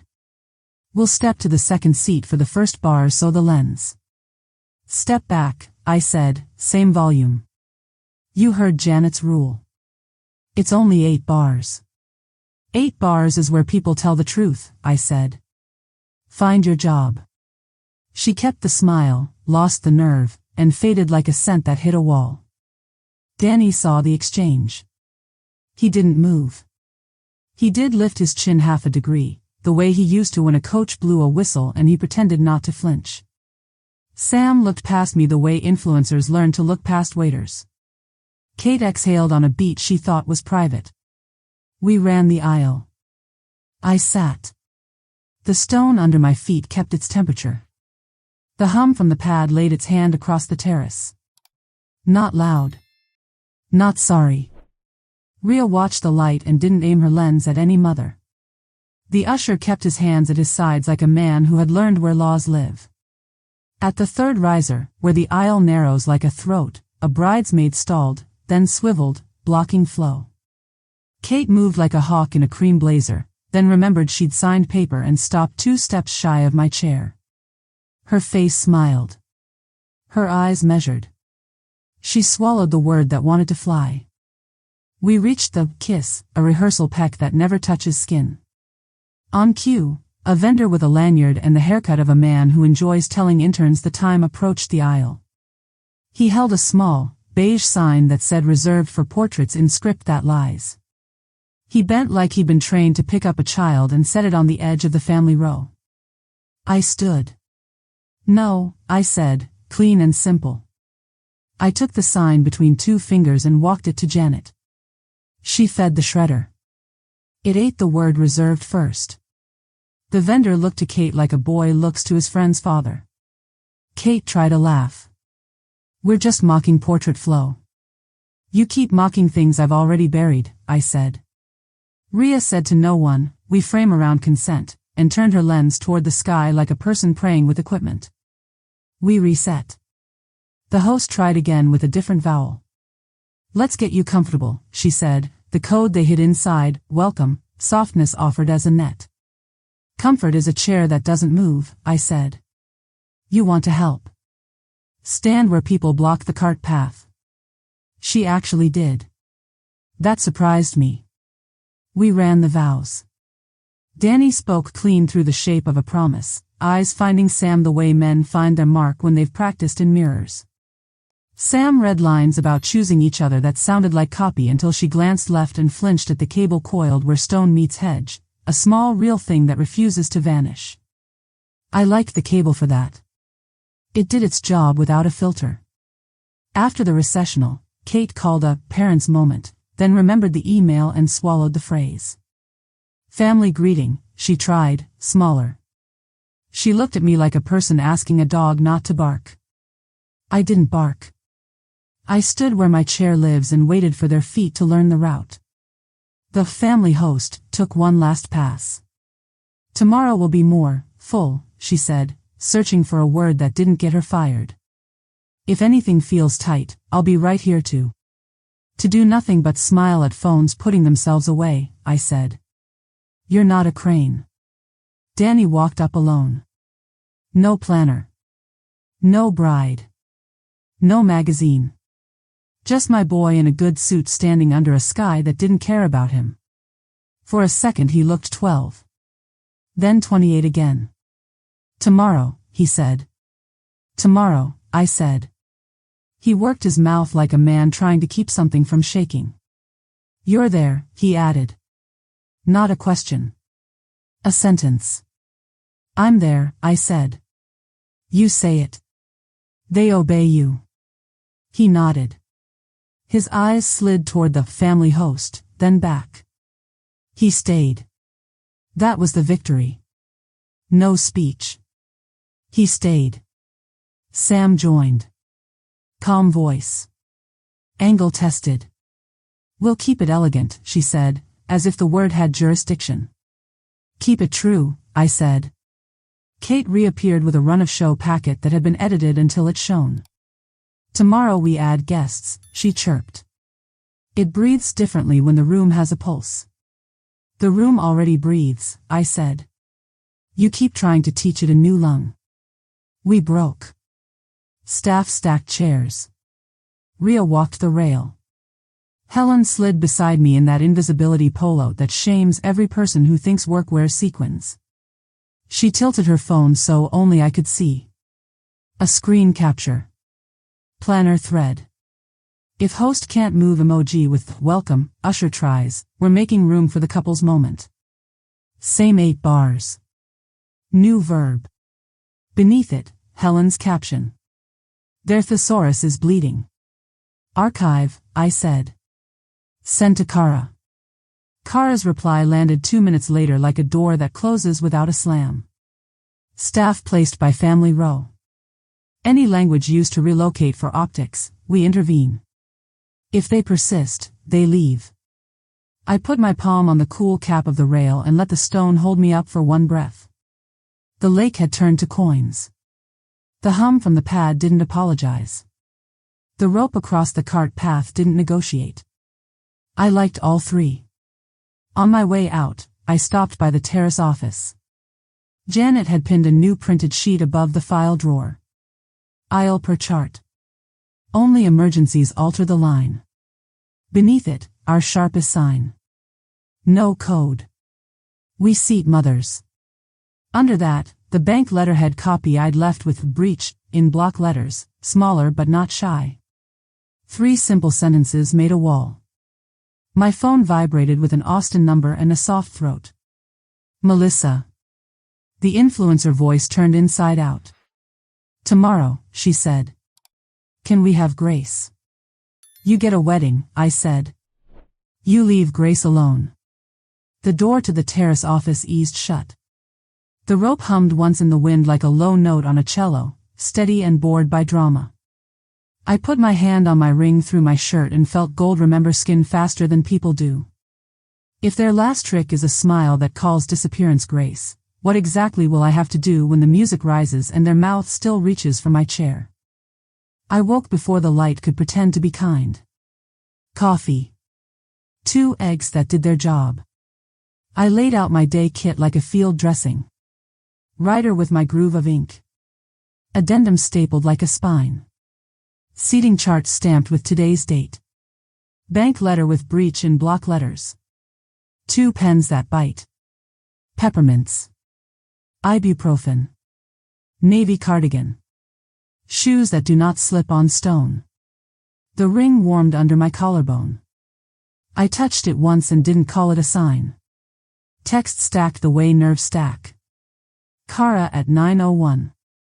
File logged and posted at terrace office. Staff briefed. Emergencies only alter the line. Rhea at 9:07. Consent stands. No mother story for sale. Helen at 9:10.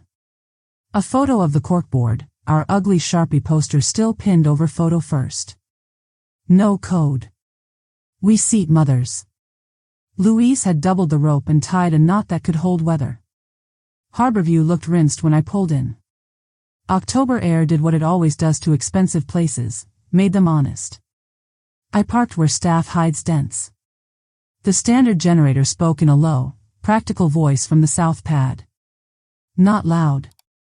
Not sorry. The rope across the cart path hummed once and then remembered it was a rope. Inside the terrace office the drawer stood open like a chest that knows its contents. Acrylic sleeve. My name. Today's stamp dark as a bruise.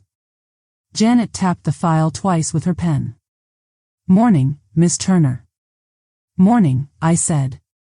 Let's see who wants to invent gravity. The family host materialized with a scarf that says nothing and a smile that sells everything. Maggie, I'm your comfort person, she said, palms up. We'll get you settled on aisle and make sure you're sightline. I settle myself, I said. You keep phones down and sleeves off the rail. She blinked, nodded, tried again. If anything feels tight, we'll breathe together. Breathing's free, I said. So is a chair that doesn't move. Kate glided in a minute later, cream blazer, tablet held like a hymn. Happy wedding day, she sang. Tiny tweak. We're inviting parents to a blessing circle on the terrace for 5 minutes pre-ceremony. Light words. No media, just pass, I said. No curated tears. Her smile tried to keep its edge from showing. It's connection. It's content, I said. And I'm not inventory. I looked at Janet.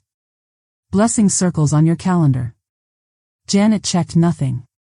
Not a venue item, she said. We seat per chart. Doors open at 4. Tote bag editors paced the rail as if a staircase had a personality. Rhea stayed back with her lens capped like a person who knows the difference between readiness and theft. She tipped her chin. Consent holds, she said. Tape stays off your shoes. Samantha's mother arrived in a suit the color of money that doesn't touch a register. We honor the bride's side on aisle, she told me in a tone that expects compliance as a cultural courtesy. You honor your daughter by marrying a man with a spine, I said. The aisle belongs to the truth. She inhaled a small, indignant breath and walked it off toward the candles. The magazine sent one of their kinder people with a clipboard and a soft voice. If the hum ruins audio, we'll only shoot portraits, she offered. The hum ruins lies, I said. Shoot the day or go home. By 3:40 I was in family row, seat 1. The chair acknowledged me like a tool that's done this before. The family host hovered with the softness of a trap. Let me escort you, she said. We'll avoid scuffs and you'll avoid me, I said. If I faint, bring water. Otherwise you watch phones go into pockets. She tried one last angle. If we need to adjust for the kiss. You were told to stop saying need when you mean want, I said, eyes on the aisle. Do your job. Danny found me at 3:52 with a boutonniere that didn't know whether to be brave. Hey, he said, quiet.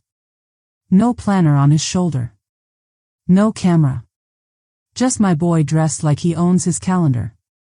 Buttons crooked, I said, and fixed it in one move. 4 in, 6 out, I added, a nurse's gift when panic wants the mic. He did it. Mom, he said on the exhale, thank you. Hold your side, I said. And when you hear a trained voice call disappearance grace, you answer with no. Samantha came close enough to test us. She looked like a caption. We're keeping it elegant, she said, voice set to room temperature. The aisle breathes when the moment arrives. People breathe, I said. Aisles hold. She opened her mouth to negotiate, feasible, but Janet called, doors, and the quartet lifted their first note and saved us from performing. Guests poured in with their lives in their hands. Phones. Perfume. Opinions. The host did her rounds like night shift in a nice hospital. Welcome. Phones away. We'll keep the aisle clear, she said to everyone except me, whom she eyed as if I were furniture that might learn to move. I kept my hands on my knees and my back against wood.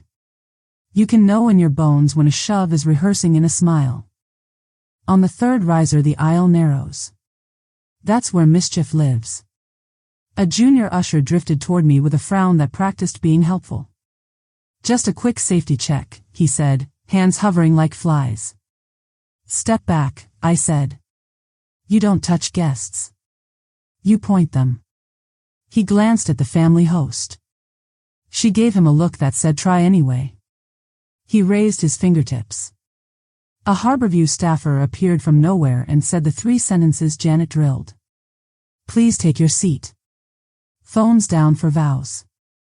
If you need help, find Harborview staff. He walked the usher away by the air around his arm. I didn't have to stand. The room did it for me. Something beige flickered at my feet. A tent card. VIP Capture Zone, script in a font that never carried a stretcher. It had been slid under my row like a thief. I picked it up and gave it to Janet. She fed the shredder. The machine did not flinch. Paper rarely fights back once the blades start. Kate tried to smile across 40 feet. It landed like a bruise. She lifted her tablet, then dropped it, as if remembering it can't sign for me anymore. Samantha's mother leaned down as if she were dropping a blessing. For the first bars, she whispered, "Step 1 seat back." A courtesy. No, I said. Courtesy is chairs staying put. She straightened, the slight shock of being answered like any other person crossing her face, then the reconstruction of poise. She walked away like the word had not touched her. The family host moved in behind her, softer and meaner. Grace, she breathed in my ear. That's all we're asking. Grace watches the truth, I said. It doesn't escort it off camera. She reached for my elbow as music rose. Her fingers grazed fabric. A hand landed on the back of my chair before hers could close. Not hard. Final. Danny's hand. Warm through wood. He didn't look at me. He looked past me, over my shoulder, down the aisle that still belonged to a day and not to a deck. She stays, he said. Low. Clear. Not a son asking. A man deciding. The family host stepped back like I had grown an edge. Kate froze mid-breath. Samantha held her smile in place with effort it didn't deserve. Janet didn't have to move. The rope hummed once out on the path, and the hum from the pad laid its palm across the stone like time asserting jurisdiction. I felt Danny's hand leave the chair and slide to his side where vows live. The quartet found their second phrase. The lake threw hard light back at the terrace like a mirror that refused to flatter. A bridesmaid pivoted at the choke point and a photographer raised a lens and the magazine person wrote nothing at all. The aisle held. My chair held. The room remembered the difference between choreography and choice. When the officiant cleared his throat and everyone leaned into the first line about love, a soft trained voice behind me tried one last whisper. For the kiss, she said, begging the air instead of me, just 8 bars. Whose 8 bars get to own a mother's life? The officiant cleared his throat and the room chose a temperature. Soft. Expectant. Performative around the edges. I kept both hands on my knees and let the stone under my shoes do what stone does. Hold. Welcome, he began, like introductions could tame gravity. He spoke of choosing and of weather, of families weaving. The lake shivered. The generator laid a low note under every sentence like a metronome for truth. No one looked at it. Everyone heard it.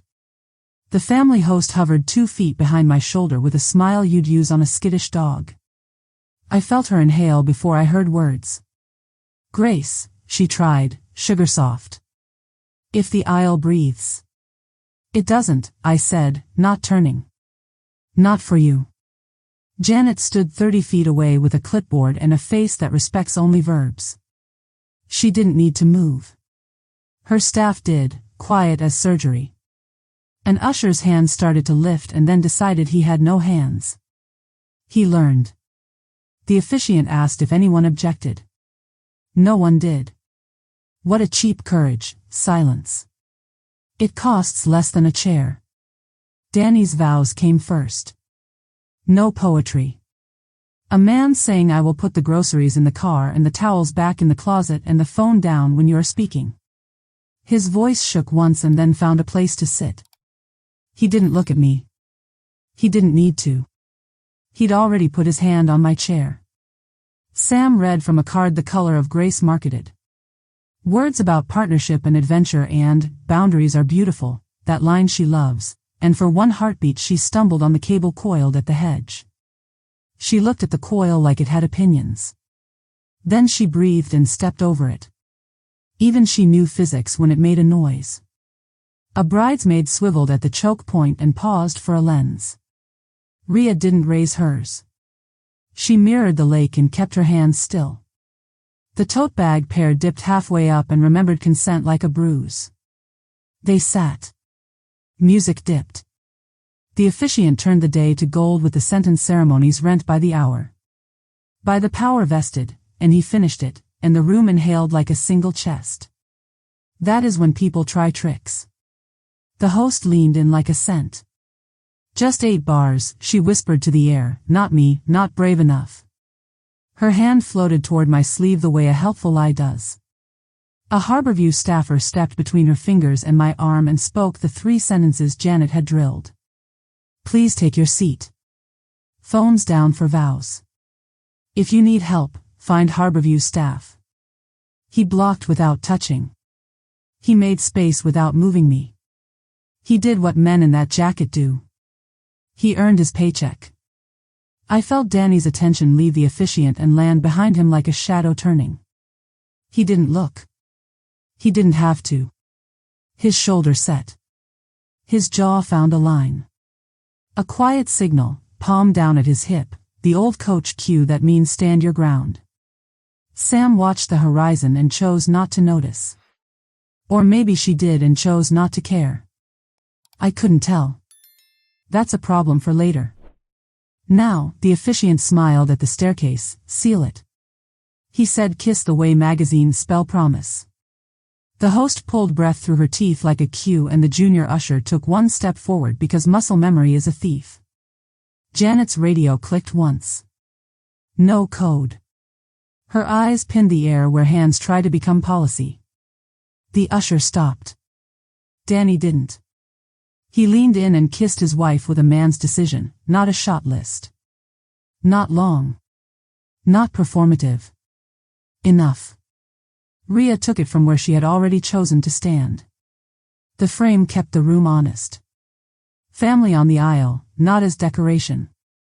The hum under the stone made its own soundtrack.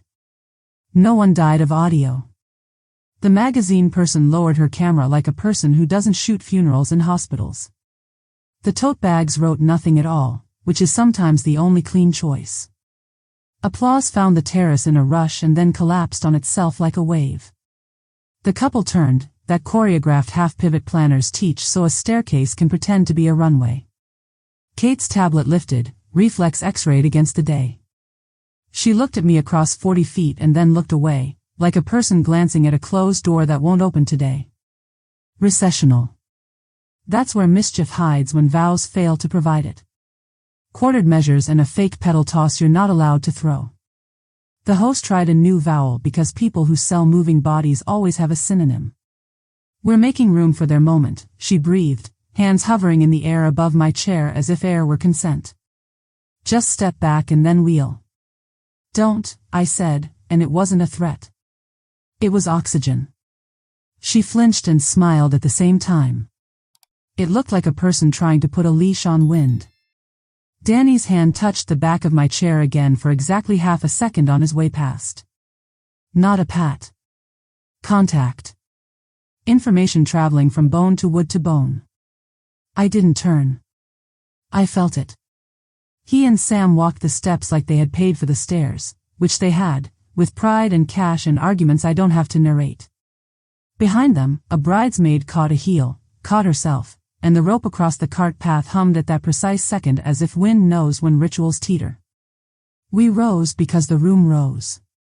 Someone slid a beige tent card under my shoe like a trick coin. I scraped it up with my toe, bent, and read the script that never learns. VIP Capture Zone. I held it up like a lab sample and handed it to the nearest staffer. He did not read. He shredded. The host watched it disappear and learned nothing. Family greeting, Kate said to the air, swapping nouns like a gambler swaps decks. It used to be parents. Now it was family. The word dragged no one by the elbow. Good. The line formed on its own because humans know how to make a line when a day tells them to. People hugged like they'd been told to hug, and a few did it like they meant it. Samantha's mother approached me first like a diplomat for a nation that doesn't recognize mine. She placed 2 fingers on the back of the chair as if checking a pulse and said, "Elegant, the way some people say amen." I nodded at nothing and waited for her to leave my oxygen. Danny came to me without escort. He looked like a man who had just walked across a tight rope and realized it had been 3 feet off the ground the whole time. "You stayed," he said, and it wasn't a question. "You held," I said. His mouth tried a grateful shape and settled on steady. He bent a fraction so his voice wouldn't have to travel a camera's distance. "They'll try again at portraits." "No," I said. "They can try alone." Sam stepped in with the look she wears when she calls an audience, "You guys." For a second she dropped it. She looked small and human and a little tired of her own orbit. "You look nice," she said, simple. "You did a hard thing," I said. "You didn't move me." She swallowed once like water deciding to be water. "We're keeping it elegant," she said, because habits keep their jobs, but she didn't try to move my chair with the sentence. I respected that like you respect a first brick. It doesn't build you a house. It proves you might. The quartet changed songs. Rhea adjusted her stance to keep a lamp post out of the couple's skulls. The magazine person took a single step toward me and then took it back because a Harborview badge had set itself like a small weather system by the family row. Consent had guards. That felt new on this terrace. A bridesmaid with good lashes drifted past and whispered boundaries are beautiful like she'd finally discovered an original thought. I did not reward her with a smile. Luis walked the rope and tightened a knot that didn't need tightening. He did it anyway. Rituals feed backbones same as food. The host tried one last sentence. "For the kiss in portraits," she said, making her voice a cathedral, "we'll need the aisle to breathe." "Aisles don't have lungs," I said. "People do." She closed her mouth around the truth like it tasted like medicine. Maybe it did. We broke toward cocktails without an explosion because rules, when obeyed, are the quietest victors. I stood, let blood find my feet, and felt the ring under my shirt answer the day with heat that wasn't sentimental, just alive. Rhea slipped past and murmured without looking at me. "Kept the frame honest."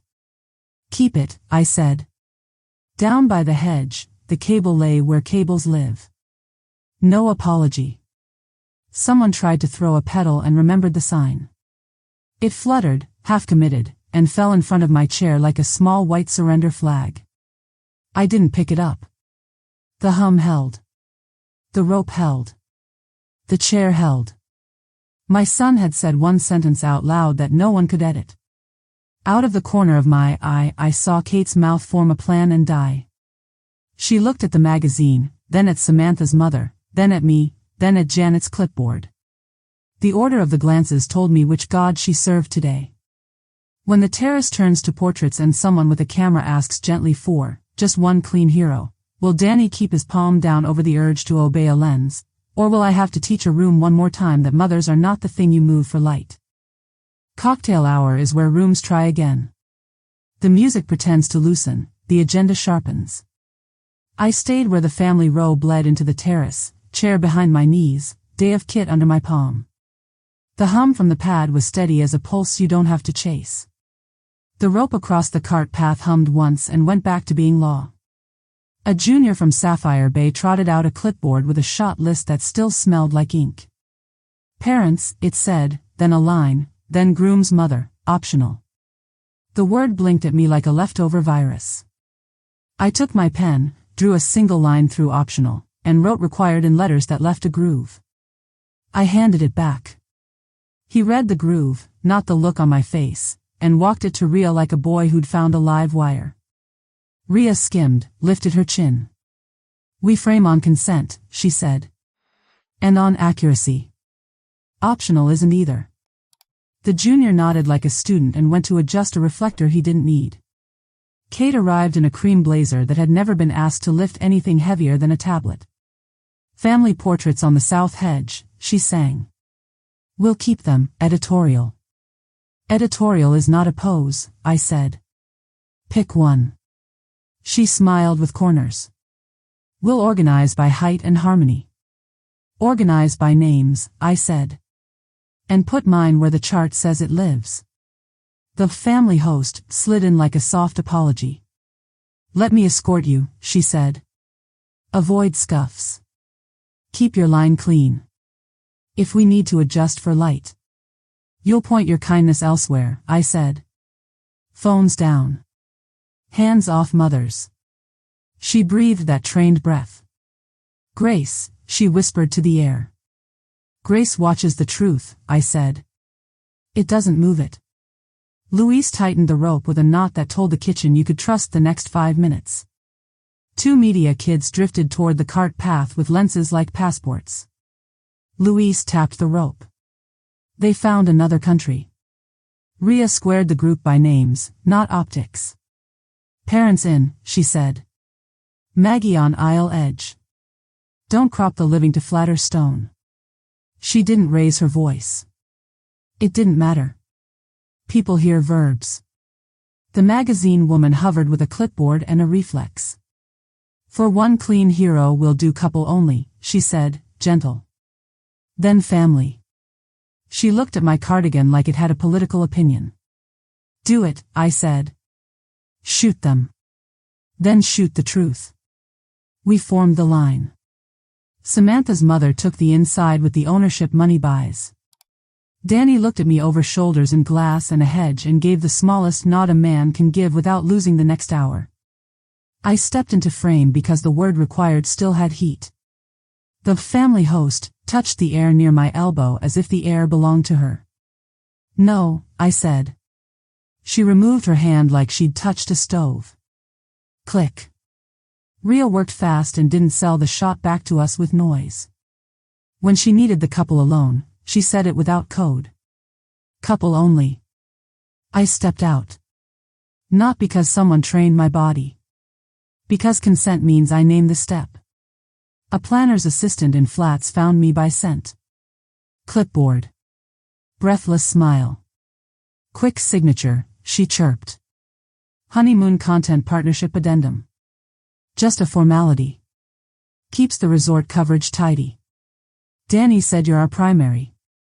She held out a glossy page with numbers that tried to hide. Resort deliverables. Social slate. Usage window. A line in the margin, pencil soft. Add bar upgrade to match sponsor tier. 28,000, I read. For content. And liquor. I took the pen from her hand and wrote a word across the top the way firefighters write on unsafe walls. Declined. I initialed beside it and drew an arrow to my cap on the writer. Structural only, I said. Honeymoon is not a structure. Bar is not a structure. Danny can fund joy with his own name. Kate said, the assistant started. Kate doesn't sign for me, I said. Neither do whispers. She tried on concern. We're minutes from sunset. If we miss it, we miss the editorial. Then you'll meet the evening like everyone else does, I said. With the light you get. She took the paper back with fingers that wanted to snap. I'll loop planning. Loop the bank, I said, and watched the line land. Any attempt to run charges past the cap triggers breach. The word is in my file and my teller's ear. Her smile flickered. She left. Helen drifted by in her invisibility polo and tilted her screen for a breath. Planner chat. If emoji refuses, float charges through venue miscellaneous and recode after. Under it, her caption. Their thesaurus found money. I forwarded it to Kara. The reply was bone. No miscellaneous for media or bar. We bill what's true. Portraits moved to the terrace rail because that's where magazines think love lives. Rhea kept the couple between lamp posts and truth. The tote bags tried up mother shot with their eyes. Rhea said 3 words without smiling. Ask the mother. They didn't. Kate returned with a smile that had burned itself on both ends. We can still gift the couple a clean hero if family slides 6 inches to camera right, she said. Will you help me model that grace? No, I said. If you need space, move your lens. Samantha's mother stepped closer with a face like a velvet rope. For 10 seconds, she said. A courtesy. No, I said again, and the word didn't raise its voice. It didn't have to. Danny heard it. He put his hand on Sam's back and turned them both half a step into a different angle. Rhea took it. Hero shot obtained. No chairs moved. Gravity kept its job.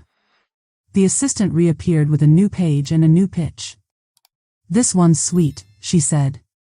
A surprise gift from you. Sparkler exit upgrade and branded confetti cannons. Sponsor will love it. Only 8,000. You keep trying to buy applause with my name, I said. The answer is still no. Danny said. Bring me Danny, I said. We'll measure together. He came. He looked like a man in a room with 2 exits and a camera on both. Mom, he said, low. It's small. It helps her brand. We're almost through. This is a ledger, I said, holding the page so he couldn't pretend it was air. You want sparklers and brand slush, you put your own signature where mine lives. Or you learn to do joy without a code. His jaw worked. He looked at Sam. She tried that soft inhale she uses to sell patience. The host hovered like a scent that won't wash out. Danny took the pen from the assistant and did a thing I hadn't seen since the boy years. He wrote his own name. He didn't hand me the page. He handed it back to the person asking for my hand. No new charges on my mother, he said. We honor Cap. The assistant swallowed like a bird learning glass. I'll tell Kate. Tell the bank, I said. We reset for the last family frame. The magazine woman stepped into my space, soft voice, palms open. If you'd like to step out, we can frame the couple with just parents. I am a parent, I said. If you don't want me, say couple only. She blinked, then nodded, and did the honest version. Couple only. I stepped out and did not feel erased.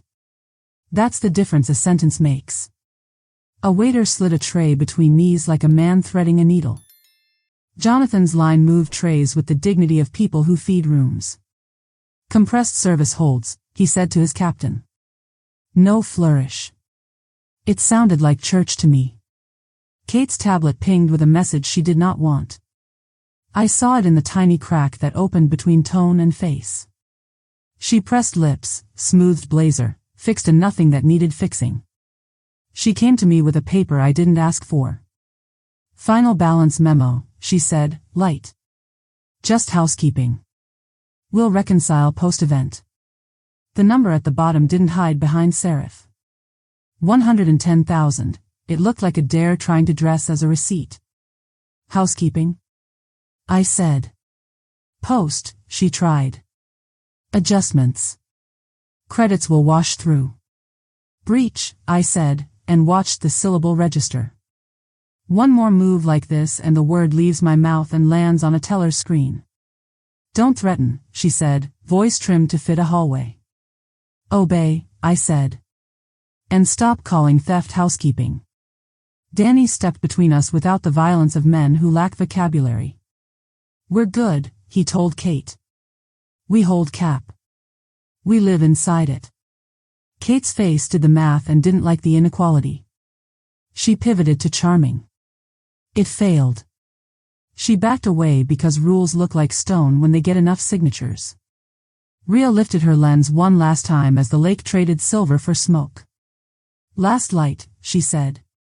Couple and mother, and she left it as a question anybody could answer. Yes, Danny said before the host could rehearse another bird. He stood on my left. Sam stood on his. We didn't touch. We stood. Rhea took the frame from a truth that didn't need twice. My phone buzzed in my pocket. Marisol. Short text. Standing by. Your code word is live. My thumb hovered over the screen without typing.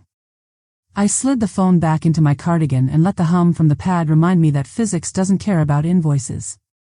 If they can inflate a day to 110,000 while the rings are still warm, what will they try to bill me for after the lights go cold?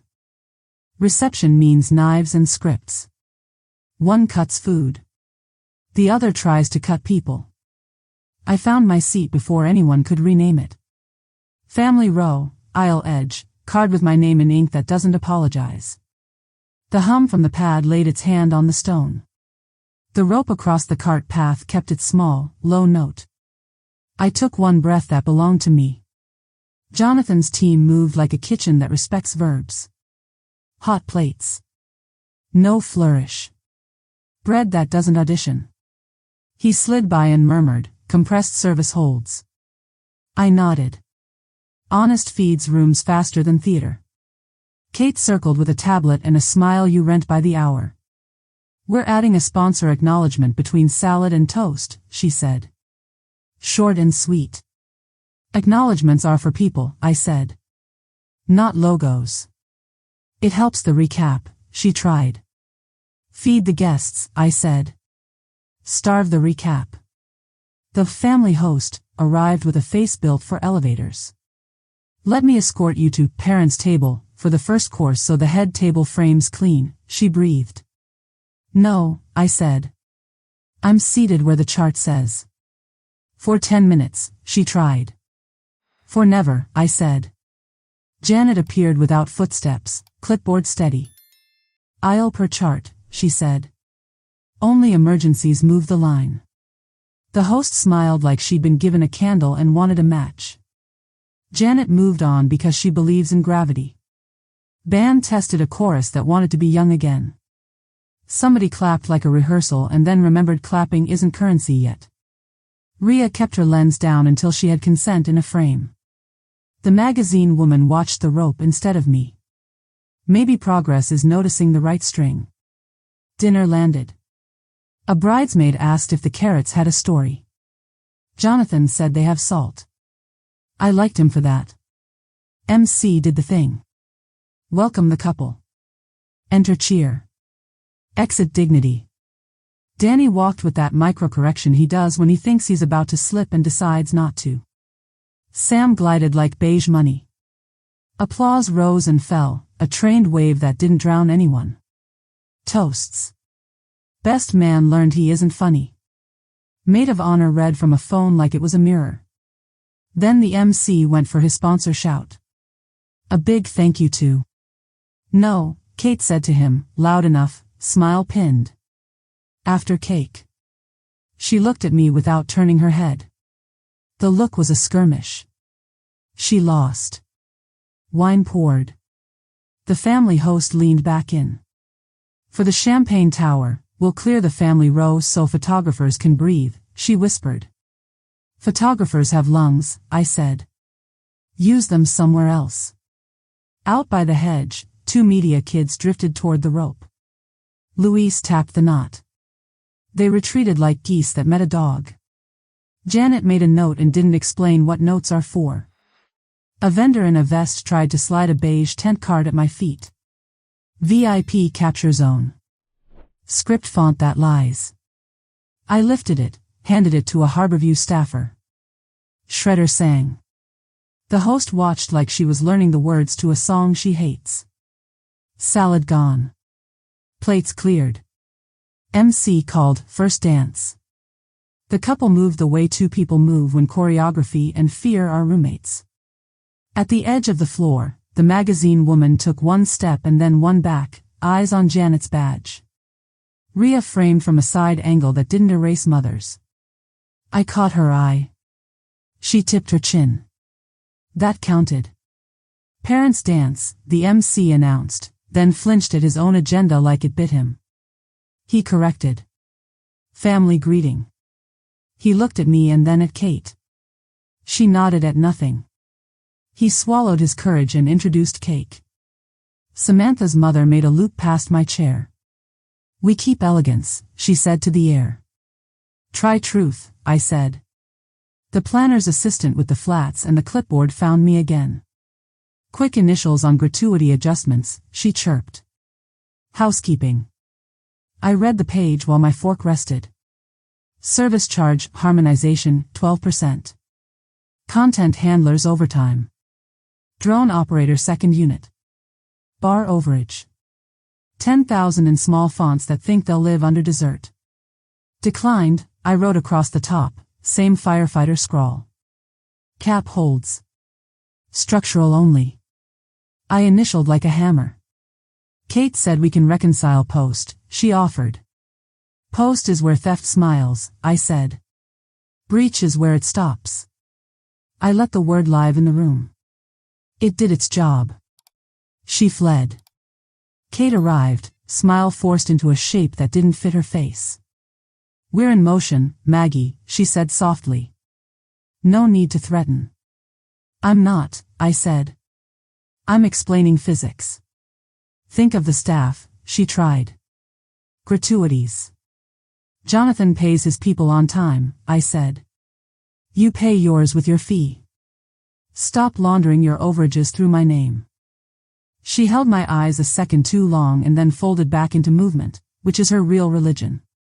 Cake cut. No fake feed. Good. The sponsor shout died of natural causes when the band hit a tempo you can't talk over. I watched plates land at tables that had money and tables that only had appetite. Everyone ate like they were tired of posing. Then the video. Of course there was a video. A screen sheathed down like a tongue. A montage tried to sell a childhood that obeyed a theme. Photos of Danny's river rocks and bloody knees. Robert's face appeared, young and not coming back. The room did the breath it does for ghosts. My picture showed once, cut off at the elbow, as if wrists are more polite than women. The slide moved on. Rhea didn't shoot it. I loved her for that. Sam stood to speak. The influencer voice battled a human throat and almost lost. We're grateful, she said. She thanked vendors who answer invoices, friends who styled tables, brands who trusted vision, a planner who held the day, a venue that protected the story. She did not thank me. She did not say mother. The omission was not an accident. It was a choice. I didn't clap. I put my palm flat on the table so the wood could tell my hand it wasn't invisible. Danny stood to follow her. He didn't hold a phone. He didn't hold a card. He spoke like a kid who found a sentence he'd been hiding from. My mother, he said, and the room turned its head. Maggie Turner. She taught me to breathe in fours when I wanted to run. She paid for power and chairs and the things that matter. She did not sign for photos or confetti or lies. She sits at the aisle because that's where truth sits. He stopped. He didn't look at me. He looked at the lake. Silence first. Then a different sound, smaller and cleaner than applause. Fork set down. A few people breathed like they remembered how. Kate smiled at the floor. Samantha's jaw worked once and then found stillness. The magazine person wrote nothing. Rhea did not lift her lens. Janet marked a line in the file that said nothing but meant everything. The rope hummed. A server appeared with a silver tray and an envelope on it, cream with the wedding font in the corner. Balance memo, the assistant said behind the tray like a ventriloquist. 4 records. I took the envelope and opened it. 1 page. New number at the bottom. 110,000, the dare again. Post-event reconciliation will adjust in your favor, someone had typed with clean wrists. Above it a line asked for initials. Acknowledged. I looked at the word and wrote another across it with the pen that leaves grooves. Disputed. I slid the page back into the envelope and handed it to the server. Tell your boss the bank knows the word. He didn't ask. He nodded and carried it away like a tray that bit. Band shifted to a tempo that wants a room to forget laws. The host tried one last soft thing near my shoulder. For the send-off, she breathed, we build a sparkler lane. It reads clean if family steps aside. Just for the hero. No, I said. Family doesn't step aside to make a picture truer than the day. She smiled the way people smile when they were told not to cry during their shift. She held it until it obeyed and walked away to sell grace to strangers. Danny drifted behind my chair for a breath so small it could be a mistake. I meant it, he said. Then hold it when they whisper hero, I said. A glass shattered near the bar. Not mine. The rope took a small wind and answered with its low, bored note. The generator hummed like a bass line no one could edit. Someone laughed in a way that said their shoes hurt. If they aim the last shot of the night down a lane that asks me to disappear for light, will my son's palm stay down, or will I need to teach a room one more time that a mother is not the thing you move for a frame? After cake, rooms get brave. Music thickens. People forget their wrists. Plans that failed at noon crawl back wearing darker makeup. I stayed put. Family row, aisle edge, card with my name. Day of kit under my palm. The hum from the pad kept its low law. The rope across the cart path hummed once and went back to being a sentence. The MC lifted his mic, 10 minutes to send off. Kate floated in like a candle, decided to walk. Cream blazer. Tablet. Smile for rent. Quick pivot, she said. Sparkler lane on the terrace stairs. Iconic. 15 seconds. Then confetti at the car. Pure hero. No projectiles, Janet said from nowhere, clipboard a badge. Venue rule. You were told. Cold spark fountains, a vendor added, hopeful. No open flame. Gorgeous. Requires permit and fire guard, Janet said. You have neither. Declined. Kate didn't blink. LED wands then. Lane opens from the rail. Family steps aside. Couple runs the tunnel. Clean hero. Family doesn't step aside to improve a picture, I said. Pick a new adjective. Samantha's mother slid in with velvet tone. For Grace, she offered. Just for the last shot. Grace isn't a broom, I said. The family host smiled at the air near my elbow like kindness could do chores. Let me escort you to the second seat. We'll give them room to breathe. Aisles don't need oxygen, I said. People do. Rhea approached, lens capped, stance quiet. We'll shoot couple exit, then family farewell, she said. No erasing. The magazine woman tried gentler. We'll do a clean hero of the couple down the center. Then a family frame. If you'd like to step out. Say, couple only, I said. I know how to be absent when it's honest. Couple only, she repeated, and didn't pretend it was kindness. Louise tightened the rope and stared down two media kids with LED batons. Not this lane, he said. Kitchen still lives. Kate recalculated and smiled like it tasted like metal. New route, she told her assistant. Skip family row, pull the couple through service door to valet. Tunnel there. Cleaner background. Janet heard and moved one finger. Service lanes are for staff. Couple uses guest egress or they pause. We don't stage around policy. Samantha's mother exhaled an elegant sigh. How provincial. How safe, Janet corrected. The planner's assistant in flats scurried up with a mobile terminal and her clipboard. Housekeeping, she chirped. Pre-authorization for post-event reconciliation. Just initials here and a chip tap. I read the screen. Capture, 110,000. Gratuity harmonization pending. The number didn't blush. It flexed. Declined, I said, not loud. Cap holds. Structural only. No tap. No initials. Don't park theft under housekeeping. She tried for sweet. We'll wash the credits through in the morning. Breach washes faster, I said. The word sat in the room like weight. Try it and I send the email. She blinked and folded back into the bodies. Kate's jaw went tight, then smooth. She had learned not to glare when there's a camera in reach. Helen drifted past in that invisibility polo and tilted her phone so only I could read. Planner chat. Run add-ons through venue incidentals, recode Monday. Under it, Helen's caption. New laundry bag. Same dirt. I forwarded it to Kara. The reply arrived with steel. No incidentals for bar/media. Any attempt logged as facility report. Procedure sounds like mercy if you're tired. The MC waved LED wands like he was hawking a flight path to nowhere. Friends, line the steps. People formed lanes like they'd trained for this day their whole lives.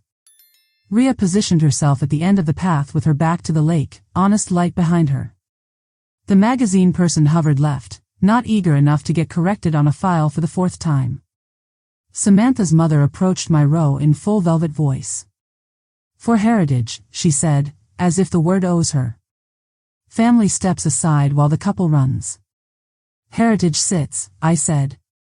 That's the point. Kate tried one last euphemism. Help me model grace. No, I said. Model compliance. The host reached for my elbow as music rose. Her fingers brushed wool. A Harborview badge arrived between us like weather. Please take your seat, he said in the cadence Janet drilled. Phones down. If you need help, find Harborview staff. Not aggressive, the host whispered to him. Accurate, he said, and moved 2 steps to screen off her smile. Couple only, Rhea called. That was the honest frame. We stepped back because consent teaches itself when you use it on purpose. Danny and Sam took the stairs through LED light like late summer moths. Rhea captured without begging. No one dragged me anywhere. Then, family farewell, Rhea said, turning her lens. People surged forward like rivers when rain hits.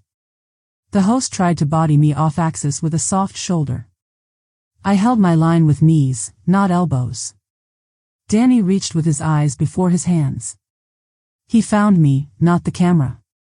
Thank you, he said, voice low from moving air. Hold your side, I said. Even when the wands wave. A vendor with a beige tent card tried to slide it at my feet. VIP capture zone. I didn't break eye contact with my son. I flicked the card with my shoe. A staffer collected it and fed the shredder. The sound has become music to me. Send off, the MC called, as if we hadn't already left the room once. Kate angled herself at the service door, then checked Janet's face and surrendered to the guest exit. LED batons lifted like cheap stars.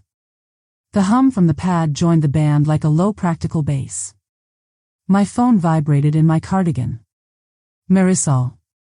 Attempted charge $110,000 from Everline Events. Declined pending clear. Hold or approve. I didn't look at Kate. I looked at the aisle. People learn laws from faces more than emails. I typed one word to the bank. Hold. Then I screenshotted the alert and forwarded it to Kate, CC Kara. Do not attempt again. Cap holds. Structural only. File note now, I wrote. Send. Kate's eyes flicked to her tablet, then to me. It took exactly 1 heartbeat to see whose law she believed. Understood, she typed back. Not sorry. Not later. Understood. Gravity got a seat. Samantha's mother reloaded her plea. Step back for the car shot, she said. It reads cleaner. Then learn to read something else, I said. The couple reached the threshold where the terrace meets steps. Rhea spoke without makeup on her verbs. Family on aisle edge, couple through. Don't erase, don't crowd. People obeyed her because the sentence had earned it. The host slid one last time into my shadow. Grace, she breathed, asking the air to rescue her. Grace watches, I said. It doesn't shove. Danny stopped, turned halfway, half second, half step, and faced me. Sam stayed beside him.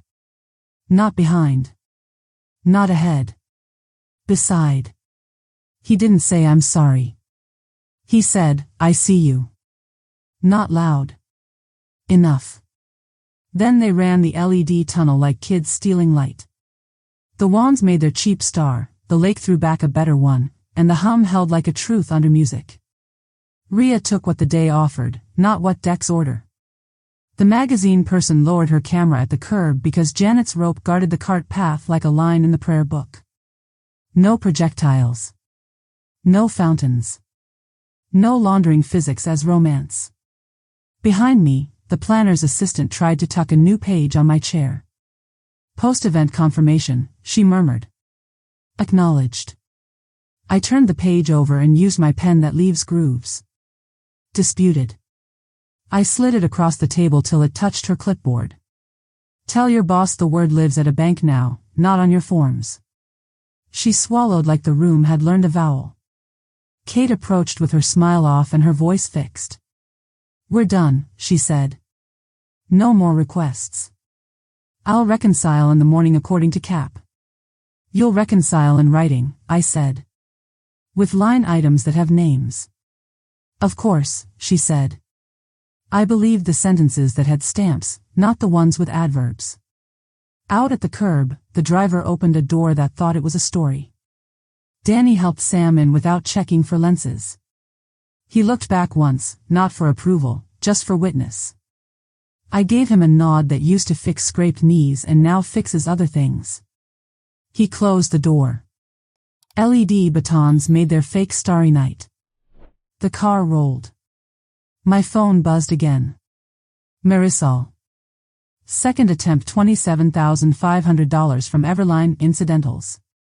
Declined. Hold continues. Await clear or breach.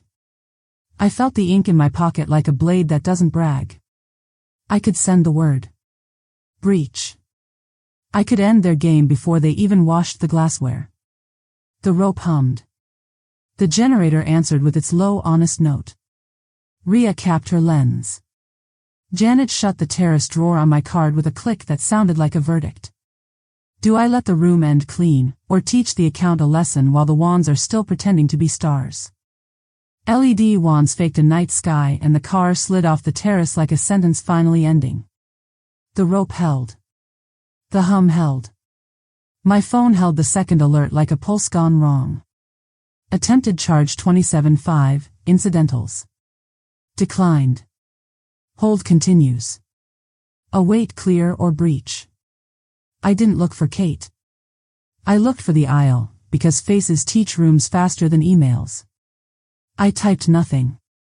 I let the hold sit like a weight on a table where hands had been thieving. The band changed keys. Staff stacked glassware with the religion of people who get paid by the hour, not by the mood. The planner's assistant in flats reappeared with a new page like a magician who thinks audiences never learn. Post-event housekeeping, she murmured. Same font. Same small lies. I flipped it over with 2 fingers, wrote disputed across the back, slid it into her clipboard, and kept the pen. She tried a smile. It didn't flash. Janet closed the terrace drawer over the acrylic sleeve with my name. The click sounded like a door that will not be argued with. She looked at me from 10 feet, gave the smallest nod a woman can give without wasting anyone's time, and turned to her staff. Breakdown follows kitchen, she said. Cart path stays clear. No exceptions. Gravity stayed late to help. The host sidled up on soft shoes. We can escort you to valet, she breathed, as if my legs needed her permission. Avoid the crush. There's no crush, I said. There's a rule. She folded back into shadows, looking for someone more movable. Kate came last, tablet hugged to her ribs like a child. The smile was gone. The pitch voice had been put down. We'll reconcile in the morning, she said, small, like she'd finally met the word law outside a mood board. You'll reconcile in writing, I said. Line by line. Structural only. Bar and media off my ledger. No reroutes through incidentals. If a number lies, I send breach. She nodded because there was nothing else left to do but obey. I left through the door that doesn't want to be a metaphor. Gravel behaved. October air stopped performing and cooled my cheeks like weather that isn't scheduled. The sycamore had shaken half its leaves loose. They lay against the rope like brown flags that didn't get the memo about pageantry. In the car I put the phone open on the seat and watched the screen be a guard dog. The hold sat there, patient. I typed one text to Danny. 2 attempts on my account. I held. Fix it before I sleep. He replied faster than boys usually do when sentences aren't pretty. I'm on it. No emoji. No hedge. A minute later he wrote again. Told Kate. No more tries. I'll call the morning. Call tonight, I typed. Say the sentence out loud. He called. I let his voice hit the dark. Mom, he said, like the vowel could crawl across a lake. I told them no. I told them to reconcile inside the cap. I told them you're not a hedge fund or a plot device. I said your name. Then say to me the part that matters, I said. Who pays for the things you actually chose? I do, he said. It landed like a floor built while I was watching. I'll sell a piece of what I don't need. I'll call the resort and the liquor brand myself. I'll shut off the deck people. I'll send you the revision for your records. Good, I said. Send Kara a copy. Send the bank one more line. Clear for nothing until my email says. He breathed into the phone like the day had torn something and left something else standing. I see you, he said, which is not an apology. It's better. I drove home while Harborview took itself apart and became a building again. No spark fountains. No confetti that teaches floors to hate us. Just men in jackets moving chairs, women with radios moving sentences, the hum going quiet when someone flipped the switch that is not poetry and matters more. At the kitchen table I spread the kit, wiped the dust of other people's plans off my paper, and opened the bank app. The hold stared back. I typed to Marisol. Hold remains. No clear tonight. File all attempts under facility report if they try again. She answered like a good heart answers an adrenaline drip. Understood. Log updated. Sleep. Sleep is what bodies do when rooms stop lying. I didn't. Not yet. I sent one last email to Kara with the subject I use when I want a file to stand up if I'm not in the room. Final note, any after-hours charge attempts flagged incidentals are disputed. Cap holds. Structural only. Staff executed policy. Thank you. 10 minutes later, her timestamp landed and put a blanket over my head. Morning arrived without a violin. Coffee. Eggs.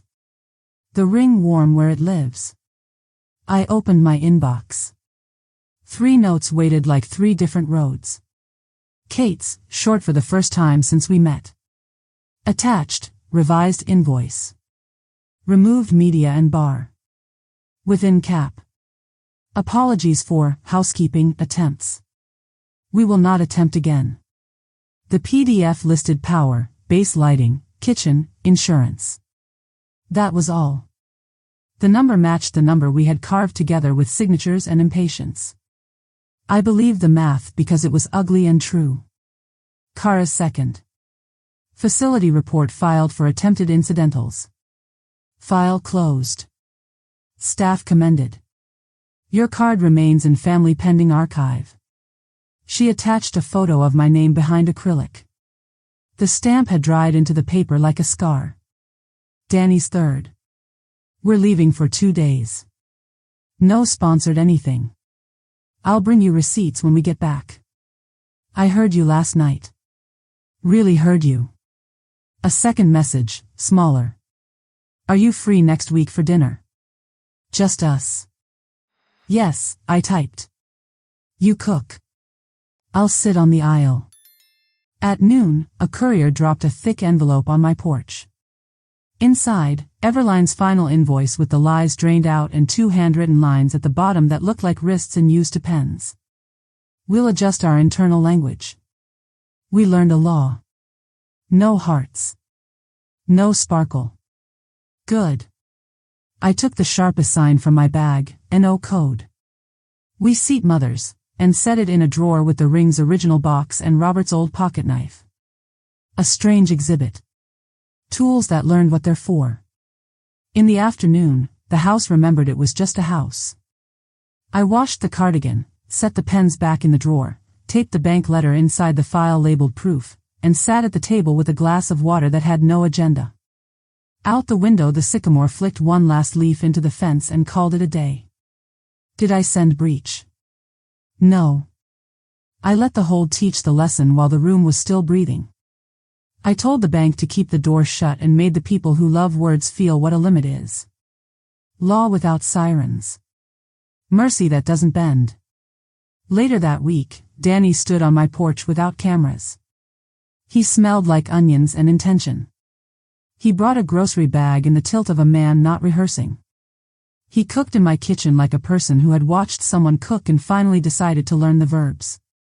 He didn't make speeches. He fried chicken and burned one piece and laughed. We ate with our elbows on the table, and when he cleared the plates he said, "Thank you," into the room, not a phone. He didn't apologize for the bill. He didn't say he was a good son now. He asked if we could try Thursday dinners.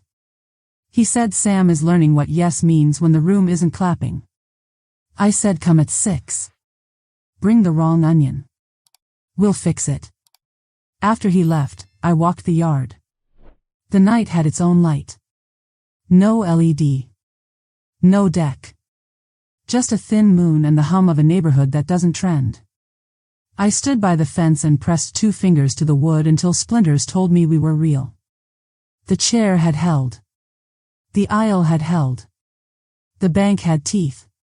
The building had a spine. My son had used a sentence that no one could edit. You're still here. So tell me. When the bill arrived in the dark and the voice in my pocket asked for clear or breach, what would you have done? Would you have hit send, or let the hold teach the room? If this story found you, tap subscribe, share it with the one person who needs a spine tonight, and drop me your line below. Whose seat have you had to hold when a camera wanted light?